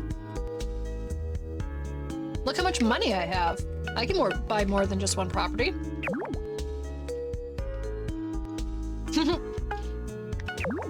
All right. Sorry. This is all starter stuff that they're showing me. These are the other two locations that I could have gone to. What was that? But I didn't. I chose that big one right there. Nothing else is available right now, though technically almost everything does become available. I just don't know when that happens. New, and these, oh, okay. These are the new constructions we could do. I can't look at them yet. I feel bad. I'd like to like show you and stuff, but we cannot do that right now. Oh, really fun fact? I need one of these babies in order to get married. I need to have a double bed. Like, they literally won't propose to you if you only have a single bed, which is hilarious. Oh, and the boys are not here. Okay. Usually I will say hi to the guys.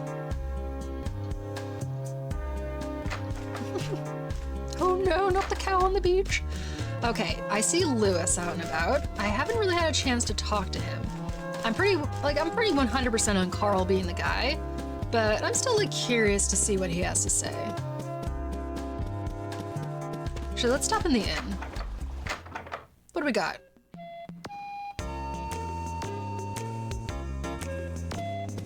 Alrighty then, so no one's really hanging out. This is really funny to me that they have so many different options for like the inn versus the cafe versus the late night cafe.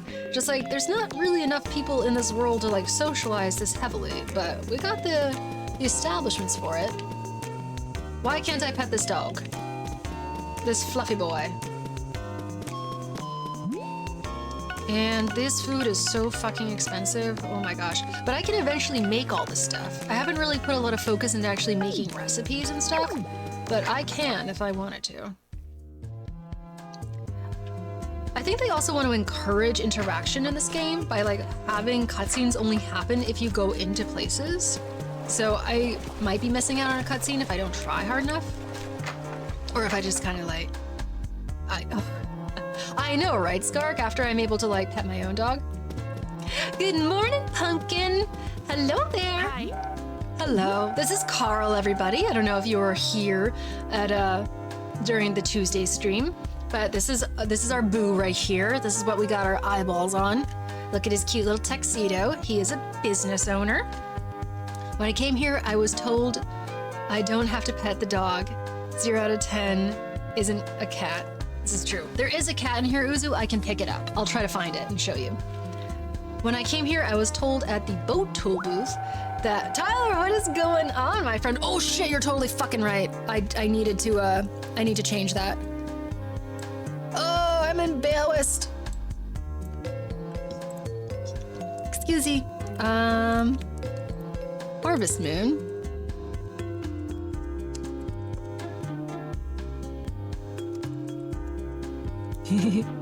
Oops, I forgot.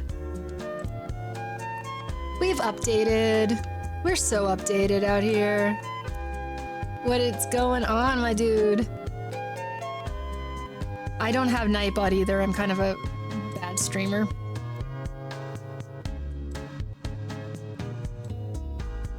There we go. I did Harvest Moon, horse noises. Not your type of game, dear. That's what I figured, Liam. I was just like, okay, so maybe it'd be cool to be doing some of the commands and stuff like that. But I was just like, I don't know. I don't utilize most of it. And usually, like, I'm pretty good to go when I start. So I was like, I don't know. And, like, setting it up just seemed like another chore. So I might have been feeling lazy at the time, cannot lie. But I don't know. I seem to be doing good. If the need comes up, I'll probably just relook into it. How are you, Tyler? It's so nice to have you back to the shady side. Can pick up a cat? Absolutely, 10 out of 10. I'll show you in a second. Dare you? How dare you, Slim Shady? You do not. Don't even start with me. Children are half price, but I'm used to it. But it's still, oh, because you have a baby face. Okay, so Tyler, I don't know if you've like been in here before. I love Cecilia. Who's Cecilia?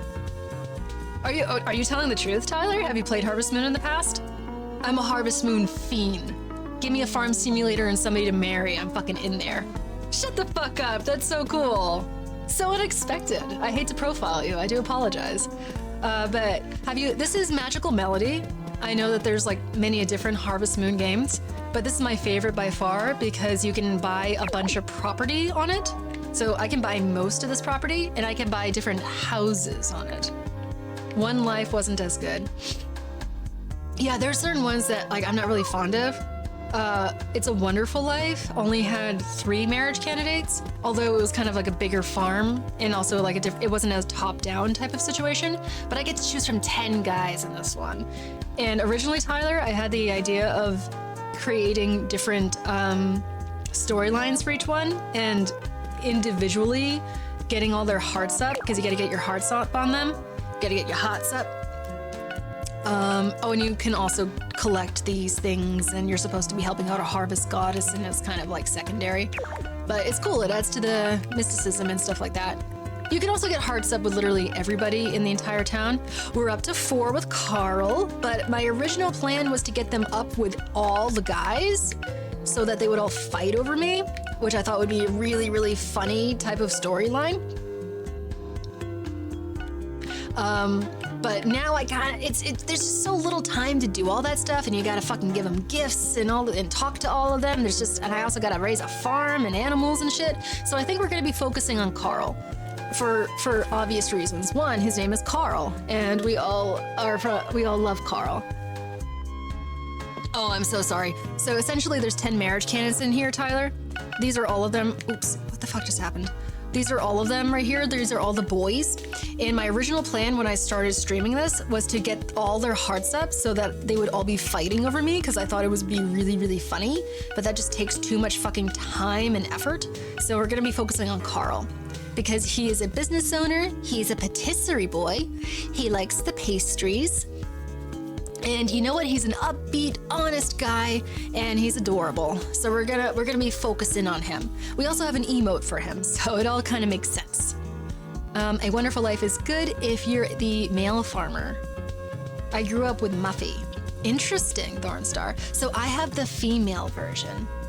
Carl is for the streets. Not my boy. Look at this boy. Come on. Okay, here we go. Look at this guy. This guy is for the bakery. Hi. Hi. Look at his little vest and his bow tie. He's so cute. Oh, I forgot to give him a little gifty gift. This is how you get the hearts up. Hi. And he likes sweet stuff. Yahoo! Yay, I love it. Thank you. See, and he's grateful. You know how many times I give fucking... That man has busted calves and calves and knees. Look, you want the household to be protected, Tyler. You know what I'm saying? You gotta have the, a well-rounded individual who can, like bust out a good croissant and a nice cheesecake, but then you hear a weird sound in the middle of the night, he's bringing out the baseball bat from underneath the bed. That's what we want in a guy. That's called husband material, okay? So, we stand Carl, and he's so grateful. Look how happy he is to receive that giant thing of honey. Effort! Nice to see you again, Shadow Snake. And I'm like so eager, because the more hearts you have up, the more cutscenes you get with them. You get to go on little dates and stuff, and then they start giving you gifts. And Carl has already come over at our house at like 6 a.m. and given us a pudding he made. So we're so in. We're so in. We just haven't done. Have a great night, Shadow Snake. Thanks for being here. Oh, for the game. Okay, sorry, I misinterpreted that. This is Katie, by the way. She's 18. I wish she wasn't here. She's wearing too tight of a dress. And that's not an age shame thing. It's just that my guy, Katie, my guy. Anywho, and this is Carl's little cafe that he worked so hard for. He worked so many late nights in order to buy.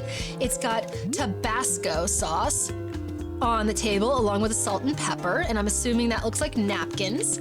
And it has really pretty, like tables and stuff like that. I'm super proud of him.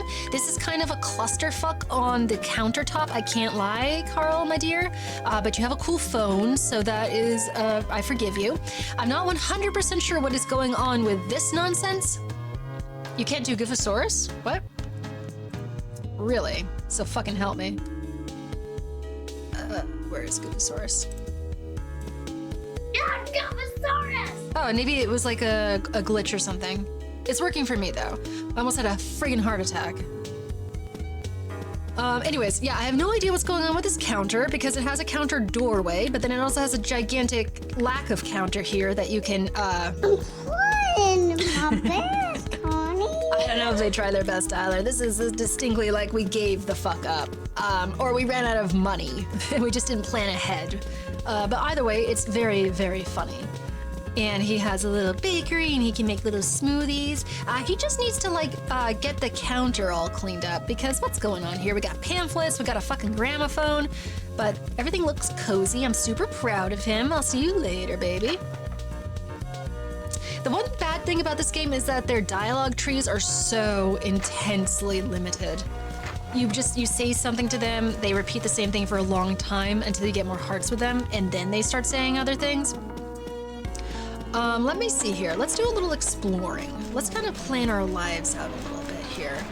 So we have this right here. Also, let us go and actually cut some trees down. Because in order to build more houses, we need lumber. Lumber is just kind of the name of the game here. Oh, rabbit. Wish I could feed you something. I don't think I can. Actually, let me see if I can upgrade anything right now. That's my niece, by the way, Thornstar. She's so cute.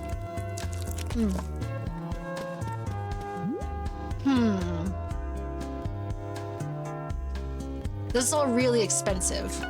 I don't know if I want to do that just yet.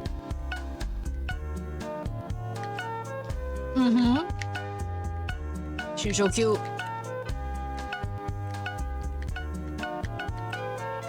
I don't understand why these stoves are here. You'll be fine. You're not gonna freeze during the winter time. Yarn maker and butter maker, though. Those are the things that we have our eyes on, chat, because that's gonna help us actually make money in the future. Once our teeny tiny little farm animals actually are old enough to produce goods.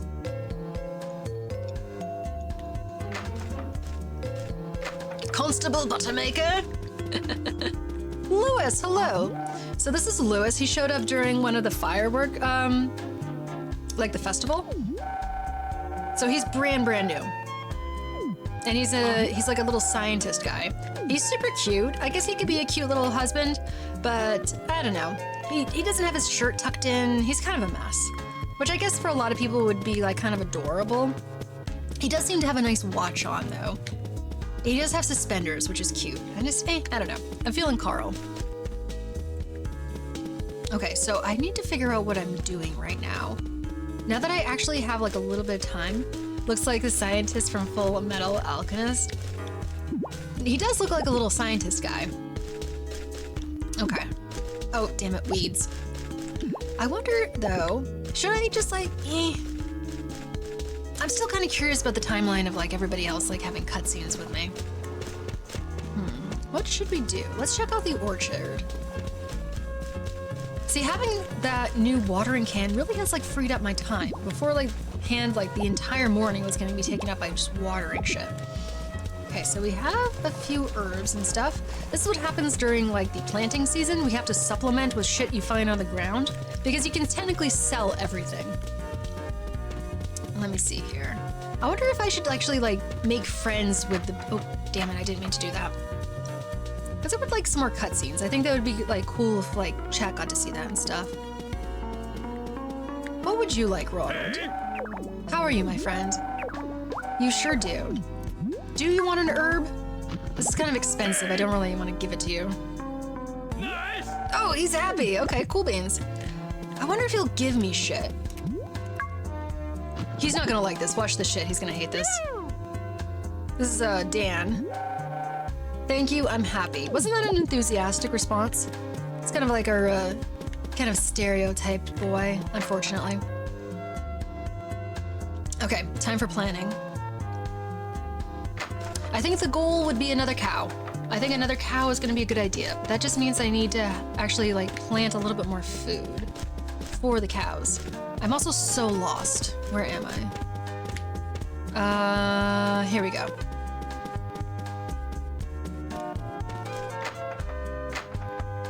Just straight vibe into this music, guys. It's also hot as fuck in here. Okay, so let's buy an animal. Oh, that's steep, but you gotta invest. You gotta invest.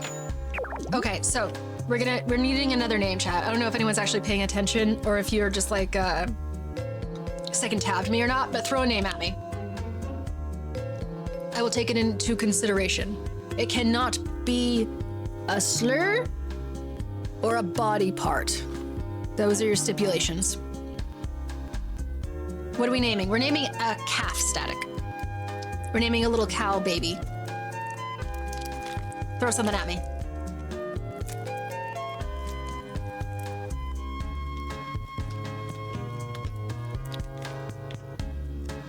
Seaman? No. Megatron! Beauregard, I like that one, Tyler. That's a good old noble name. Megatron, that'd be so funny. Butterscotch? Oh, that's cute. Geraldine, like Geraldine Page.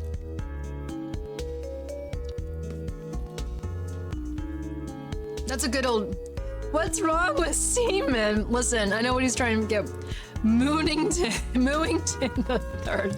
Now, Liam, is that the entire name? Is that the entire name that we're going here? Or is it just Mooington?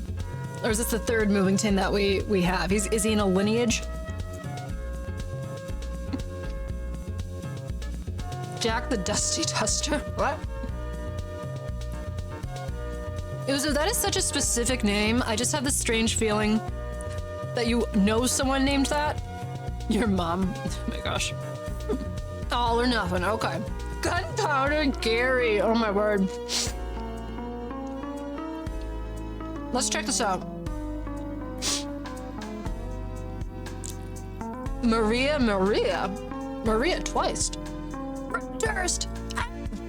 Milk Tanker. John Calf. Sorry, I just like totally showed you the inside of my mouth. Moving to, let's try. I have no idea how much they're gonna allow in here. We might just get Mooington. What if it was Mooington 3? Oh, that's 33. Okay, so we can go back.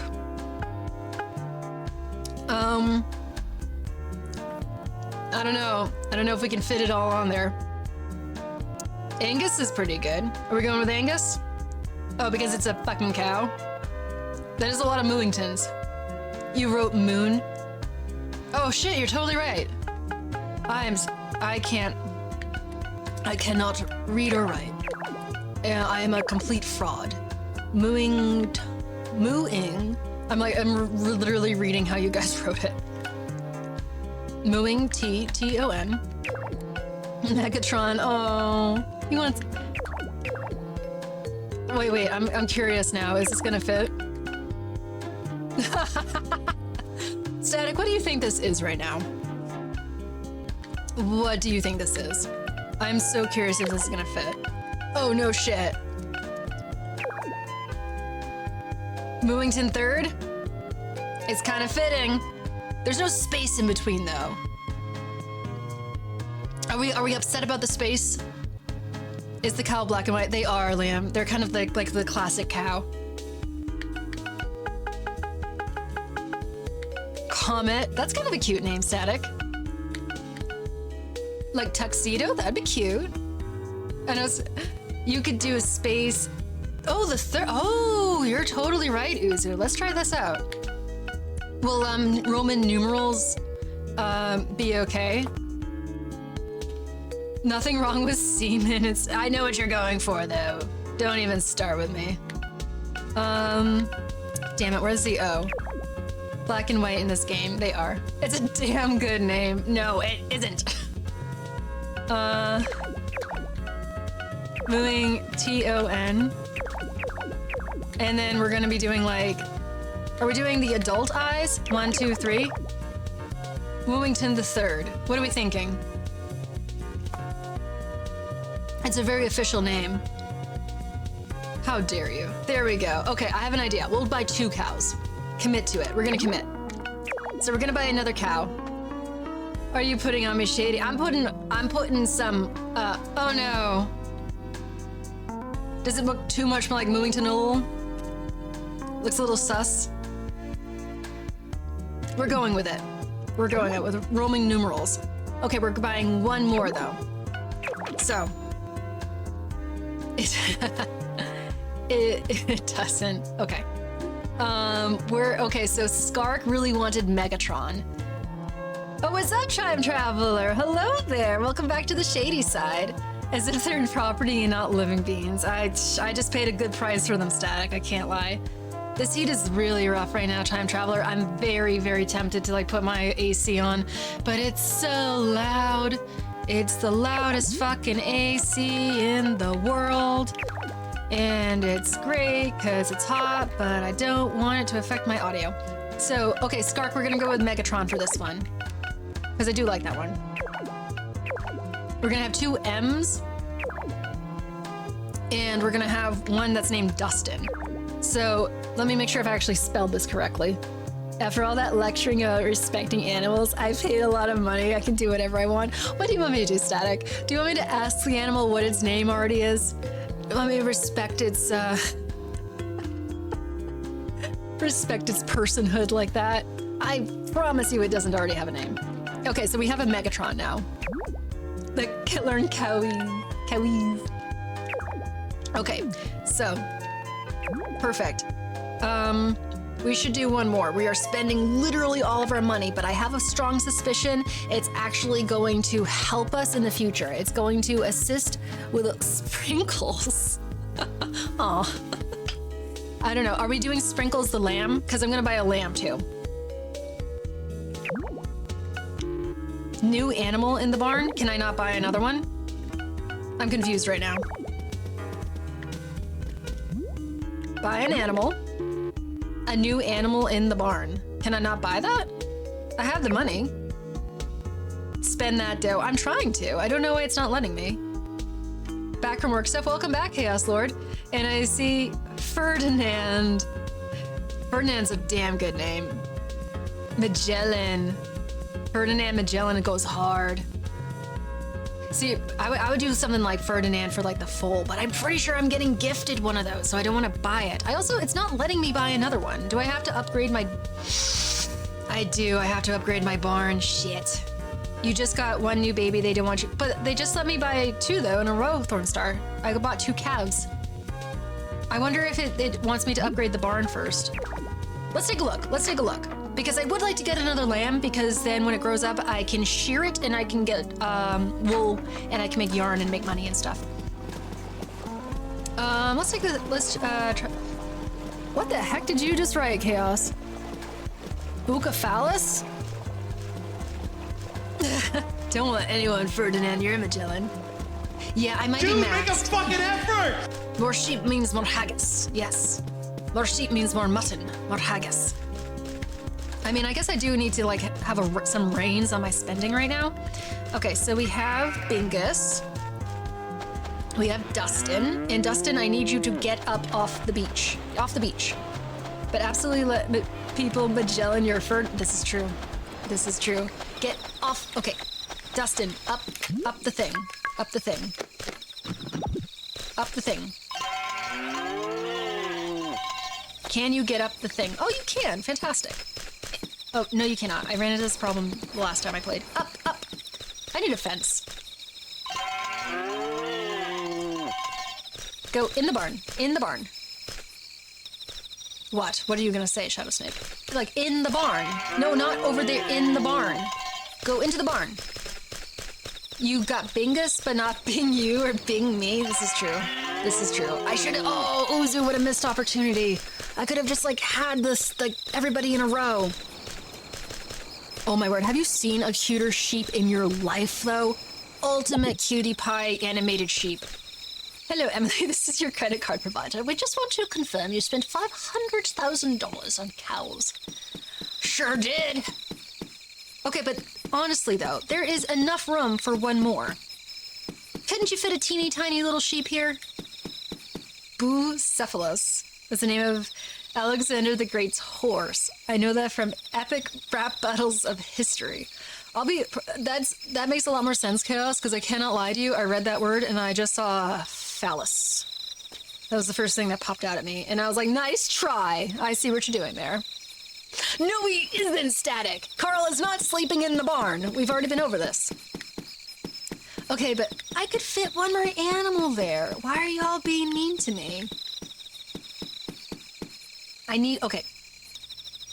So, now that we have more animals, we need to plant more grass. That is what is going to be our goal for today. And also, I do wonder if I can find Carl anywhere else. I heard a mole. Did y'all hear the mole? It's getting closer. Where is he? Oh, there he is. Hi, Moley. You can't see him. There's fucking trees everywhere. Shit. Oh, I don't have anything for Carl. I already gave him a gift today.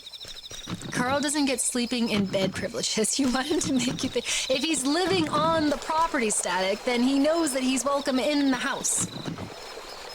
Has anyone ever seen a ring-tailed cat? I saw one for the first time today at a customer's house in the backyard. Had no idea, had to Google it. Is that kind of like a Fisher cat time traveler? Because I know that they're kind of like, they're almost like weasels in a way, but they also climb trees and stuff. Where is that? I am losing track of where here it is. This is a late night spot. This is where Carl used to work while he was getting his monies up. Oh shit, we did get an upgrade. Chat, look at this place. Member of the raccoon family. It is pub hours. It's 9 o'clock. It is early pub hour static. Damn. Oh my, thank you so much, Tyler. Oh, Tyler, I appreciate that. Oh, thank you. Bye, Megatron. The nice alfalfa. Not Mooington the Third. He'll never live up to Mooington 2. Oh, man. Are we already shaming the cows? Oh, welcome back, Linda. How are you doing, baby? Basically a desert raccoon. Ah. 2 hours till closing? Yeah, that's kind of how it is around here, too. Damn, they really did do an upgrade. Look at the textures of that alcohol on the shelf. Like, you can really see the taps and everything. Like, new two-dimensional space. Okay, so Eve, you're in my way. Megatron is best cat. Why are we ganging up on Mooington? It's not his fault that he has to live up to the family name. I like people who tell interesting stories. Okay, do you want an herb? Team Megatron. This is true. It's a good name, Skark. She didn't like the herb, guys. She totally didn't like the herb. But the dress, though. The fucking dress. I want that dress. Why do I have to wear these stupid little booty shorts all the time? Look how stupid my outfit is. Okay, bye, Tyler. Thank you so much for stopping by. I appreciate it. That's fun. Some of those bottles are based on real brands. Oh, yeah. Absolutely. I'm saying, oh my gosh. I'm like looking at it now. I recognize some of this stuff. Oh my word, that's an amaretto down there. Dang. Got some blue, got some curacao going on. Mooington, more like Booington. Wow, shut up, snake. Unbelievable. I'm freaking out.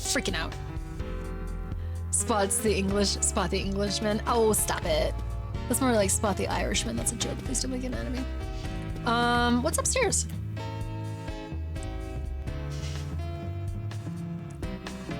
It is more alcohol. Terrific. That's kind of cozy, though. Trist. I guess so, Static. Since we're, like analyzing stereotypes and stuff. Oh, looks like someone's married or trying to get married. We got a double bed going on. Oops, ouch. You are just ran into the banister. very warm. The pixels are blurred enough. It's not, no, not at all. It's a little 20 years too late for this game to get in trouble, Chaos Lord. We're working with old brands here. And look at these kegs of wine. Selkie would be so proud. Oh, that pizza looks damn good. Ugh. Oh, everybody's got Tabasco on their tables. We got the right condiments. Those are beer barrels. You don't know that. That might be wine. It doesn't have any labels on it. Double bed? That's not Pentecostal kosher. Hey. You'd serve wine in a bottle or jug in a place like this. True, but we have a winery in town, though, Static. So I would assume that they're trying to support a local business.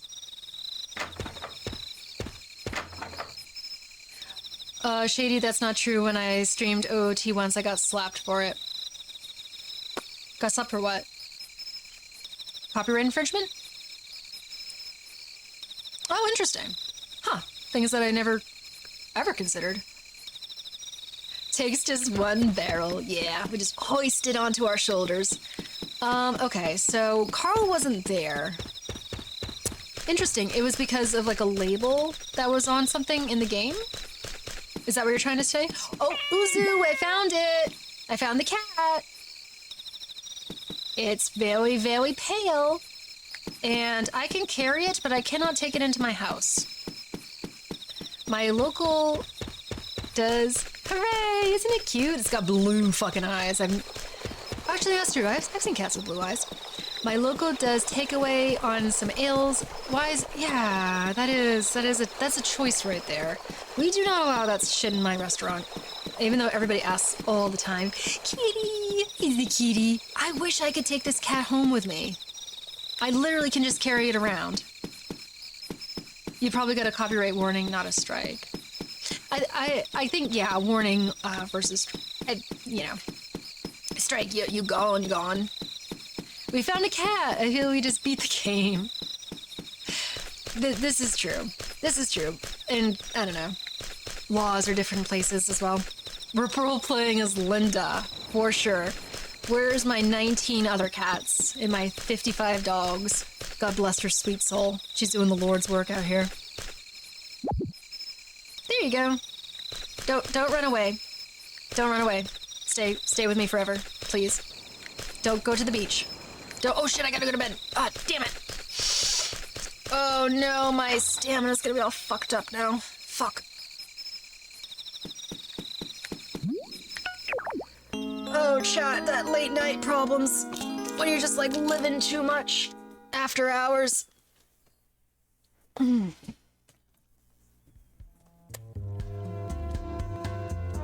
cat's AI is programmed to seek out the nearest cardboard box. He went to the ocean, though. No cardboard box in the ocean. This is my pig, by the way. Its name is Larry. This is Sourdough, my doggy. I carried a cat for 5 minutes. Oh, that energizes you, Static. That doesn't make you tired. Okay, so Sourdough's going outside. Very kosher. That would have been funny, Uzu. I forget who named him Larry. It might have been Ultra who did that. Oh, I didn't even feed... Missed opportunity, Uzu, genuinely. I didn't feed my animals, though. Oh, shit. I'm a bad farmer. Okay, but we have a game plan for the gate. For the gay, my goodness. We have a game plan for the day, though. Hashtag sourdough. I have a strong suspicion I'm going to run out of food. Oh, but it's a miracle. It's a miracle slot in the thing. After preaching... Hypocrite streamer spotted. Okay, I would honestly, I would probably die for Bingus, I can't lie. I think that I would take Bingus into my arms. Why does the pig get to be inside? Not the lamb. I ask thee. Name one kosher, another oxen in this game, or orthodoxen. Oh my goodness, Thornstar, thank you so much. Aw, I appreciate you. That was so sweet of you. Orthodoxen. You're talking to my type of humor now, Chaos Lord. Okay, we need more grass. More grass. More Carl. More ass. Okay. This is, you can buy feed, but why buy when you can grow, right? There we go. We're gonna make it a little bigger. You were 14 in 2000. I sure was. Ouch. Oh, my stamina, my poor stamina. Okay, today's gonna be a farming day, I can just tell.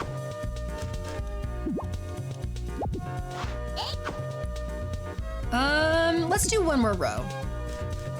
Sourdough. Are you coming to say hello? Cutest fucking dog in the world. Okay. So you were... What? Did I miss story time? You did, Time Traveler. It was like a while ago. We did the first 2 chapters. I do post all the VODs. I know that's like not the same thing, but it's like the best I can offer, unfortunately. I'm sorry. What just happened? So you're a horse in the zodiac. I sure am. You gotta name your foal something appropriate. I don't know. I like asking chat whatever unhinged things that chat wants to tell me.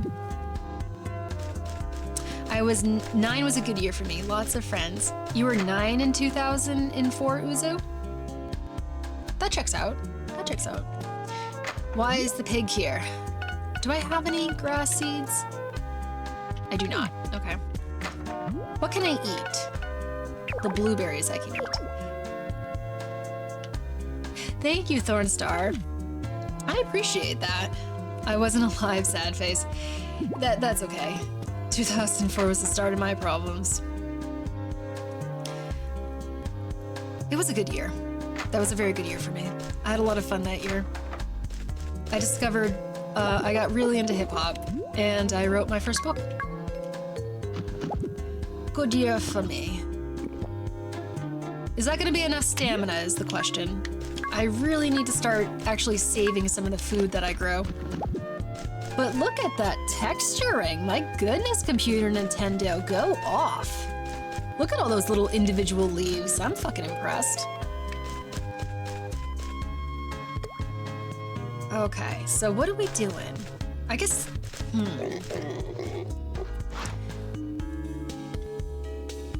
Oh, we gotta get red in the face. There we go.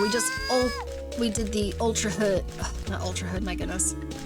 That's because I read Brotherhood when I was about to say that. This is our ult right now. This is our watering ult. They did. Okay. I mostly, Thornstar, used the Wii to actually play games that I had for the GameCube. That's like the main reason I had it. Oh, this is where the grid pattern is gonna come in handy. Because that means I can actually get to those plants. Everyone was alive in 2004. Oh. That's for you're good, Shadow. Like, it's all about just like being alive and being here now, you know what I mean? And the best thing about 2004 was that Usher came out with Yeah. That was the best thing. The music was pretty good, I can't lie. It's that early 2000s hip hop that everybody can't get enough of. I wish they would port over the Poke Park games. So, oh, I never even played that, Bone Star. Shit, I need more food. Let's go check out the orchard. Maybe the orchard has something I can eat. As someone who has never played this, who's never played this game but played a bit of Animal Crossing, I have to say this game is technically superior. Technically superior. In the actual, like, gameplay or the technical stuff. Lay it on me, Chaos Lord. I'm eager to hear, because everybody has been suggesting to me that I play Animal Crossing. Music videos where everyone's before... Oh, yeah. I have a grape! It would have made me a lot of money, but now I need to eat it so that I can keep watering my plants. Do I have any other fruit up here? Oh, hello, Basil. I like Basil. He's so cute. But I already married him. Ooh, this is a really cutie pie little place right here. It has a little pond. What do you think, chat? You think that this would be a good place to, like, raise a family? Once I finally get Carl underneath me? Married to him, you know what I mean? That's potential. We got potential for that area. I'll keep my eye on it. I didn't say that, Uzu. How fucking dare you? Making accusations out here. Trying to besmirch my stream, Uzu, with those types of thoughts? Honest to goodness. If you love cozy vibes, you would enjoy Animal Crossing. I recommend the original GameCube if you can. The villagers had so interesting. So I have Oh, I shouldn't tell that story on stream. Never mind. That's a shady secret. Although technically I've already told it on stream. It's really funny. Pondside is cute. Keep that thought about the skeetas. That's so true. You do not lie, Uzu. Well, there's no dating. This is true. I've heard this about Animal Crossing, which is bullshit. Just regular friendships with about everyone. No farming except trees. No shop upgrading or influencing except that one store just to buy and sell. So you're basically decorating the whole time then. Which I don't mind. I do love me some decorating. All right, let us get some grass seed. 3 just to have. I don't know if that's gonna be enough. Game with no yeah, absolutely. 0 out of 1,000. That's what I'm saying. Make a fucking effort! Exactly. I guess they're, I don't know, like what is, the furries would be so all over that. There'd be so many issues. Or non-issues, I don't know. That's probably a potential furry game in the future. Okay, so how do I do this? This grid pattern is... So this is the way we sow the seeds, right? Shit. Fuck. How do I do this? Because I'm literally strewing it off the top of my head. Okay, I need one more. They don't perpetuate the idea of interspecies relationships. Disgusting, right? Can I really talk, though? I mean, they have fanfics. This is true. Fanfics make the world go round. You can plant flowers, and the trees and flowers... Oh, you just scrolled on me. This is why I need another monitor that's not, like, super tiny. See, this works so well as a side monitor because I have my OBS, and then I have my little trimmed-down stream manager thing on Chrome here, but then, like, chat is so small. And I'm trying to keep the actual text at a good size so that I can read it. Interesting. So it sounds very commerce-based, Chaos Lord.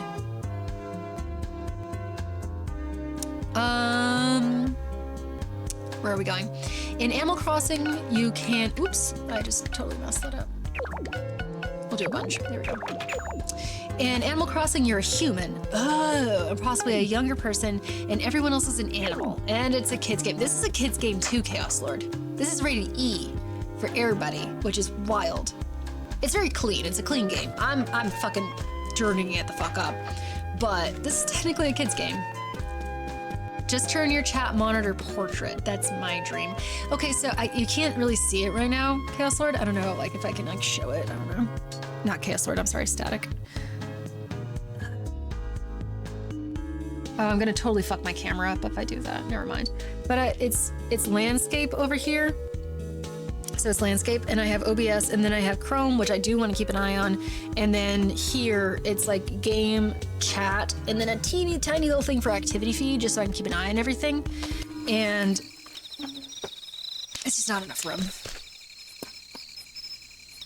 Yeah, this is true, Thornstar. Hey, lady. Call me, actually, you can call me whatever you want. Everyone does call me Shady, though, Time Traveler. It doesn't matter, though. I don't even know why I said that. Do you have a green thumb IRL? I wish I did, Time Traveler. I totally wish I did. I'm pretty good at keeping basil alive if I keep it in a pot. Oh, no. I just feel bad. I was so formal. I was like, no, you can call me by my first name. That's okay. We're all friends here. And then I realized it doesn't fucking matter. It's not my real name. But whatever you're comfortable with. Oof. Oh, I just felt a good old spinal snap. Or you can go to Baldur's Gate 3, where you can romance everything. Oh, yes, I've heard of Baldur's Gate 3. Everybody wants me to play that. Animal Crossing does work on real time and date, so in winter it's snowy. I don't know why I'm fucking giving that water. I guess it matters. I guess it will help it. Where are we at? In the winter it's snowy, and there's snowballs. You can have a snowman. That's cute. And you can make... That is actually really... That's pretty cute. And it gives you furniture. The snowman gives you furniture? Huh. We aren't friends until we finish Has Been Hotel. All right, Uzo. Forgive me. Forgive me for the speaking. Cause you should shady, unless you hate it. I heard it's good stuff. I heard it's very, very good stuff. All right. I think we're very productive today with our little farm. See, I barely spend any time in the house. I think that is, I enjoyed the talking. The talking was fun. It's a little cramped in here, though. I think it's a wee bit cramped. I actually think that I want to rearrange the furniture a little bit. Wall item. Oops. Oh, I can't rearrange. Damn it. We need a new house. That's what we were saving up for next. That means we gotta chop some damn trees down. I'm so sorry I'm not centered, by the way. There we go. I'm just trying to be comfy. There's a whole snowman set along with furniture sets. Oh, I see. Okay, so that definitely sounds like a collect-a-thon type of thing. My fucking damn it. Lychee Pits, hi there. I don't know if you've been lurking the entire time or if you just came in, but nice to see you. Talking makes it more enjoyable since Harvest Moon has potential. It does, Thornstar. I completely agree. That's why I was a little bit concerned. Okay, this is bullshit. This is bullshit. I was a little bit concerned about streaming it because I was like, I don't know if people are gonna think this is very entertaining. But I love being able to just like make up little stories and stuff myself. And it's just funny to me, especially with like, all the guys and things like that you can, oh, I didn't say hi to Carl yesterday. Oh, man. He's probably wondering where I am, chat. He's probably so lonely without me. Baldur's Gate 3 in a nutshell. You can fuck a vampire, you can fuck a bear, you can fuck a bear? Huh. You can fuck an explosive wizard, you can... You pick. Well, had I known that we could fuck a bear, I would have been all up on that a lot sooner. What am I doing with my life? Please hop over the plant. There we go. And carefully. Okay. Lurky turkey. Carl gonna be like, where my boo at? That's right. Oh, okay. That makes me feel better, Thornstar. I was like, oh, okay. I get the natural storytelling in games and such. These things just happen as you play. Yeah. The bear actually likes it better if you want to fuck him as a human. So he's not...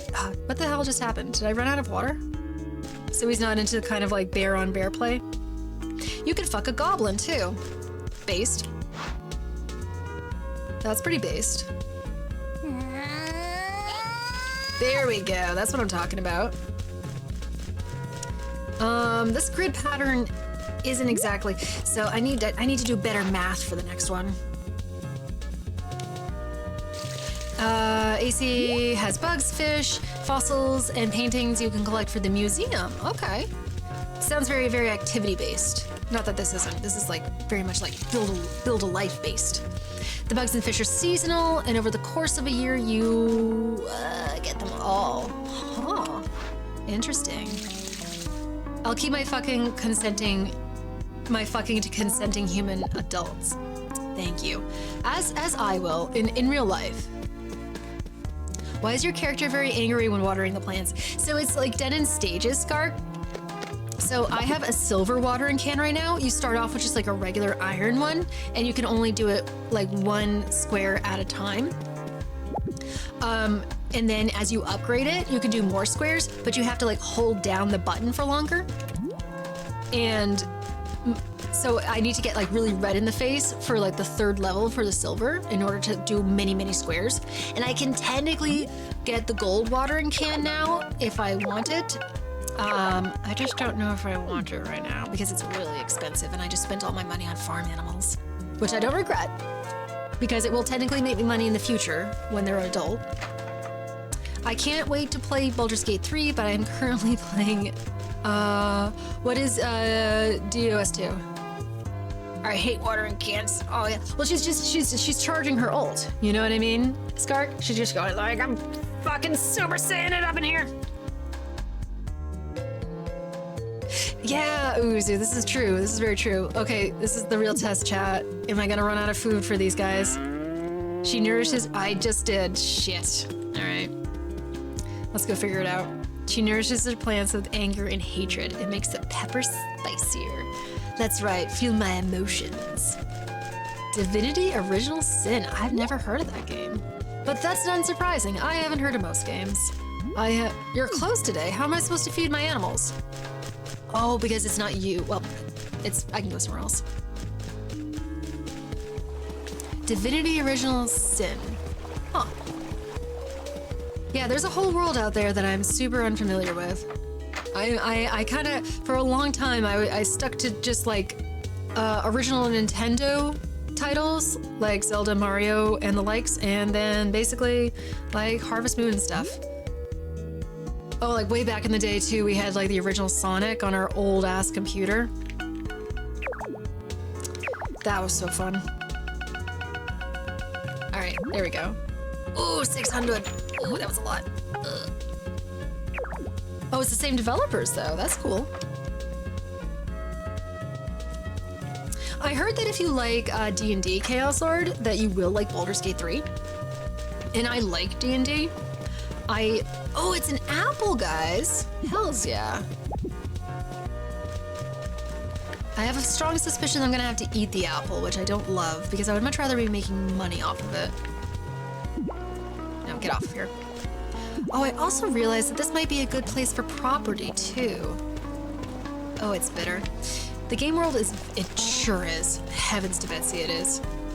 The moment I started playing on PC was the moment I started not finishing games. Yeah, I am technically doing a lot of computer Nintendo games here, like dipping back into games that I used to play back in the day. And I'm still hopping and skipping around quite a bit. But it's kind of nice too, so that it doesn't get too repetitive when I'm streaming, so that you never really know what you're getting yourself into. I mean, I do enjoy a range of games. Like we're getting pretty close to finishing Wind Waker, and I have been thoroughly enjoying playing Tony Hawk Underground. It's been a lot of fun, and both of those things I can kind of chat and play at the same time. Harvest Moon is very cozy though, and I enjoy kind of letting some feist out. Can't really let the feist out with Wind Waker. I have to be very cognizant of the fact that these are actual children in this game, and you can't make those jokes. So, I see, Shadow Snake. Yep. You know what they say about apples? They don't fall far from the tree? Is that what they say? What do we got up here? There's a mini game at the top of this mountain as well. Puss and balls. What am I gonna get rid of? I need to upgrade my rucksack. Okay, I'm gonna get rid of one of these things. No, I'm not. That's a valuable thing. I'm gonna get rid of this thing. Get gone. Get gone. Get gone. Thank you. And then I'm gonna get some honey to give to Carl. Okay, sweet. So let's go visit Carl. This is our daily check-in. Make sure he doesn't need any like little back pats or anything like that. He might need a hug, you never know. And then, I really need, okay, so what does the, if I eat this, is it gonna be good for me? It needs to be cooked? Interesting. I wonder how I'm supposed to do that. I should really buy an oven. I feel like it's gotta be one of those roasted things. Is there any shit on the ground here I can eat? No. Shit. Alright, that's fine. Why is there a monkey? I ask these things. Linda, hello darling, how you doing?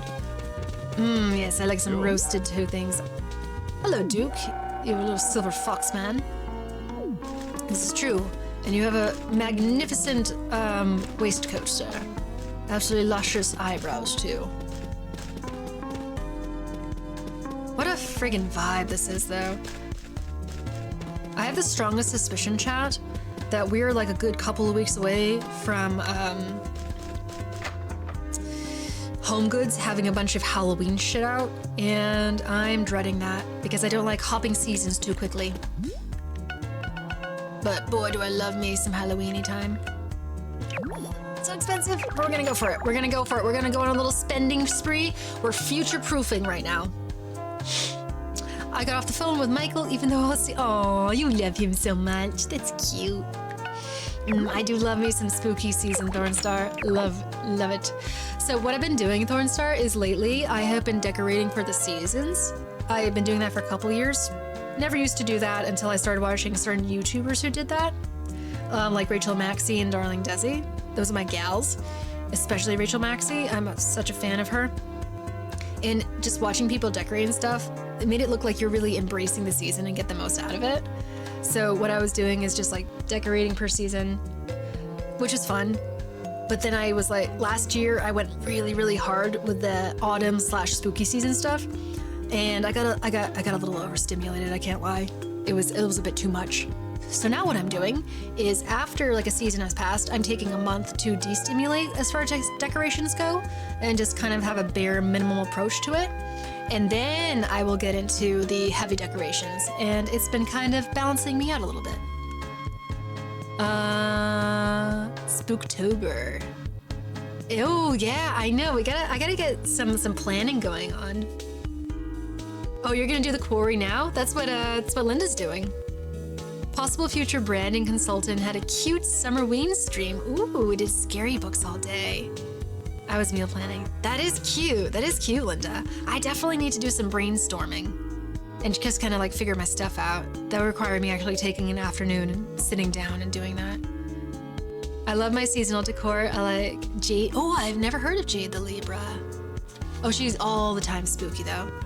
Some people roll like that, Thornstar. Some people are like, Halloween's my time all the time. I'm not quite like that. I like to embrace the moment. Otherwise, I feel a little bit like disconcerted and stuff. By the way, what does the new emote mean? Are you talking about my Gerudo emote? This one right here?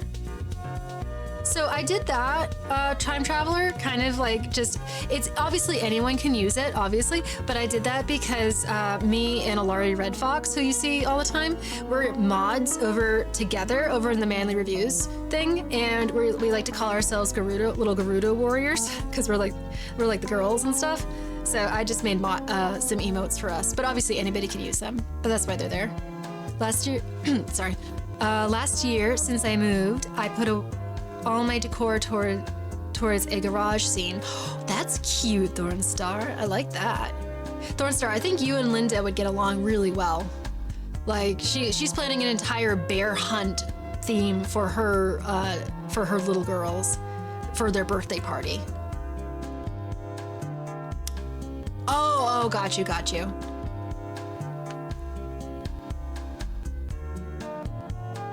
Oh, that's so cute.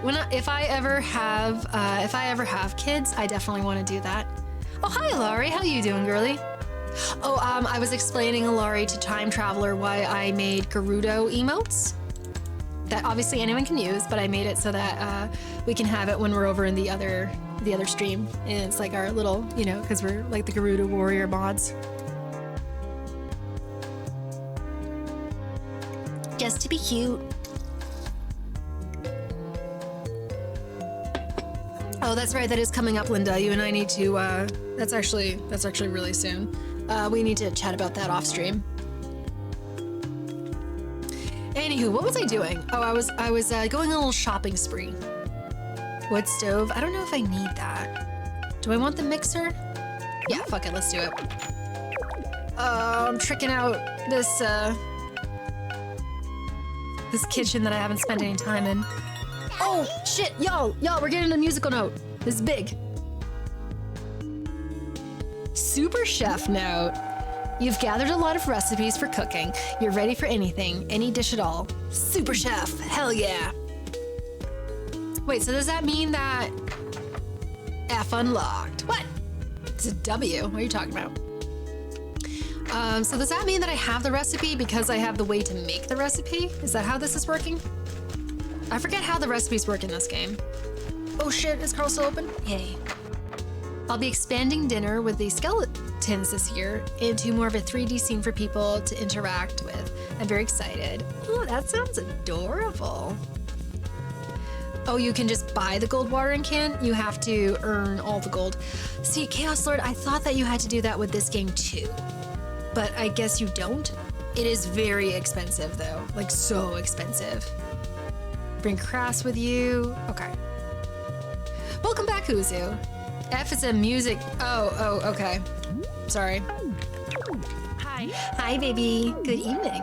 When I came here, I was told at the boat tow booth that children are half price. Aw. Well, that just means when we go traveling with our future kiddos, they'll be half price. Hi. At least Animal Crossing is always in season, as long as your calendar is correct. That is true. I do feel a little rushed in this game sometimes, because there is so much to do. And I get that they're trying to... Bro, Happy, what is going on, dude? I don't know if you've been lurking or whatever, but welcome back to the shady side if you haven't been.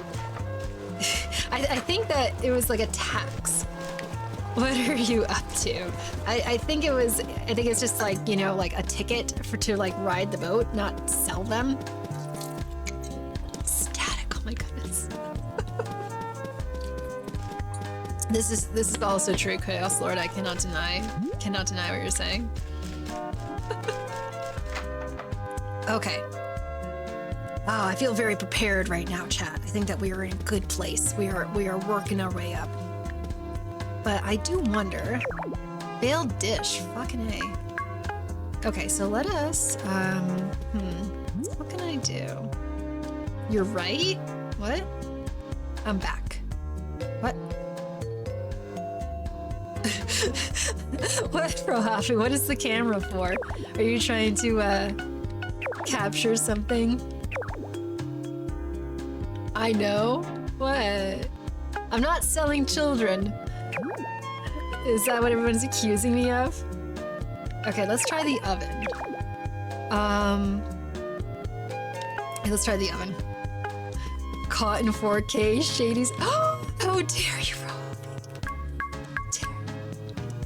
Why is that a failed dish? I can roast the motherfucking chestnut thing and it'll be a roasted chestnut. That's bullshit.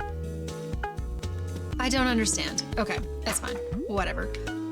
Here we go. Let us put this in here. And let's put the apple away. And we don't necessarily need the sickle anymore because we bought feed like a bunch of little bitches that we are. Or I am, I should say. And I don't think I need the hoe. Okay. Shady Simon. Good lord. Need better posture. Oh, I love the little light glow coming out here. It's very Thomas Kincaid. Ooh. Cute. Okay. You want a roasted chestnut? Tell it hasn't. Wow. Yeah, and like, and why are you even bothering going to school, you stupid chestnut? You're never going to amount to anything. Am I gonna collapse, chat? Am I gonna collapse? I just wanna fucking get the stupid... Oh, I'm so close to dying. I shouldn't do that. I kind of waste an entire day when I do that. Fine. Nuts. King Chestnut. Go to virtual bed. Aye, aye, sir. Here we go. Go to bed. I think I want to buy a new kitchen in the morning, chat. I don't know if I have the money for it, but I think that might be the next move.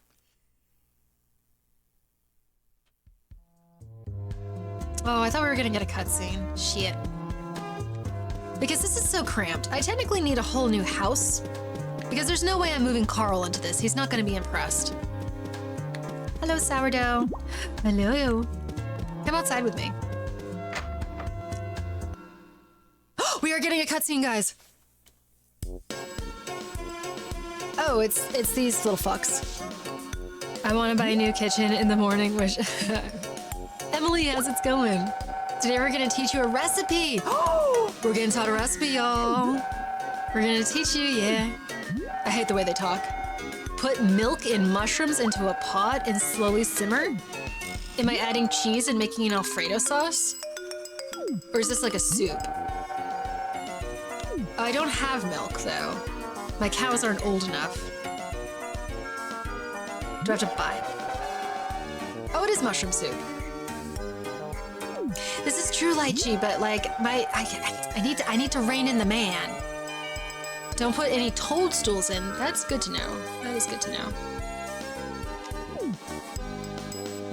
A little weird, like balls of sweat coming off my head. She gotta be flexing? Yes, must be flexing. In ballin'. Flexing and ballin'. Oops. These are all my ores. They're gonna come in handy one day. I can just feel it. Okay. So that was a little disappointing. I thought that it was going to be a Carl cutscene, but that's okay. That is a-okay. It's coming. It's coming. How is my grass doing? My grass is better. Ooh, we can actually make a harvest on that, but yeah. How we doing, babies? Hello. Oh, it's a grown boy. Oh, we got a grown boy. We got a grown boy. Look at you. You're so big. Oh, you know what that means? We can get some milk. Maybe that's why I got that recipe, because the cow was grown. You see, the more hearts that your animals have, the better product they are going to deliver. He's so tiny. Okay, so that means we need to buy a milker, chat. So no new kitchen today, we're buying a milker. Which is one of the weirder looking things you can buy. How are we doing as far as plants go? So no harvest just yet. But we do have some flowers. We have a nice kind of cloudy day going on. Oops, sorry.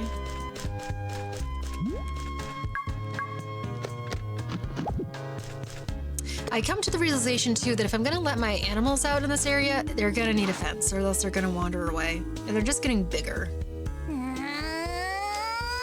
Not today. True that, Chaos Lord. Not today. So is there a story to this game? The goal is open and you do whatever you want. Honestly, you kind of do whatever you want, Time Traveler. So here, Time Traveler, I'm gonna give you a rundown. I'm gonna introduce you to the marvels of the Harvest Moon world. Or at least Harvest Moon magical melody. Stop it, Static! He doesn't want to escape! He loves me! He's gonna want to stay! How dare you! He's gonna want a fence to keep people out because he's gonna be having such a good time.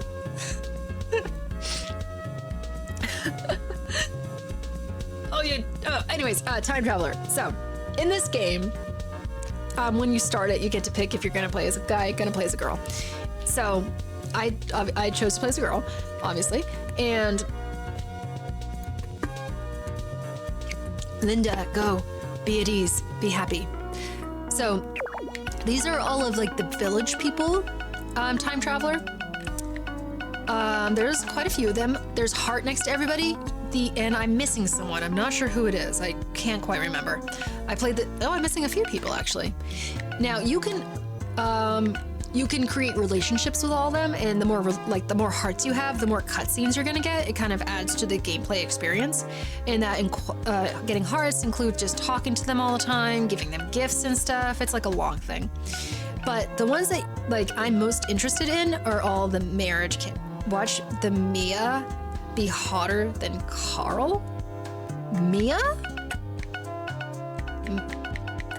What? What are you talking about? That's Dia. That is Dia. We don't have a Mia. I remember there being 4 members in the village people. So anyways, sorry, Time Traveler, I'm getting, my dudes are getting me distracted. So these are 10 marriage candidates in this game, which is the most amount of marriage candidates in any Harvest Moon game, and there are quite a few different kinds.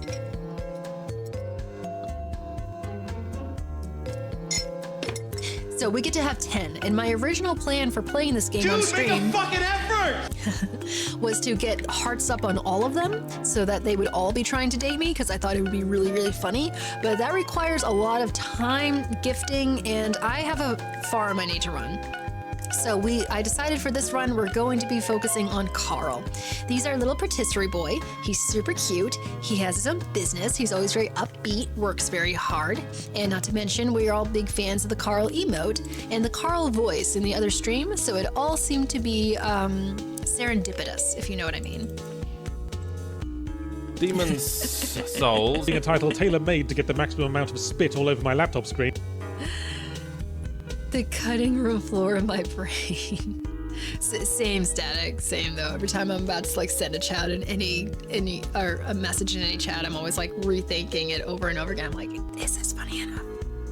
So we're playing this specific version because the most polyamorous? No, it's not polygamous. What? No, you can only marry one person, Chaos Lord. But hey, you can date a bunch of them if you want. But that's kind of up to you, though. That was my original plan. I thought it'd be funny, but I think it's funnier just to focus on Carl. I'm kind of feeling it more. And then after that, Time Traveler, you can do like basically anything that the game offers. So you have a bunch of, yeah, exactly, Shadow Snake. I thought it'd be really funny. So we can have different. So this is how I unlock these things. Okay, so I do have recipes that I can look up. But you can buy different farm animals if you want. You can have different houses. You can participate in festivals. You can go fishing. You can make recipes. You can go into the mines and you can like get different ore. You can buy different property all over town once it gets unlocked. You can build houses. And it's kind of like just like building a life for yourself. We also have this side quest where we're just doing shit and it's unlocking different musical notes. And you're supposed to be getting a harvest goddess out of her little stone statue area. But that's all kind of happens as it goes. We just saw a little cutscene with the harvest sprites teaching you something. And you have a rivalry with like Jamie and stuff. So yeah, you get to kind of choose whatever you want to do. I have a love square. A lot of people feel that way, Chaos Lord. I think it's funny. I think it's really hilarious. It's impressive that he can do it so accurately too. But a lot of people feel that way. Did I already water those? Biscuits and gravy. Wasting stamina. Damn, throwing shade at Liam in this economy, yeah. We don't make enough money out here for other forms of entertainment. I can't even draw a segment. It's great. I love this game so much. Time Traveler, I know it looks really chibi and super fucking cute.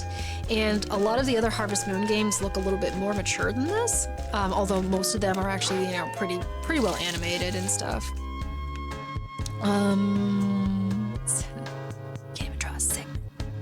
But I just like this one because it has the most amount of marriage candidates, so you get to have a variety of people to choose from. The other Harvest Moon game that I played quite a bit of when I was growing up, I had to buy a milker, that's right, was called It's a Wonderful Life. Or it's Another Wonderful Life. Oh, hi, Joe. Hello. So It's Another Wonderful Life is the girl version of It's a Wonderful Life. And you have this big farm. You don't really get to upgrade anything. Oh, well, then you must have a smack and a smack and a smack and a smack and how dare you, how dare you, how dare you. And you only get, oh, it's so expensive. Oh, I gotta do it though. Oh man, that was so expensive. It's okay, it's okay. But yeah, you only get to choose from like 3 guys in that other Harvest Moon game I was talking about. And what if you're not like really fond of all of them, whether it's like their looks or their personality or something like that.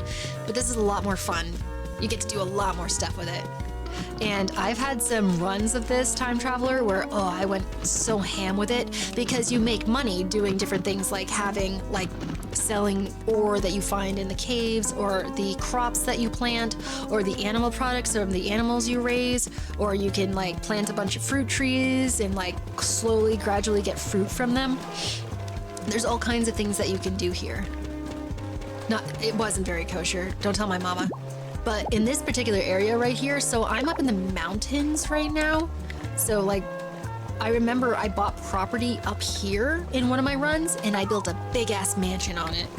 Like the one with the granite and stuff like that. So I had It's not very halal either, no. So I cleared a bunch of actually, did I have to clear trees? I don't remember. But yeah, I literally was overlooking the village in my giant mansion in the mountains. Ah, so much fun. So funny. So I'm interested to see where we go with this. Why do I keep getting the chestnuts? They're worth like 50 bucks. Or whatever it is. Ooh, but we have another log. So another thing about actually like building houses and like doing upgrades and additions and stuff like that, you need the lumber. You need lumber for babies and you need lumber for making houses. You gotta remember this stuff, chat. And so that means I actually, every single time I do one of that to a log, it goes into like my lumber count. So that's why I have to go after like these trees and these stumps and things of that nature. Every time we see one, we gotta grab one. And I should probably upgrade my axe at one point. This is true, Static. You need wood to make babies? Yeah, Chaos. Yes, you do. To make the cradle to put the baby in, obviously.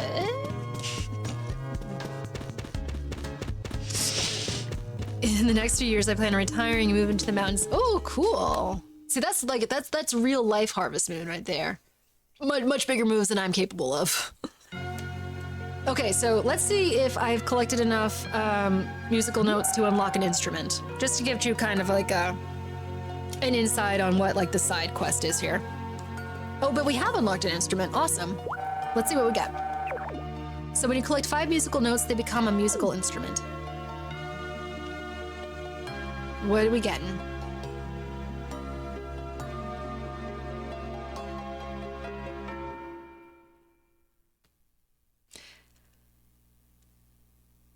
Oh, no, listen. Carl knows how to handle milk, Shadow Snake. He's a baker. Oh, soon. Oh, I'd love to, Static. I would love to. Oh, we got a violin. Hell yeah.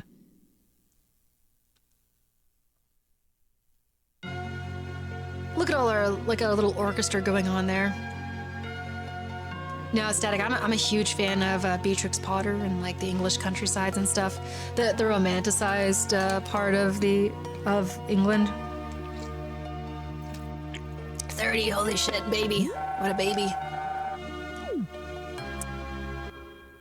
Oh, do you now, Chaos Lord? That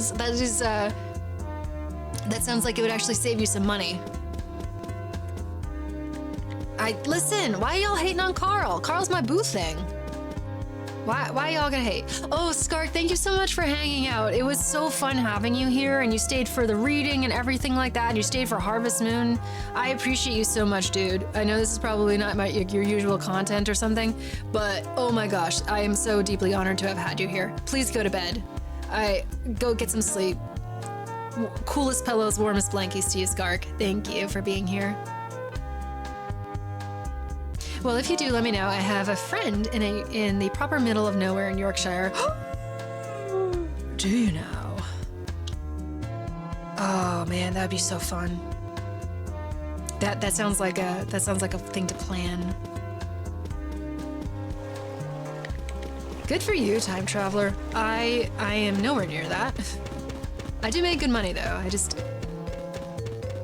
I could be doing some better saving for sure. Boy, my stamina is so low. All right. Huh.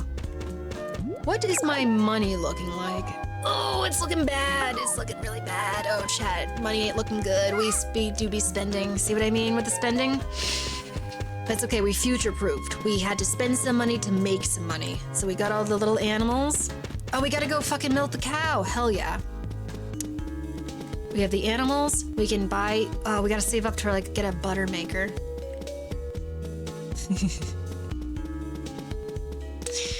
I've heard these things, time traveler. I took another yank on a long pub crawl with him. We walked for what? Oh, a yank. I thought you meant a yank, and I'm like, what? We walked for 6 hours, hit 7 pubs. Heavens to Betsy, that is a marathon. But that sounds like fun though, Static. Ooh, I love me some English countrysides. Retirement at 30, but Hubs isn't retired. You're retired at 30, Thornstar? Good for you. Good heavens. What a dream. I am Nowhere near that. But I don't mind. I'm definitely like I like the feeling of like going into work and stuff. I don't know. Like I say these things. I have these fantasies of like working when I'm like 80 years old, but I'm sure once I get there, I'm not actually gonna enjoy it, if you know what I mean. Oh, he loves being milked. Look at that. Chat, we made milk. We've got milk, chat. It was only $140. I have crops that go for more than that. What the fuck? He said the owner must be in bed. He hasn't shot at us, which is wild for the UK. Normal up there, but wild to hear. I don't know. Like that is kind of wild. That's so cool, time traveler. I think, I don't know. I think if the option arose, like building versus buying. It's a cow, Chaos Lord, okay? It's a cow. We're talking about a cow, okay? But yeah, what time is it? It's like 5 o'clock. It's not time for bed yet.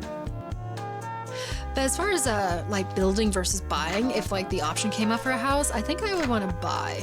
Just because I feel like the idea of building a house is a little bit stressful for me. I don't mind like a fixer-upper type situation, like actually doing renovations to it and stuff, but actually building one, ooh, a little stressful for me. Me and my tiny brain. Here we go.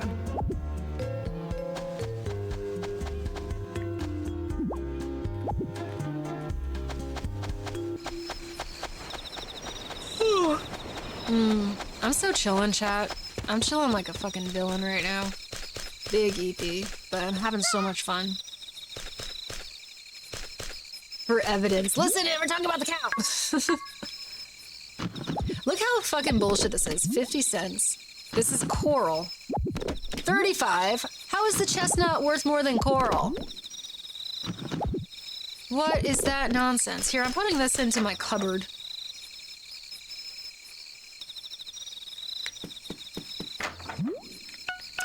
Just to have later. I know we can make jewelry out of all this stuff.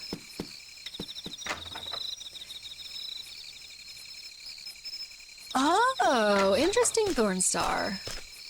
Clearly not an aquarium town. Uzu needs to open a shop. Yeah, exactly, Uzu. That stuff is expensive. That is a rarity. Alright, let's see what everybody's up to. Oh, I really need to, like, cut down more trees. Damn. I know, every time I say it, Chaos Lord, that's what I start thinking about. There's no fruit over here. That is a shame. I've always wanted to build for my own experience. That's the way... It can definitely be a great experience.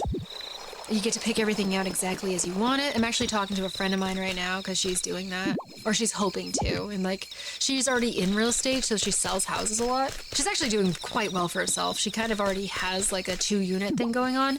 So she has tenants in one of them, and her boyfriend live in the other part. And they have all kinds of big life plans for themselves. And one of them is just like, oh, rent out the other unit and then go actually buy more property and build.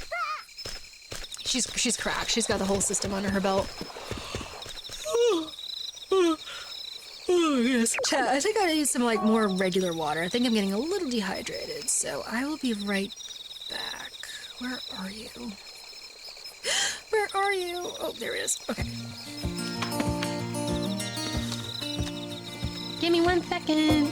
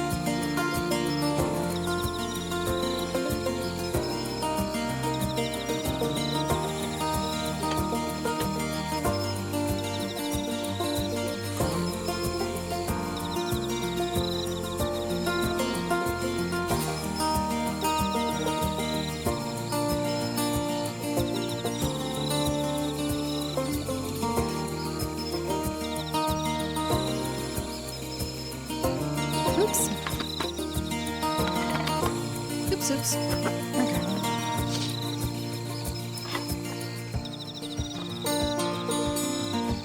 Ah.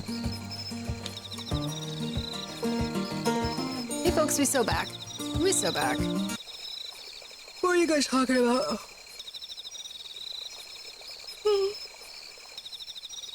I know, right? So funny, Chaos Lord. Buying a house in is a big life change. Oh, I forgot my water. Sorry.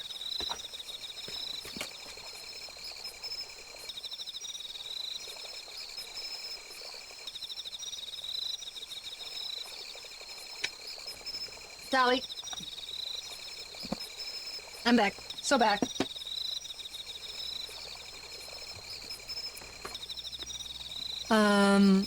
Big life-changing deal after we got ours a couple years ago. Now my sister wants to get into real estate. Real estate's the big way to go, Chaos Lord. A lot of my friends are getting into it, and they're doing pretty well for themselves. It's just, you know, no one can really afford to buy anything. Bottom texture's still here. Balls. Tee-hee. Tee-hee. I have a little dinner as well, which I made like almost a week ago, and I'm a little sus on it, but it do be food prepped.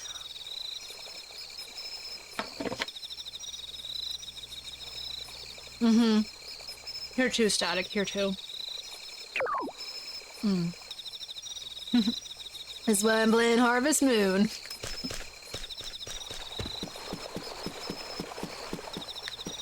Where is this stupid pub type place?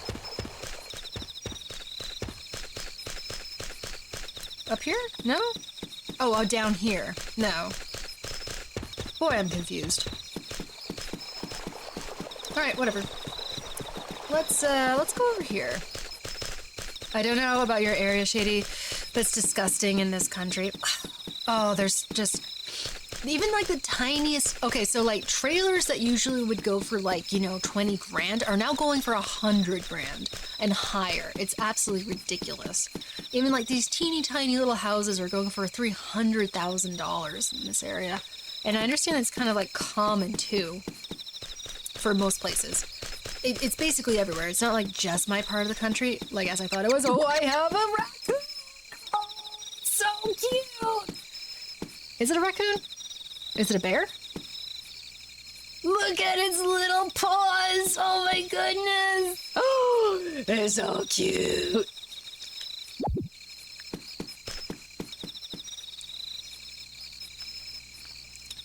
Area, she means the whole country. Yeah, the whole country is so bad when it comes to, just housing prices and stuff like that. Oh man, the market's absolutely terrible. So,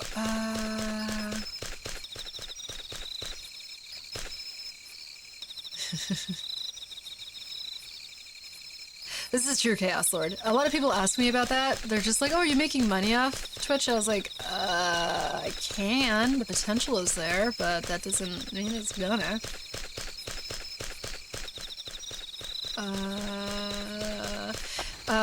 Cheapest rent for... Oh, but the same static, same here. It is happening the same here.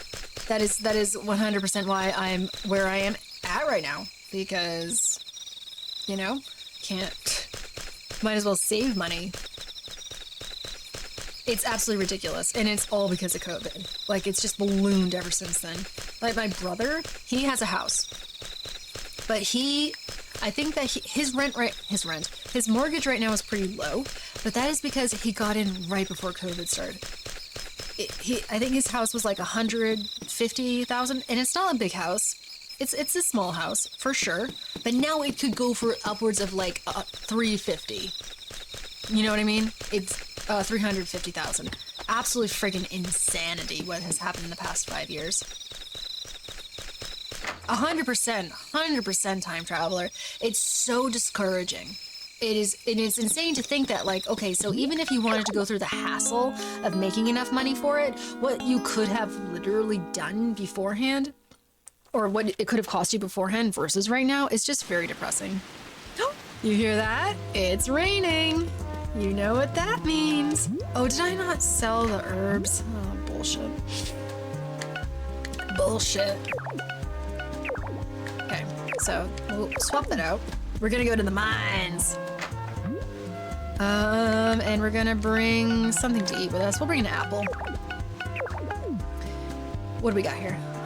Pretty much anything dealing with you with money is predatory, scammy, overpriced, horrible quality. Yeah, it's really sad, and it's kind of, you know, it's weird to think like, I don't know, us sort of like touting our this supposed reputation we have of like being such a great place, and it is. But what a weird time to be alive. All right.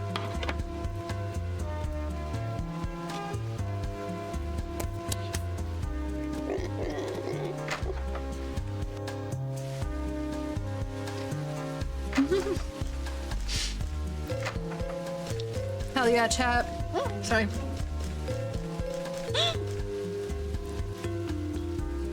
Chat, we have carrots. Look at those. Look at those. We grew those. Those are our carrots. That's so exciting. You can finally start making some money back.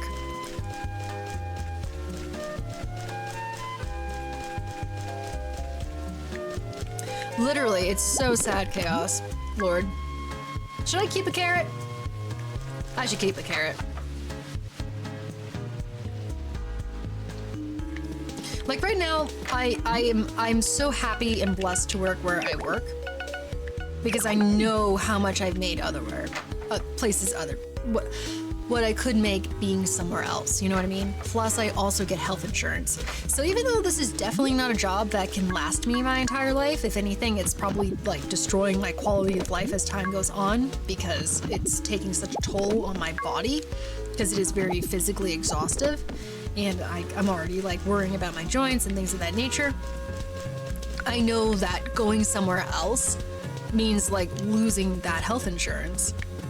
So I am hoping that, you know, I can do other things in my life. Everyone's in such a terrific mood.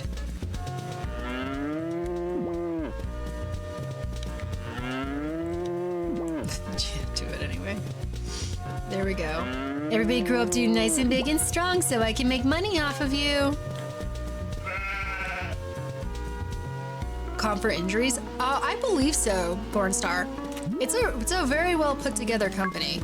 I work for a restaurant, but they're definitely like, it's weird. It's like a combination of like what feels like very like local, but at the same time corporate. It's like a combination.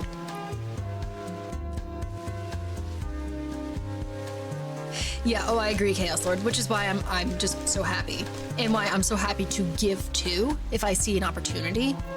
Like, I'm definitely someone who believes in giving back, and if you're blessed, you should share the love a lot. So obviously, I tried to do that. I have 2 kids that I support through a like a sponsorship program. I think I've mentioned it in Liam's stream before. Not often, because I'm not trying to like make myself sound like anything special. I definitely recommend it, though. I feel like if you obviously like finances are tight, but there's the rate for like what things are there versus here. I spend like $50 a month on both of them, which I've definitely done DoorDash orders more expensive than that. So I try to tell myself, hey, you can afford this. Try to get back. That is what I try to do. But yeah, I sponsor 2 kids. One of them I've been sponsoring since 2018. One of them since 2023 or something like that. They're both girls. I get regular updates on both of them. They're both doing awesome. They're getting an education right now, as well as access to like medication, food, water, all that sort of good stuff. And then I've been excited to see, people growing on Twitch because I've been able to, give to them, help them grow. It's always very satisfying to spread the blessings out. Very charitable. I hate even to use that word, lychee. Like, I understand that's technically what it is, but it's more than that. I guess, like, everyday existence is already so hard for yourself. Just like full of doubt and stuff, and you're also just like, when you're not trying to be like financially afloat, you're in a position where you're just like, what am I doing in the world? How am I giving? Good morning, baby. That'd be trouble if we ran out of water, but I'd still like the rain to stop soon. You're such a sweetheart. I don't know, like I often think about like what my impact on the world is. And the idea that I could quite literally change another person's life by doing something, like barely doing anything. Like I'm just paying it's all automatic too. I don't even need to think about it. But still, it is making that big of a difference to think like someone's life is totally different now because I just was able to do that. It's mind-blowing to me. It almost doesn't feel real, you know what I mean? It almost sounds like I'm making it up. We'd be like, yeah, because of me, you get to have an entirely different life. That's powerful. That's more powerful than any camera that I could ever buy. That's better than any, you know, like expensive dress that I could ever get for myself. You know, like there's always necessities that we need to pay for to keep ourselves surviving, and even like wants that we have so that we can thrive a little bit. But then the idea of like, you know, what you can do for somebody else, I don't know, that means a lot to me. That's awesome, you Shady. Enjoy spreading the love in many ways as well. I know you do. I know you do, Time Traveler, and that's been really cool to see that as well. There's something very special about it. Twitch makes it very easy to do that too. There's just a variety of options to see, you know, the happiness that comes from that, and then to be able to see that. Did I just get blown upward? That was so strange. Odd. And then to see like your impact on a person, having them that I'm still getting blown upward. What the fuck is this? Opposite day today? Put me down. I want to go down. Down. There we go. Like we're doing the thing where it's like, you know, the people that I have been good to are now going and being good to other people because they want to pay it forward too. And that's the way that, you know, community should work. We should be supporting each other that way and just have that cycle going on there. Sort of like a cycle of generosity and support. I think that's I'm stumbling over my words right now. I think that's so beautiful. That's such an incredibly cool thing to see. Very fulfilling stuff. For me anyways. I'm in that position though. I'm in that position where I can do that. Which has made me because I'm just in a very blessed position. And I work very hard. Like, I don't want you to think that this is all coming because it just is. It is because I work for it, and I know that I work for it. But that means that I can choose what I do with it, right? I hope some of this is making sense. I realize that we're arriving at that, like, the 6-hour mark is coming up, and I was already tired to begin with, so some of my words, like, might be all over the place. But hopefully this is making sense. I love my community on here so much. You all have blessed me so thoroughly. And it's cool to be able to give back to everybody. Or at least to, like, you know, some people, and see that happen. Do you really, Time Traveler? That's really cool.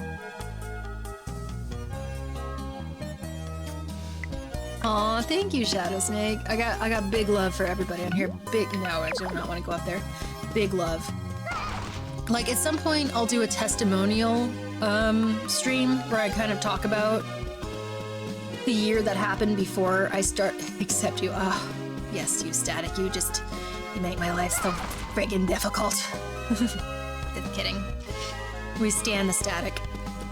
But yeah, eventually I'll like do a stream where I kind of like give like maybe not like a thorough explanation of 2024, but I'll give some explanation of 2024 and what was going on before Twitch kind of entered into my life. And but that's a very personal story.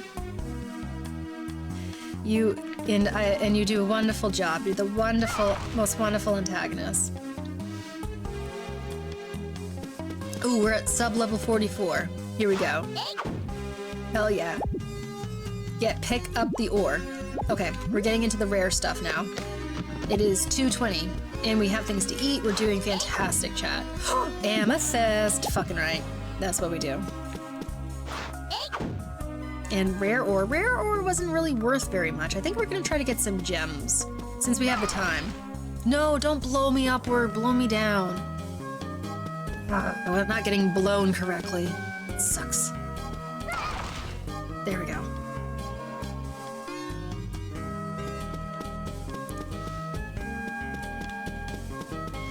No, you're good, Shadow. You are good. And I hate bringing it up all the time, too. I know I've brought it up like 9 million times, so I kind of feel bad about it.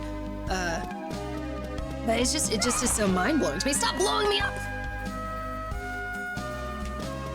Oh, I'm all the way back to 39. That sucks.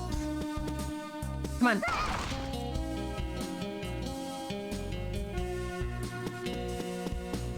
Down. Blow me down. There we go. Yeah, it's just kind of like an explanation of why I'm like so passionate about being on here. Like, shit. It's just, it was so opposite. Just one last year ago. Everybody has their different time, Static. What the fuck is this shit? Nothing? You're giving me nothing? Well, I see how it is. Yeah, for sure. Not all of it for me, Shadow. Like, the first half of it was really, like, the biggest problem, but that first half was, absolutely horrendous. Absolutely horrendous. But it's in the past, right? It is the past, we shall leave it there. This is true, Traveler, this is true. Sometimes I do worry about that. I'm like, do I bring this up too much? Am I being too sentimental? You know, I don't want to sound like a broken record. Okay, let me see here. No, don't confuse me. Okay, so that's silver. I don't want that. Gold. Come on, come on, come on, come on, come on. Pick it up, pick it up. Alright, so what are we doing? We're eating something. We're eating an apple. Oh, I thought that I had more things to eat. I gave the honey to Carl. That's what happened. But we can keep going now.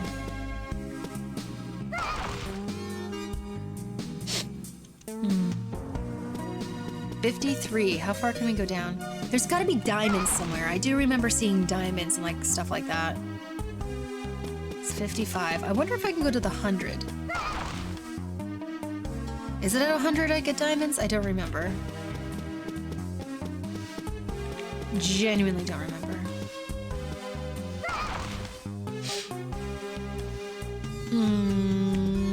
59. It's getting kind of late though, so I kind of, I don't know. I don't know how to risk it. Are we chugging? Why are we chugging? Oh, I guess I am dropping a little bit of frames.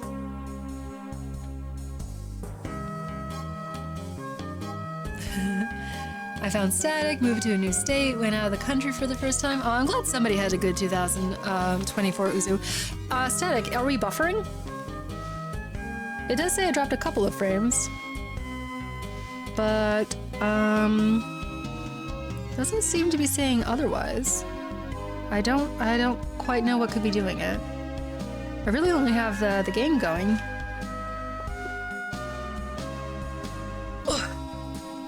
Huh. I'm not sure.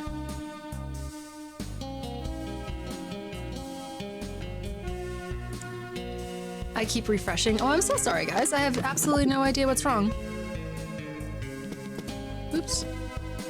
I have the occasional quality drops, but no real buffering. It was chunky when I was mining. I wonder why.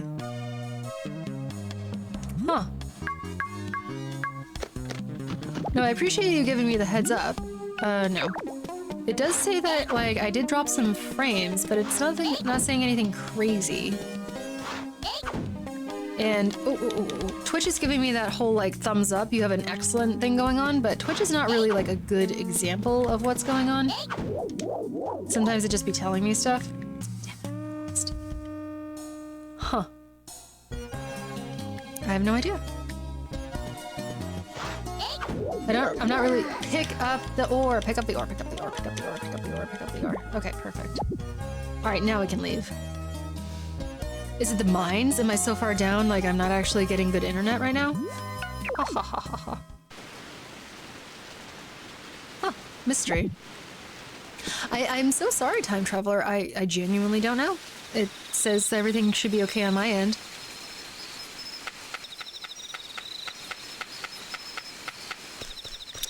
I mean, I do have Chrome going, but that shouldn't be a problem.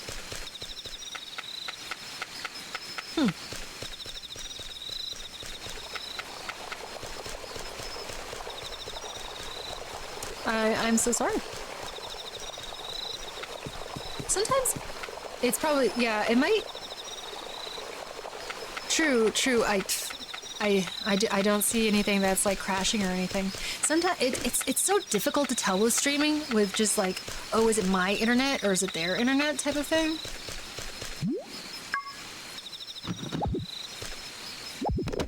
Okay. Yeah, that happens from time to time. Oh man, come on, dear. Put it in the thing. 50? Shit. And then we'll throw this in there. I'm curious to see what I get for the amethyst. 220. See, I can still get crops that are like for more money than that. That's so wild to me. Oh, very nice shadow snake. That's awesome. Love me some flames.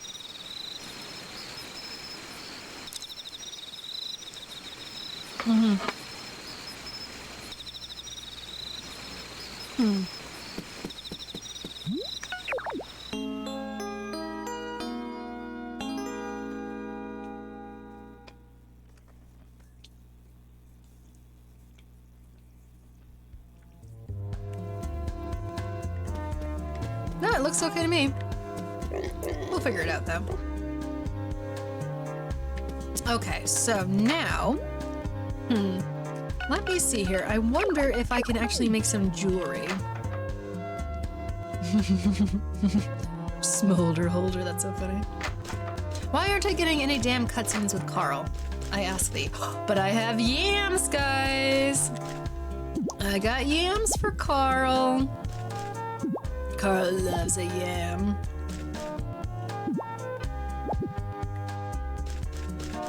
We also have an eggplant. It's so perfectly shaped. Look at it. It's gorgeous. So purple. 120. It's because of the shitty soil I'm using. So sad. Come on, pick the carrot. All right, so we're gonna have to do some replanting. These are not multi-giving plants over here. Let's see how 77. Oh, this fucking sucks. Oh, our money is so down. Shit. Okay, we gotta do a good harvest. Carl's gonna have to deal with the yams as it comes. Oh, it feels good to harvest again now. You know, I bet 80. Good lord. Fall plants are not giving me any type of good revenue over here, guys. Good morning, everyone. Mooington, hello. Mooington the third. Everybody's getting some food. Grow up big and strong. Make them eat the money. Cute, cute, cute. Make me the good stuff as opposed to my shitty plants. And then we gotta do a little milky milk. Oh, so happy. He's my sweet potato. So funny. That's actually canon though, Static. Yams are Carl's favorite gift to receive. So we're about to be getting some big old brownie points. And then he's gonna have to ask me on a date. I actually don't really understand how dates work in this game, what triggers them. It might be that it's when you get a certain amount of hearts going on. Not really the most flattering sound. What sound? My mouth, do I need to drink some water? Sorry, I must hydrate. What do we got? 49? Why am I putting all this work into these damn plants? They sell for 60? Well, this is disappointing. I thought that I was actually going to make some money back after spending all of it. It can't just be the soil that I'm dealing with. Well, we're not doing the peppers again, that's for sure.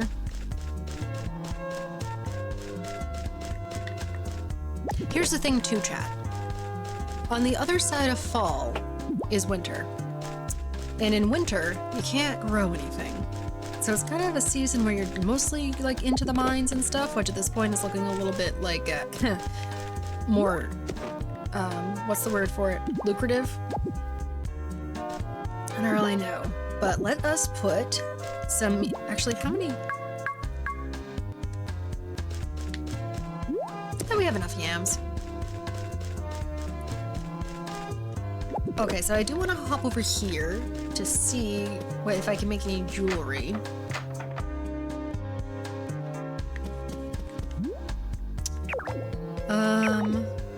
Oh, that's cool.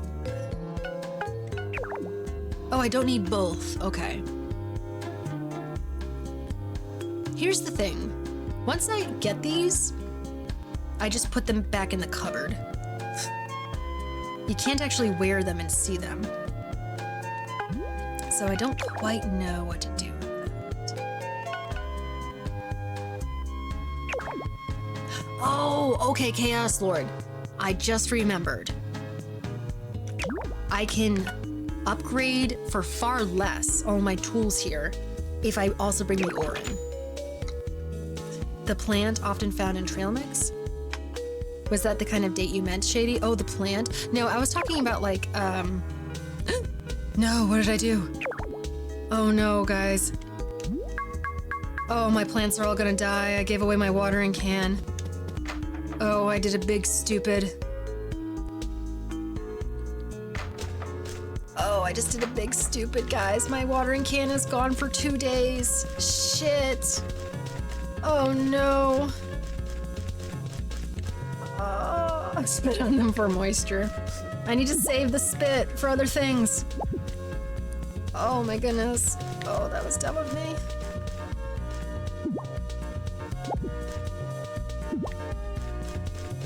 It did just rain. Maybe I'll get another rainy day. What? What did I say? Something. Did I say something?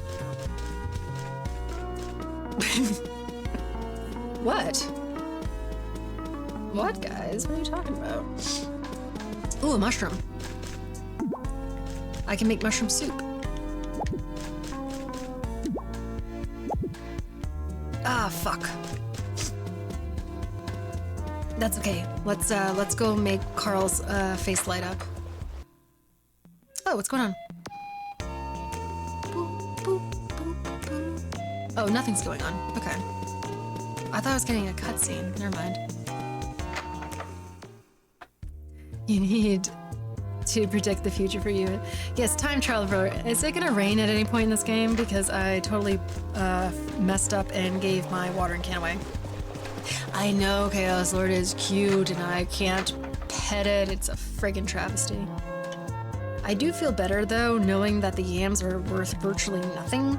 So therefore, I don't feel bad about giving them away to Carl. No. What's up, Joe? Are you enjoying? I like girls who like, well then go fucking marry her, Joe. Jeez, can you believe this guy, Carl? Hi. Hello, darling. I know, but you're not a little boy, you're a man. You're my man. Yahoo! Oh, hell yeah, look at the 3 hearts. That's what I'm talking about, it's talking about. Now give me a kiss. Mwah. Pearl's a cheap date, no wonder. Because he likes yams? Yeah, I guess so. Yams are pretty, He's usually pretty nice too, Chaos Lord. I do remember in one of my runs, I did end up marrying him. Oh my gosh, that's so loud. Sorry, I had to adjust that. I have plans for this amazing community in the future. JD's Liam's community. A few things I would like a few things to happen first. Oh. How mysterious of you, time traveler. Actually, I'm gonna turn that back up a little. Cat! We got cat alert. There we go. So cute. So cute. Actually, when is the next, By the way, I look like a child, apparently. He's not, though. Do not litter in the river, throw garbage in the garbage can. Okay, so, I don't really know. Purple yams are a decent start to a relationship. I am so sorry, time traveler. I don't think it's on my end. I think I'm doing okay. Yeah, it's saying everything looks good for a second. I'm sorry, my dear. I'm so sorry. I feel really bad. Where's the damn dolphin? Actually for... collecting yams, Carl's opening a food bank. Carl is collecting money for his food, Chaos Lord. My man is making bank out here. Okay, he is a business owner, all right? He's not a charity case. He makes the bank. He has the bands, okay? He's got the stacks. I don't wanna fucking hear it. Sometimes it's just like internet, you know what I mean? I genuinely wish I knew more. Oh, it is freezing. Oh no! What is that about? Oh, that totally did freeze.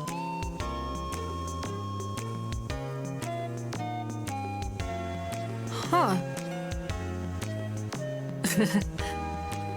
See you soon, bottom text. Time traveler, that is totally on my end. Because I just saw the stream freeze on the stream manager.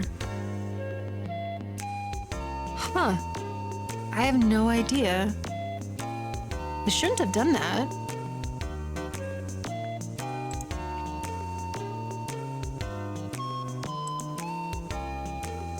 I'm looking at this as if I can like actually diagnose this issue, and this might be something that I have to do a bit of a deep dive on later on. It's not saying I'm dropping frames. No, it was on my end, Chaos Lord. I literally saw the stream freeze. It's stuttering so bad right now. I have no idea why. That's so strange.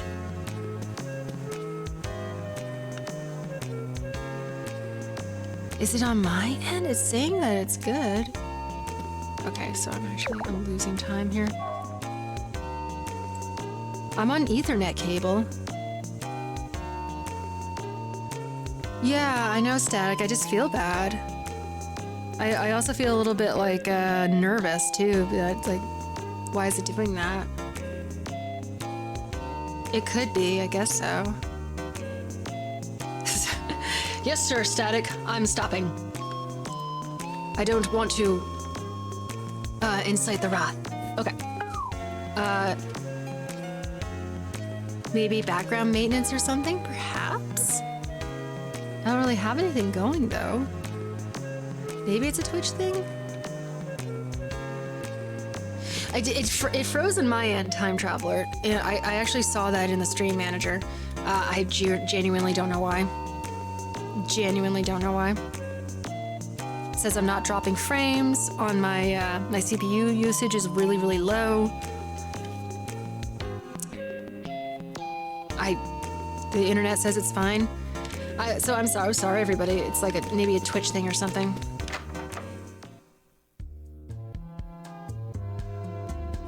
Gotcha, Chaos Lord. I couldn't imagine what I'm doing that is changing stuff, but damn, that is stuttering. And now the stream is just super far behind. Maybe I need to refresh.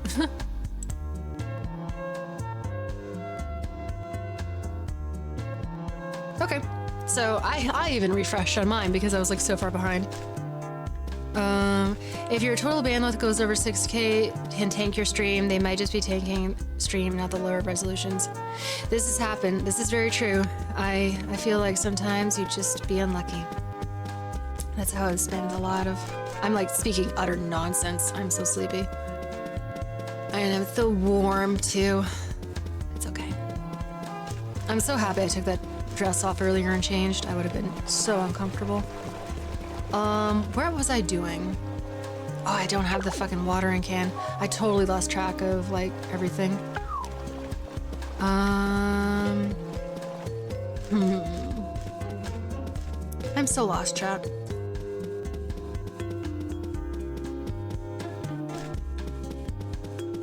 Let's check the calendar because I'm a little bit confused.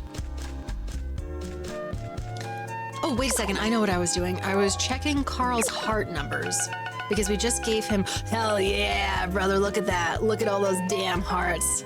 Hell yeah. Just remember, Carl. That's right. Those yams cinch the deal. I gotta upgrade the house. I gotta get a bigger bed. We're gunning out here for Carl. I'm in the wrong spot. Oh no, I'm not. I'm trying to look at the festivals. Oh, there's one tomorrow. Oh, y'all. He is a slut for yams. We're gonna get a date though. Guys, we're gonna get a date. We're gonna gaze at the beautiful full moon. I don't think I have to do anything. He's so basic. He is not. He's a patisserie boy. I need to put the yams in the refrigerator. This is huge. This is huge. I'm telling you, he's making impressive pastries with these yams. Carl is not simple. Y'all need to start believing in Carl. We might kiss. You never know. Okay. Oops. Let's make some soup, guys. For cooking, we're going to put you away, and then we're gonna get the pot out. Boom. Let's make a little bit of soup. And then, bam! Look at that. Yes. Yes, I do. OBS streams to Twitch, add the resolution at once. Okay. Yeah, I need to like actually do a really big deep dive. My brain sometimes starts to hurt when I do that, Chaos Lord, so that's why I'm not like 100% there with that information. I know the basics, which I definitely need to increase my knowledge so that I can actually diagnose things properly when they do happen. Excuse me. All right, so let us put actually, fuck it. Let's just sell the damn amethyst because I can't really see myself needing to get a brooch or needing to get a ring unless you can see the ring, if you know what I mean. Okay, so amethyst going in here. Ooh, that's what I'm talking about. Let's go, girls. Dude, make a fucking effort! So funny. Okay, so let's see here. So animals are taken care of.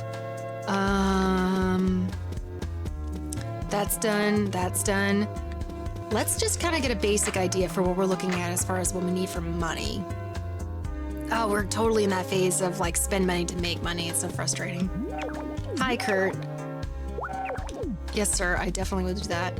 Shady, do you want the bloopers of me reading this damn poem? If you want to share, sure. No, Tim. You never in Twitch break Stream a Manager, promise. you can watch the green That's meter at the top of the video. Far. The green meter at the top. Yeah, I'm kind of looking at that, Chaos Lord. It's looking solid. I don't 100% trust Twitch when it comes to like telling me how the stream is doing because I've had times when it said terrible connection the entire time, but things went fine. And now I'm like looking at it and it says it's excellent and I'm having problems. So I'm not 100% certain on that. All right, so what are we looking at here? So we can reconstruct these two things. I'll send it in the final version. Okay, I'm excited, Stag. That sounds funny. Yes. Okay, so what can we do? We can't do jack shit right now. Can't do jack shit. All right. I wish we could buy more property. We're so low in our bands right now. That's okay. It's gonna make up for in the future. Winter is coming. I need these animals to be like making us money. All right. You know what?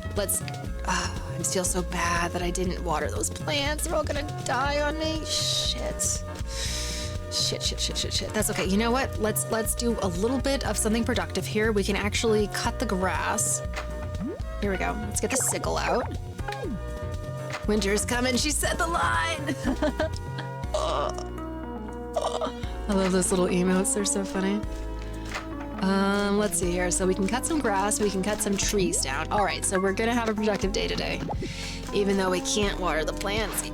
But the plants don't make us any money. Oh, frustrations. Okay, let's get our lumber up though. Always helpful, always fun to get the lumber up. Okay. And then we get the sickle out. And we're gonna be so ready for bed. And then we're gonna be so nice and fresh for our date with Carl tomorrow. I'm so excited. Everybody else excited? We're gonna watch him kiss. Kissing time. I think, if my memory serves correct. Oh, what do we get? Nothing like doing stuff and getting rewarded for it. Fodder. Ooh. Harvesting the pastures to make fodder, a note of the sun's aroma. How poetic. I was completely, very, very tired when that was going on, Time Traveler. And second, I don't really know binary. So that might have to be something that y'all figure out later on in his stream. No, cocksuckers ever got away from me. Oh, this is exciting shit. It's been so long since I've been on a date, chat. So very long.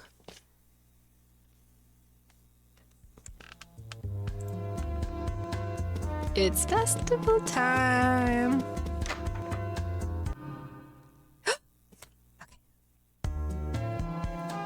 Carl? Carl! Hi! I hear it's a full moon tonight. My best, honey. Let's go view the moon together. It reminds me of a cake. That's so cute. That's so cute. He's all about the carbs. It's about that carbohydrates. Ah.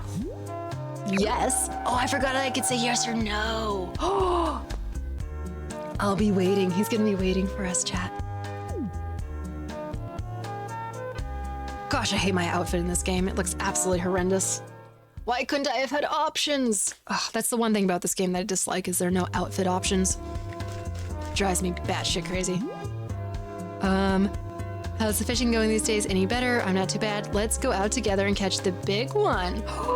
Well, isn't this interesting, chat? It seems as though Joe sent us a letter, making a little passy pass at us. How fascinating. I know, right? But here's the thing, Chaos Lord. Now we got Joe sending us letters. What's that all about? We all need a hoe phase. Absolutely. Absolutely. Look at my poor plants. Oh my gosh, they're fucking dying.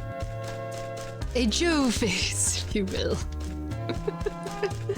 I don't know. Joe, a little too late, Joe. They don't want to be together. They want to be with me, Chaos Lord. This game is about me. That's why I play it. You know something Hey man, really funny, we are Chaos but Lord? poor little buff boys without a home. May we come in? That's so good, Time Traveler. You wanna know something really funny though, Chaos Lord?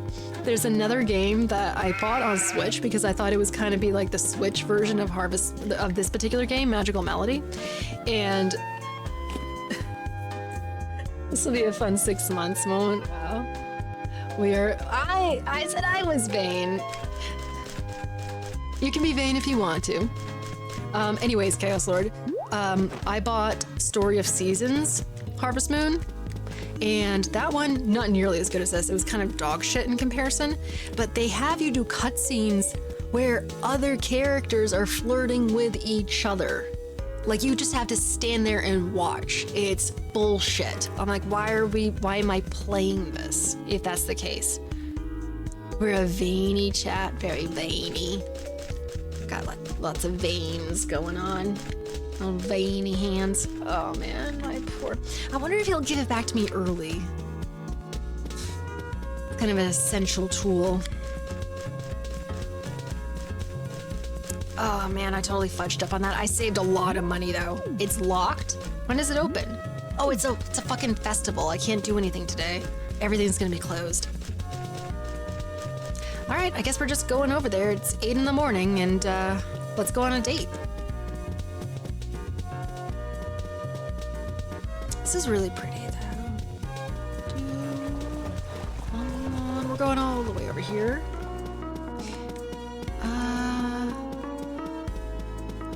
Bunny! I hear the mole too. I don't know what to do with the mole. I don't know what to feed it or anything. Oh, you ready? It is 9:14 for me at night. Time traveler. Oh, but look at us. We're waiting. We be waiting. We're waiting for him. We're daydreaming. daydreaming about Carl.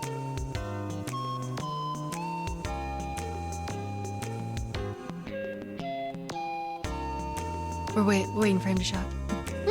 This is so cute.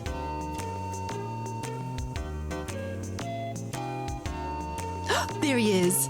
He's running over to us. Ah!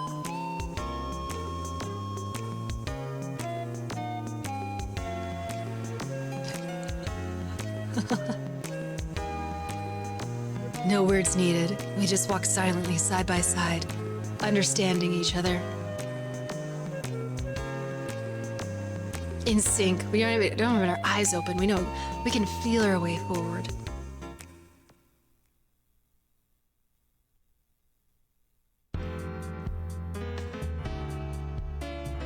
No, he won't, Static.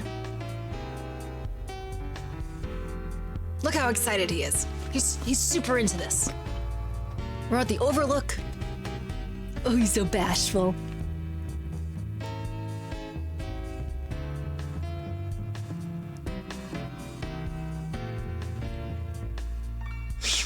Oh.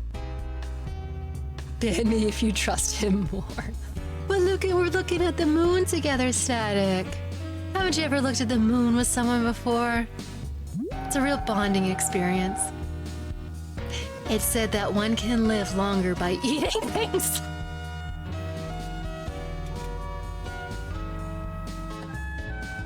What? Oh, yes! Yes, baby. This is true. True things, I guess. This must be fucking nice. Okay. Which are wet. This is getting kind of erotic. Oh my gosh. From the evening dew struck by moonlight. Oh, I'm so sorry, Static. Didn't mean to bring up trauma. But, Carl was talking about, I don't know if you noticed, but Carl was talking about living longer by eating things that are wet. So, you know what? I think he's actually, onto something here. Living longer aside, evening dew sounds kind of tasty. Jeez. No, Right. Tim! You never break a I knew promise. Carl was the game. That's too I knew Carl far. was game.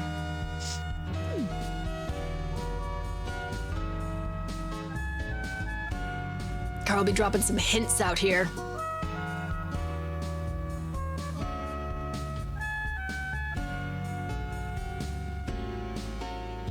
That was so funny. Oh my goodness. I wasn't the only one who saw that, right? I'm not like hallucinating. Those were the actual words that happened. Not even a handhold? No, but you heard what he said to me. If a man don't steal the deal, he's gay. He's so gay. I understand nothing of what just happened. They didn't even have a They were looking at the moon. They were sharing a moment. Viewing the moon and looking up the sky together. A note of a treasured memory. Oh, that was cute. That was so cute. I wonder if that gave me any hearts. Just like going on dates or something. Nope, we're still at 5. That's fine. I don't remember what date where they kiss. There is one where they do kiss. Okay, I need to go to bed, and in the morning I should be able to pick up the actual watering can. You ever just kill a man? This is true. It's an either-or situation.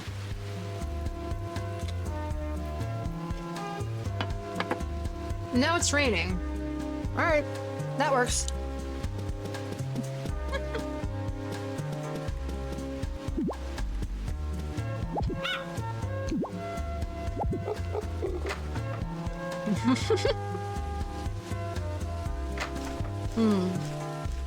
Shit, we lost some soldiers.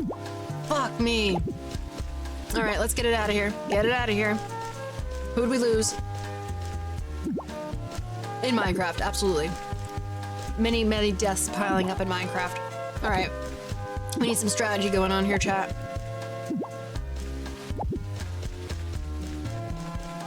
But at least we have our grass growing so we can feed the animals. But let's go back and get some seeds.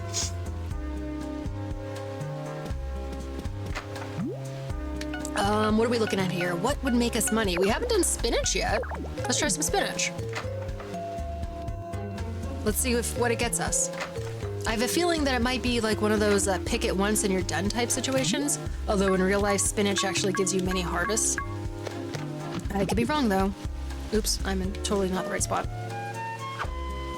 All right, so we have one over there. And one over here. Okay, and then the rain's taking care of that. Spectacular. How's everyone doing? How long does it take for you to grow up? Oh my goodness. I need wool. Plant money, grow a money tree. Oh, can you have money trees in Animal Crossing? That's wild. Animal Crossing does sound more interesting the more people say it to me, like describe it to me. I don't know. There's no marriage.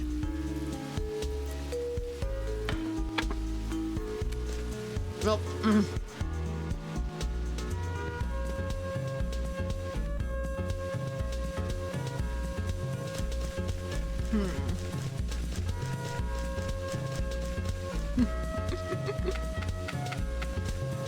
Oh, for the spinach? Yeah. That's how we do, time traveler.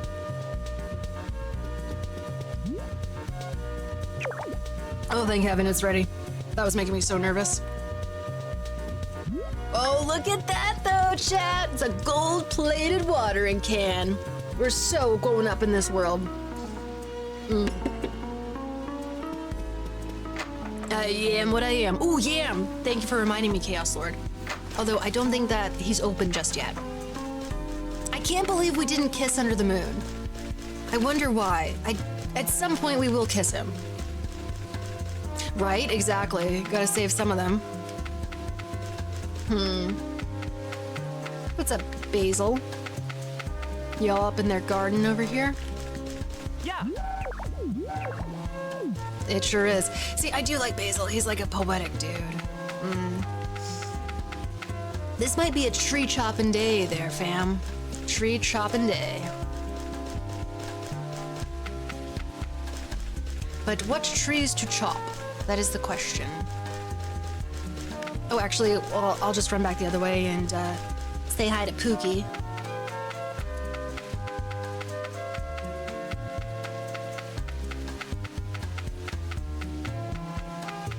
Deforestation arc. Well, I need the lumber, Lychee. Without the lumber, we can't build. With no lumber, we don't get lumber.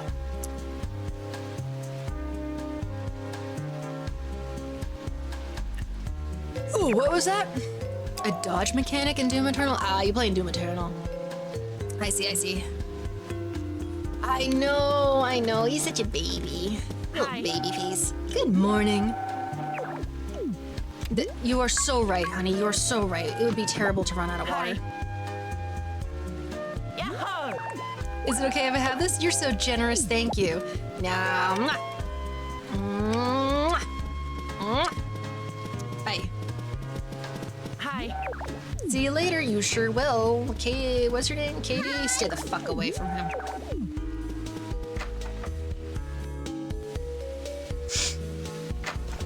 Okay. What is the strat here? We gotta go and check on the rucksack situation. Can't do anything with the plants right now.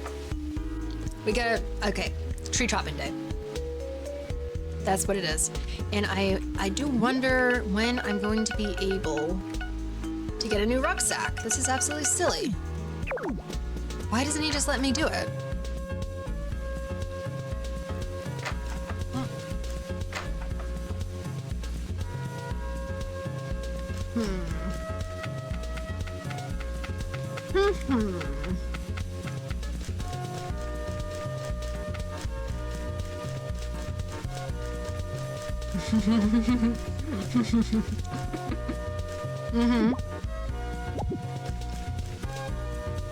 I like Breath of the Wild too, Shadow Snake.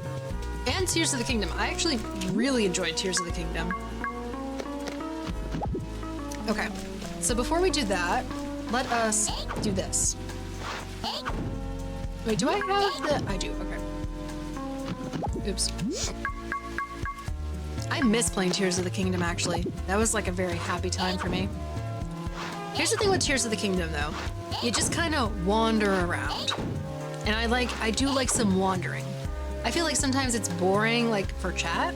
But then at the same time, like, I've been in Zelky's stream where there's lots of wandering around, and it's still super chill to be there. Oh, you don't like Zelda games? That's interesting, Static. That's totally fair, though. If you're a soulless man. Just kidding. I mean, honestly, Shadow Snake, that's fair. Is it interesting? It's a little interesting, you know, it's a little telling, you know? What can I say? What can I say? So, Shadow Snake, I would say that you're onto something, because as far as like the feel of Breath of the Wild, it makes a little bit more sense, I would say, the way that it's structured compared to Tears of the Kingdom. Because Tears of the Kingdom is set in the same world, right? It would make more sense though if actually it was set up that way, if you're talking, you know what I mean? Like Breath of the Wild, the theme was isolation and loneliness because an apocalypse had happened. Tears of the Kingdom, so actually, like, when the atmosphere actually makes a little bit of sense. Can you please give me copper? There we go. Okay, now I can get things updated. In Tears of the Kingdom,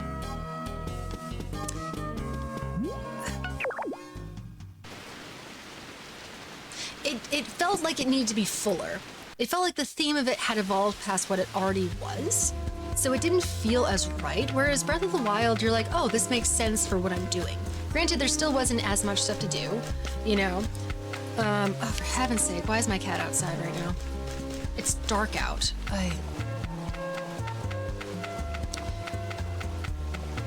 I like them as Zelda games, Chaos Lord. I know a lot of people are very opinionated about that stuff. I will say that I kind of wanted them to feel more like Zelda, but that's kind of the issue we run into with that, you know what I mean? I think Zero Punctuation said it best in one of his Dark Souls video. I think he was talking about Dark Souls 3 or something like that, where he was just like, I'm a fan, so therefore he does, absolutely. Time Traveler, absolutely love it. So he was like, so when it comes to being a Dark Souls fan and there's a new one out, expect me to basically bitch about the fact that they're doing the same thing while also complain about all the things that they changed. And I feel like Zelda fans are exactly that way. We want to have the same feel as a lot of the other games, while at the same time wanting them to actually create something new and not recycle things. So we're kind of impossible to please in that sense, and other than like re-releasing games. Like granted, some of it you aren't getting, oh, what'd you say? It can't feel like a Zelda game if it's open world, because that's a different style of play. You aren't getting linear progression. I see where you're coming from, Uzu. And I do agree that a lot of the choices they made with those games were so antithetical to the way that they've set up Zelda games before, where you do have a lot of progression, and that's how you kind of mark things out. And they could have done that, mind you. And they could have done it in a way that, like, you do unlock things as you go. You can go to those places, but not necessarily unlock it. I think the idea that they were going for with the ultimate freedom wasn't necessarily perfect for Zelda, but there were so many little things they could have done to like make it a little bit more smooth, and they just didn't do that, and that's where they ran into problems. They probably were aware of the fact that people were going to expect really unique dungeons, and they didn't get that. But at the same time, they're also like, hey, we've done the same thing where it's like, oh, a water dungeon, a fire dungeon, the same thing over and over again. Maybe they would be open to something new. And that might be true. But they did not execute it well, which was the problem. Now, I liked what they were going for with Tears of the Kingdom, as far as kind of getting back into like water dungeon, fire dungeon, things of that nature. I think that the dungeons could have been better. In a lot of ways, Tears of the Kingdom did kind of feel like TLC. TLC, good lord, DLC? I'm sorry, I'm getting so tired. it still was fun to play. You know what I mean? There was a lot of fun to be had. I love the idea. Well, welcome back, Bottom Text, and that sounds delicious. Oh, I could go for some good old dill ruffles. I'm gonna go grocery shopping tomorrow, I've got to. And Coms, hell yeah. I didn't realize that Coms were now available at the local grocery store. I gotta go check it out. It's getting harder and harder to find that stuff. You know what? Is there anything else that I can find on the ground? No? Okay. Perchance, can I have some? Come, Tums. What was I saying? My favorite. Oh, as far as like Tears of the Kingdom and stuff. I don't know. There's so many ways it could have been better, but at the same time, they delivered on so much. You can see where they really were cutting corners and being lazy by having the same like 5 cutscenes for all the stages. That was annoying. I was not impressed by that at all. Like the stupid fucking calling it a secret stone, like a second grader was like naming things in the game or doing the writing. Not impressed by that at all. It had this weird quality of one being just tossed out into the world really quickly, while also just being an excruciating amount of work that had to be meticulously done. It was a weird combination of both. All right, let's get back to bed. So, hard to tell. Hard to tell with that game. I personally love the idea. I sure will. A lot of it did, Shadow Snake. A lot of it I was like, where was all of this beautiful, prophetic, poetic writing that you had from like Ocarina of Time, or Wind Waker, or Twilight Princess? It's just really kind of baffling to me. You know, they have such a high standard for what they're doing, or at least they have a legacy that they're trying to live up to. And it just so didn't feel that way. Believe it or not, even though I love Echoes of Wisdom, like I really love that game. Like I truly do, but a lot of that game also felt that way. The writing itself was just, some of it was so weirdly juvenile. Which a lot of people are like, well, it's a kid's game. I'm like, yeah, but that's just not Zelda. Zelda never treated you like a kid when you were playing it. It was scary. It was thought-provoking. It was very philosophical. What is going on over here? Horse racing. Flower festival. Oh, no. Harvest festival. And then a pumpkin festival. Okay, gotcha. Yeah, what was I saying? Yeah.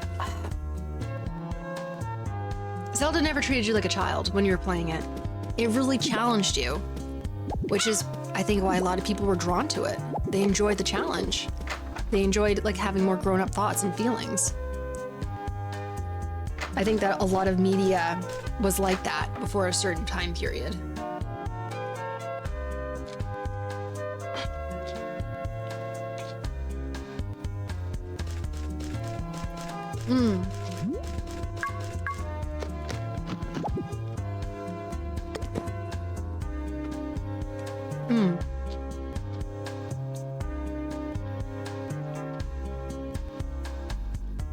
I agree, Chaos Lord. I absolutely agree.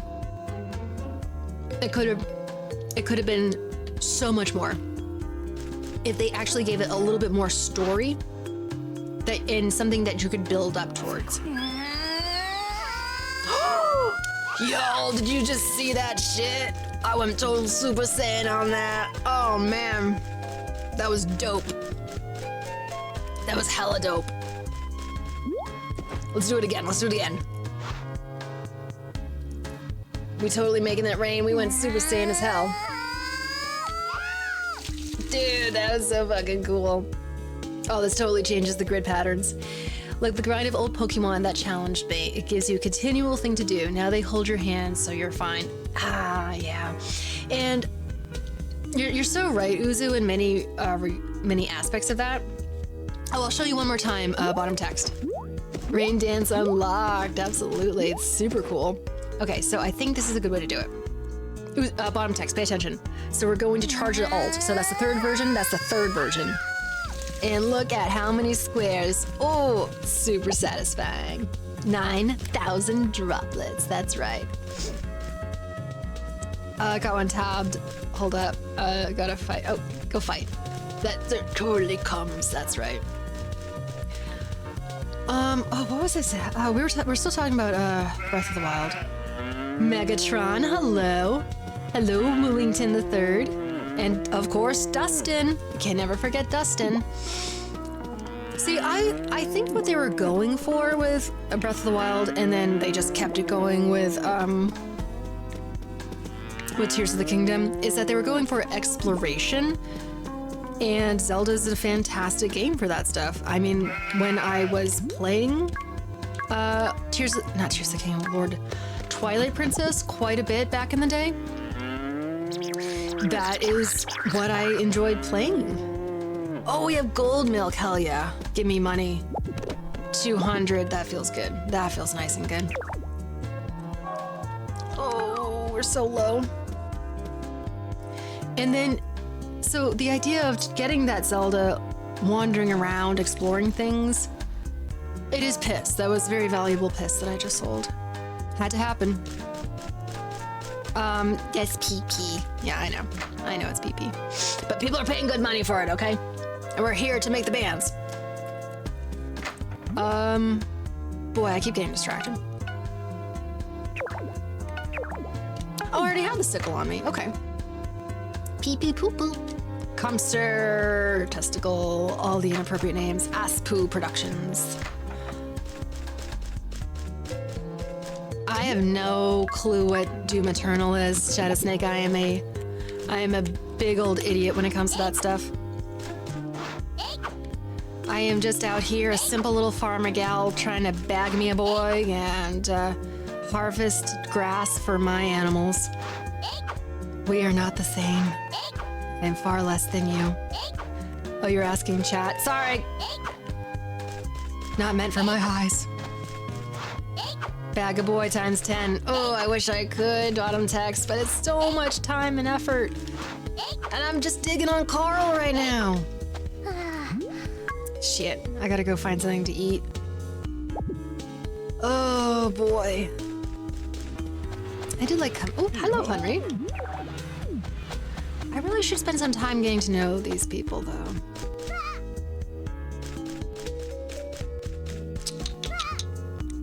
What does the well do? I need thee not for thine eyes emote. That'd be a good one to have, Thornstar. Shady the Grim Reaper, cutting these bastards down and feeding them to the animals. Oh, there's nothing on the ground for me to eat. I have food in the fucking fridge. What the hell am I doing right now? I'm like a forest animal. Oop. Oh, no. Don't you sickle that. You're gonna collapse. I made myself soup. Why am I looking for blueberries on the ground? Okay, where's the soup? There we go.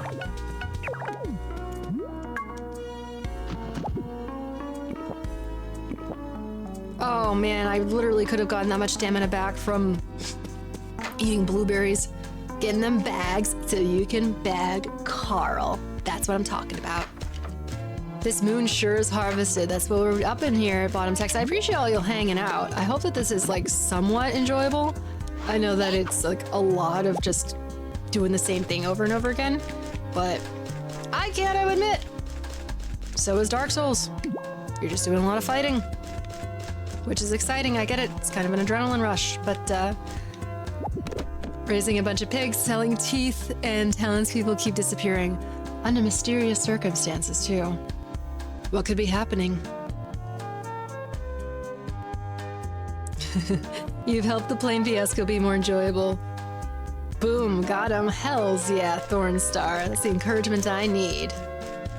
Did we already go say hi to Carl? I totally am just like losing track of what I'm doing. I think I already did. No, I didn't. Did I? Let's go say hi again. We can never get enough Carl, you know what I mean? Right next to the cafe. See, this is competition. Oh, I do love his little cap. So cute. What are we doing?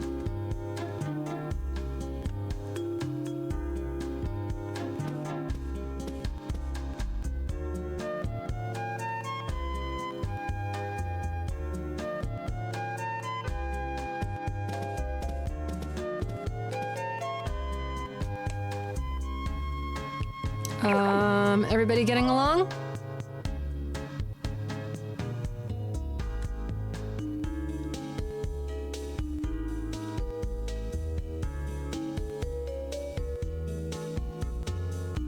Uh-huh.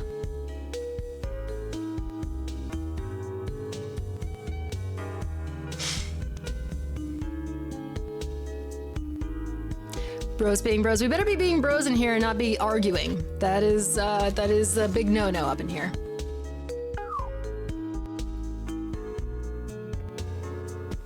Everyone be nice to each other. Or no one gets a yam. Hi. I think making things like meals and sweets is a very simple expression of your love. Hey guys, let's let it go, okay? Let's let it go. Yeah, Shady, be ready to smack. Aww. Be more like Carl. Give expressions of love. After all, you can't do it well without love. I don't know. I think it's gonna get cleared up, Alari. I think. I just like reminded them, you know? Hi. Yahoo! Yeah, let's go. How many hearts we up to?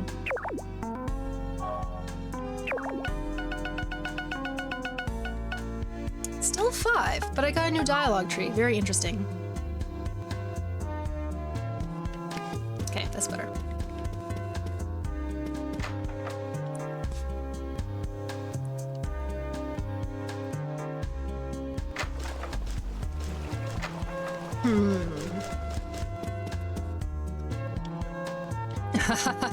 Wait, we are getting a little bit of a... Yeah. little bit of an emote army going on there, Chaos. Hello, Mayor. What if I became friends with you? What would you do?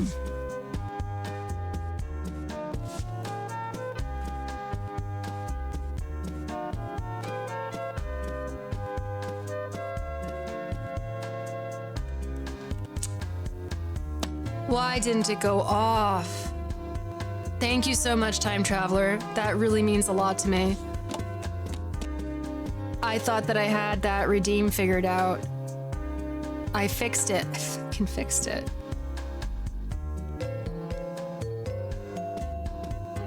Oh, it's so frustrating. I'm so sorry, Time Traveler. I literally thought I fixed this. But I appreciate the tip. I really do. I will have my shit together at some point. I swear to you, I spent so much time trying to figure this out. Oh, why? What if I gave the mayor a mushroom? What would he do? Yeah. I know, but thank you, Emily. You're very welcome, Theodore. It's not okay for me though, Time Traveler, because if I hate trying to fix stuff and then it not being fixed. Hydrate. Okay, am I sounding dry?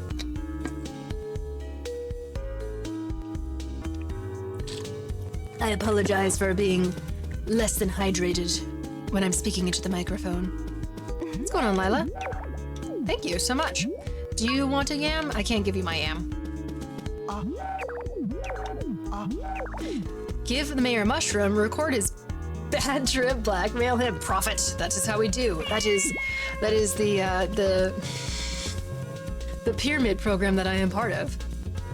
This is true. This is true, Third Star. I've been hydrating, so I need to pee for like the 19th time. That's because I barely it's not that I'm hungry. I'm really not hungry. Yeah, I'm still figuring all that out, Time Traveler. I spent 2 hours today trying to figure this stuff out with PayPal, and then I sat down with my IT guy yesterday. We've talked for like 3 hours, but then he's like, "How about we fix this?" And then we tried, and he showed me what to do, and I did exactly what he told me to, and it still didn't go off. And I wonder if it's because something on Streamlabs isn't set up correctly, or something. Dude, make a fucking PayPal effort! isn't set up correctly. But this is good. Thank you for bringing this to my attention, Time Traveler. I will absolutely get this figured out eventually. Computers just don't want to be fixed sometimes. It's so much more than that bottom text. I'm just struggling with the PayPal thing. I tried making another account today just to have a really super private business. Thank you so much for the bits, bottom text. I appreciate that. Everything is done through Streamlabs with the PayPal thing. And bringing like a third party like PayPal into the mix just makes things extra confusing. And then I was like, oh, you need to verify this. And it's this whole thing. It's this whole thing. I will get it figured out eventually. It's just, it's frustrating that it's not more intuitive, you know what I mean? But I have been hydrating. I have to pee again. Y'all know what the drill is.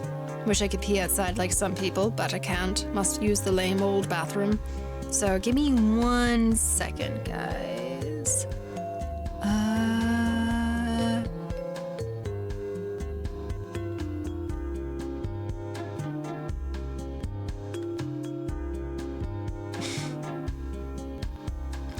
Oh, I'm so sorry. I got really distracted by y'all for a second. I am, in fact, gonna go pee. Where are we? Be right back. Here we go.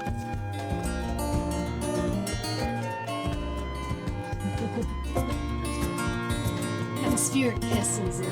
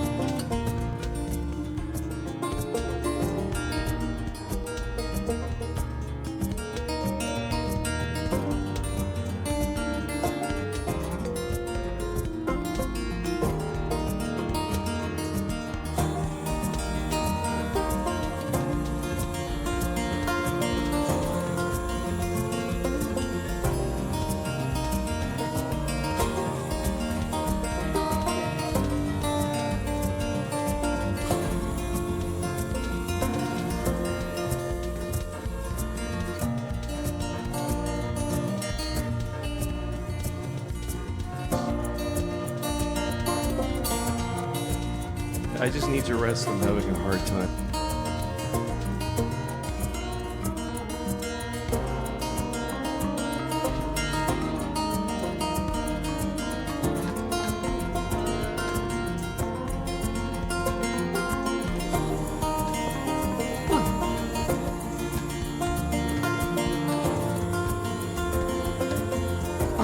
Let me see here. Turn you off. Well, all Demon's the imps Souls. Being a needed to title pull tailor-made to Colin give the now. maximum amount of spit all over my laptop screen. What? A Dell PC. Ooh, we don't talk about Dell in here. Ooh. We certainly don't talk about Dell. Okay. I might be doing a little research after stream on this game, I cannot lie. Because I feel like I haven't been playing it to its full potential in past years. In past years, I mean not many decades ago. Back when I was a teenager. Because I've never really had an opportunity to, I didn't give myself the opportunity to befriend the townspeople. And I'm kind of curious what would happen if I did. Like, what if we were friends, Duke? Would you be giving me gifts? Would I get more things? So many decades, this is true, Static. You can see the decades played out in my face. My years, good lord. I need to go to bed. So I did a little off-stream gaming. All the cute boys are at 10 hearts. I did a little heart grinding, you know what I mean? Had a little heart farming, you know what I mean? More than one, yeah. I kind of forget how to do math in that regard, you know what I mean? Oh my word, look at all the fruit that I have on the ground though. Hells yeah. We're gonna have a little bit of money today. I should plant more trees. That should be a thing that happens. You guys are great, by the way. I'm having this realization that you're still watching me play Harvest Moon, and I'm just like, oh my word, who the hell would watch me play this? But y'all stuck around. I really appreciate you. A little R stream farming is now a part. Is now in a part. I have a whole house built. I got really inspired. 300. That's what the fuck I'm talking about. That's what the fuck I'm talking about. I feel insulted. No, that's not what I meant. What are you doing? Why do you think this is interesting? I'm insulting myself. That moment of realizing that you were playing this for free for all those years. You want to know what's really funny, Static? So I went through a period of time after I graduated high school where I was just focusing on the books. So I wasn't really going to work and stuff. So I was home. And my brother, I think I was like 19 or 20 or something like that. Oh, really, Thornstar? Well, that's the new goal. But yeah, I was playing, my older brother came home one day and saw me playing this game, and he wasn't like trying to be insulting. I think he was just like a little bit confused. He was like, do you still get stuff out of this, like, now? And what's going on? Hello, Joe. What's going on? Hey, I caught a bunch of fish this morning, so I'll share one.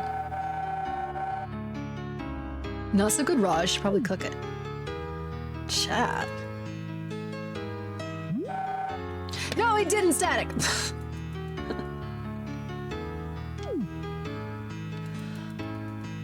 No, I know, Zoo. Got a musical note. Social craftsman note. An apprentice who sets the mood. He's friendly and upbeat. A beginning angler who knows his way around carpentry. Oh my goodness. Looks like we got a contender. We got some competition. Oh, really? Martha? I never thought to ever say anything to Martha. Carl brought me pudding, though, Static. Carl brought me pudding to my door. Way better than a fish. At least he sets the mood. He's doing this before getting you swatted. Maybe. What can I cook with the fish, guys? Let's go check it out. Guy, you be like, wait, oh, you're so, guys, you don't. Store him, I know, right? I know, right? Let's see here. What? Okay, so I need breadfruit and butter to make a dish that looks pretty disgusting. Steamed clam. But fish is definitely kosher, yeah? Pudding, maybe. No, I mean, I'm sure it's kosher, unless they're using gelatin in it. But that would be, like, considered, oh shit, what's it called? Panna cotta. That's a panna cotta. But usually pudding is, mostly just, like, eggs and milk. It's like a custard base.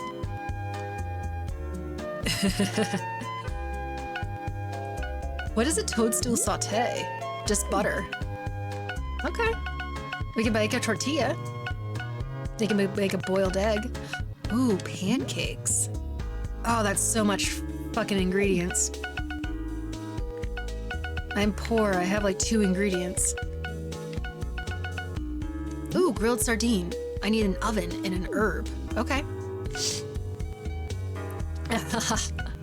So prophetic, yes. Grilled snapper. So I just need herbs? Interesting. All right, we gotta go get some herbs, guys. Let's go foraging. Oh, I realized I also missed some chat, sorry. I'm here for you and chat, even if the game is not something I would personally play. Oh, thank you, time traveler. So does this game have a maximum time limit? Is there a need to optimize every hour of every day, or you can basically go at your own pace? This really doesn't have a time limit, Chaos Lord. Like, Harvest Moon is a Wonderful Life, you literally like get old with your partner, and you have like a kid that has a teenage, like a baby phase, a little kid phase, and a teenage phase. And I think you basically go until you die. It's kind of wild.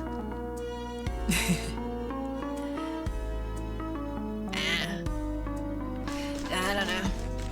Oh, we have some pumpkins though. Very nice. Ooh, so fall coated. Very nice. And then we got to replant stuff.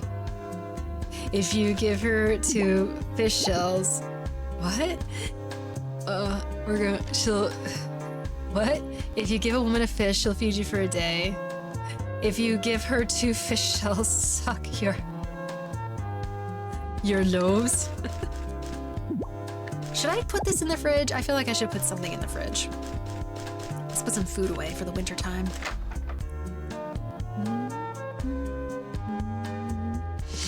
This is the most chill music ever. Okay, so we're gonna put a pumpkin away. We're gonna put a pepper away. And let's put the fish away for now. And also this. There we go.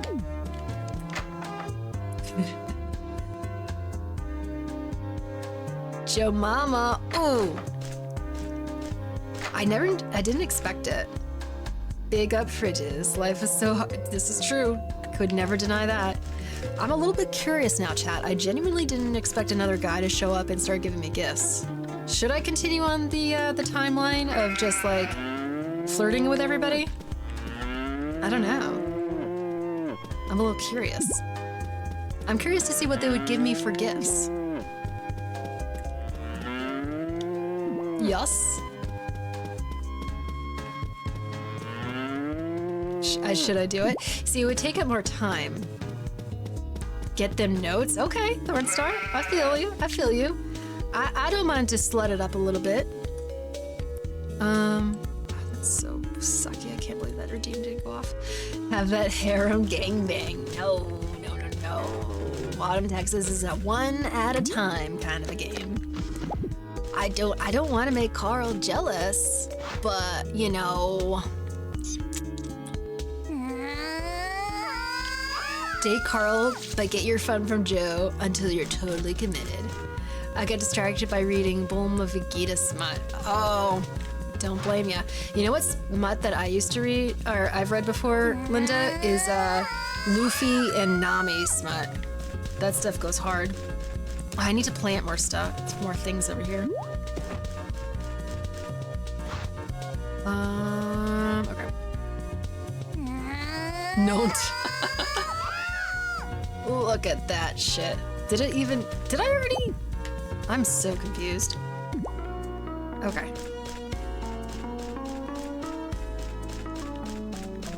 Labyrinth smut. Oh, that's a good one, Thornstar. That Goblin King, though. Oh, was I gonna put this in here?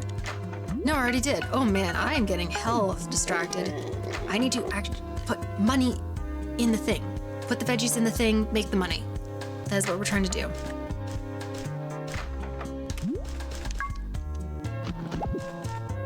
They call him Oh, Uzu. I see what you're doing. That's quite funny. Did I already, actually water you? I'm so confused. It doesn't look like I did. Oh, I think I might have run out of water. I think that's what the issue was. We love our Linda. What characters are those? They're from One Piece, Linda. I don't know how big into anime lore you are. But I do stan Luffy and Nami. I know some people be standing Luffy and Robin. Not for me. Everybody knows that Luffy and Nami were meant to be together. None of you calling Jareth by his name? Who's Jareth? I'm lost.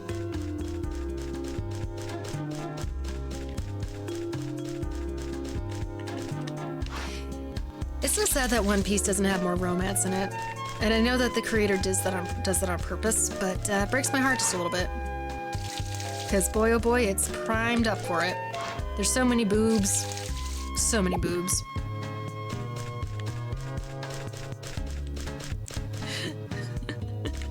Jared. What? Oh, I was supposed to be getting some seeds. Okay, what do we got? What did I get put away? More yams? Oh, I can't grow the potato right now. I guess we're doing carrots.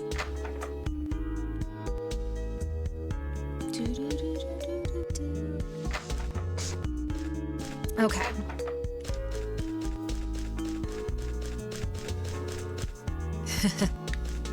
Oh, his name is Oh, that guy. Yes, yes, indeed. Okay. That's 4 things. That should be plenty. I think we're kind of chilling at this point. How's the money sitch? Poor. The money, we're not doing good. Well, what's his middle name? Can we call him his first and middle name?